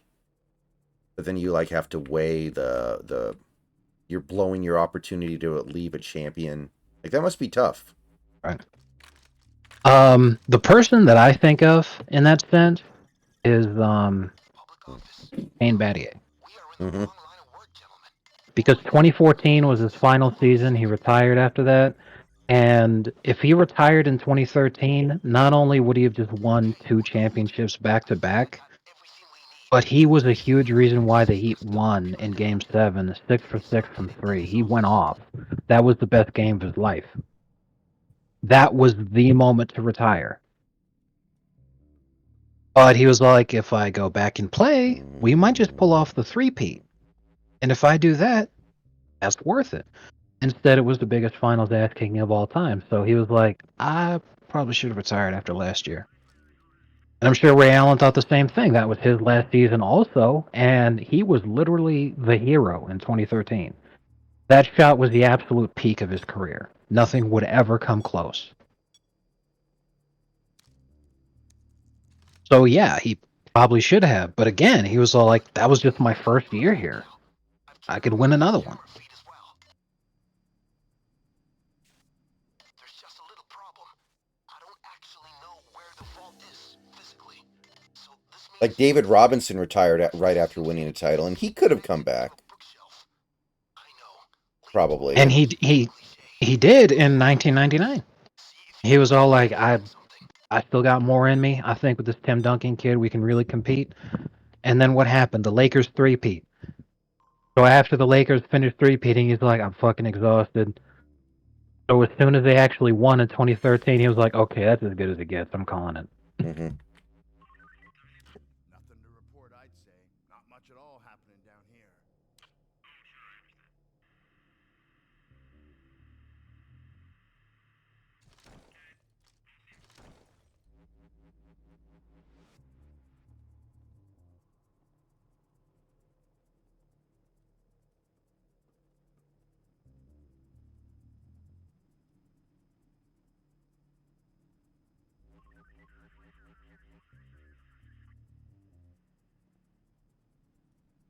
He was 37 and had been in the league. That was his 14th season. He lost 2 years because of the Navy, right? Yes. So because he'd been in the Navy, he didn't have as much mileage on him as you think. Because 14th season for being 37, you still got more time he could give. So he could have kept going. But like I said, he realized, okay, that's it. Want to retire on top. Oh, it's even better. Because again, this was 21 years ago, and I was 12. So like, I'm not going to remember. David Robinson, before the season started, announced that the 2003 season was going to be his final year. Hmm. But then they just miraculously actually won it in his last year. But he did the retirement tour. Yeah, he did the Ray Lewis. That's what Ray Lewis did. Announced it was going to be his last year before the playoffs started. So the league would know to rig it for him.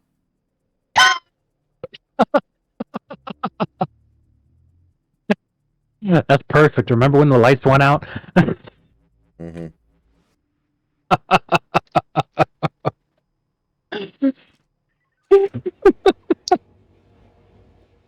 Oh man. 2-3 here, reporting in. I suspect we have trespassers in the Cops area. alerted. They're loading up. Okay, we gotta change this up. What the hell did you see? Guys, we gotta get that. Oh, did I get gypped by a goddamn... Oh. That is some horse hockey right there. All right, scanning equipment.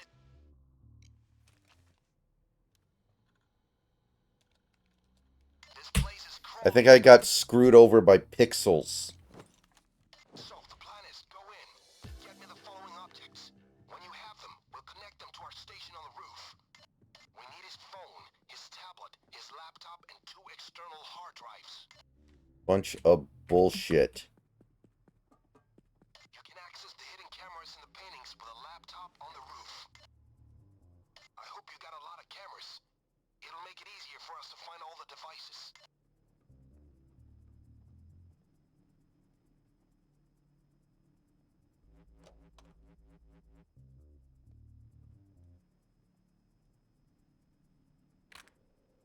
That's his phone. Good. Okay, there's one. Very good for now.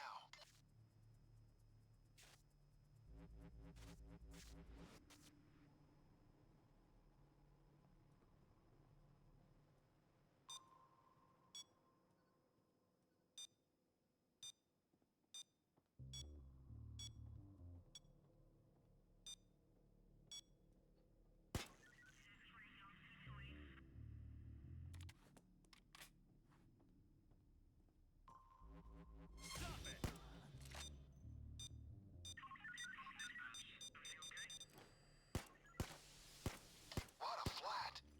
These arms deals. Alright, guys. I think I'm going to try to come back and do this another day. I gotta go. I got stuff to do tonight.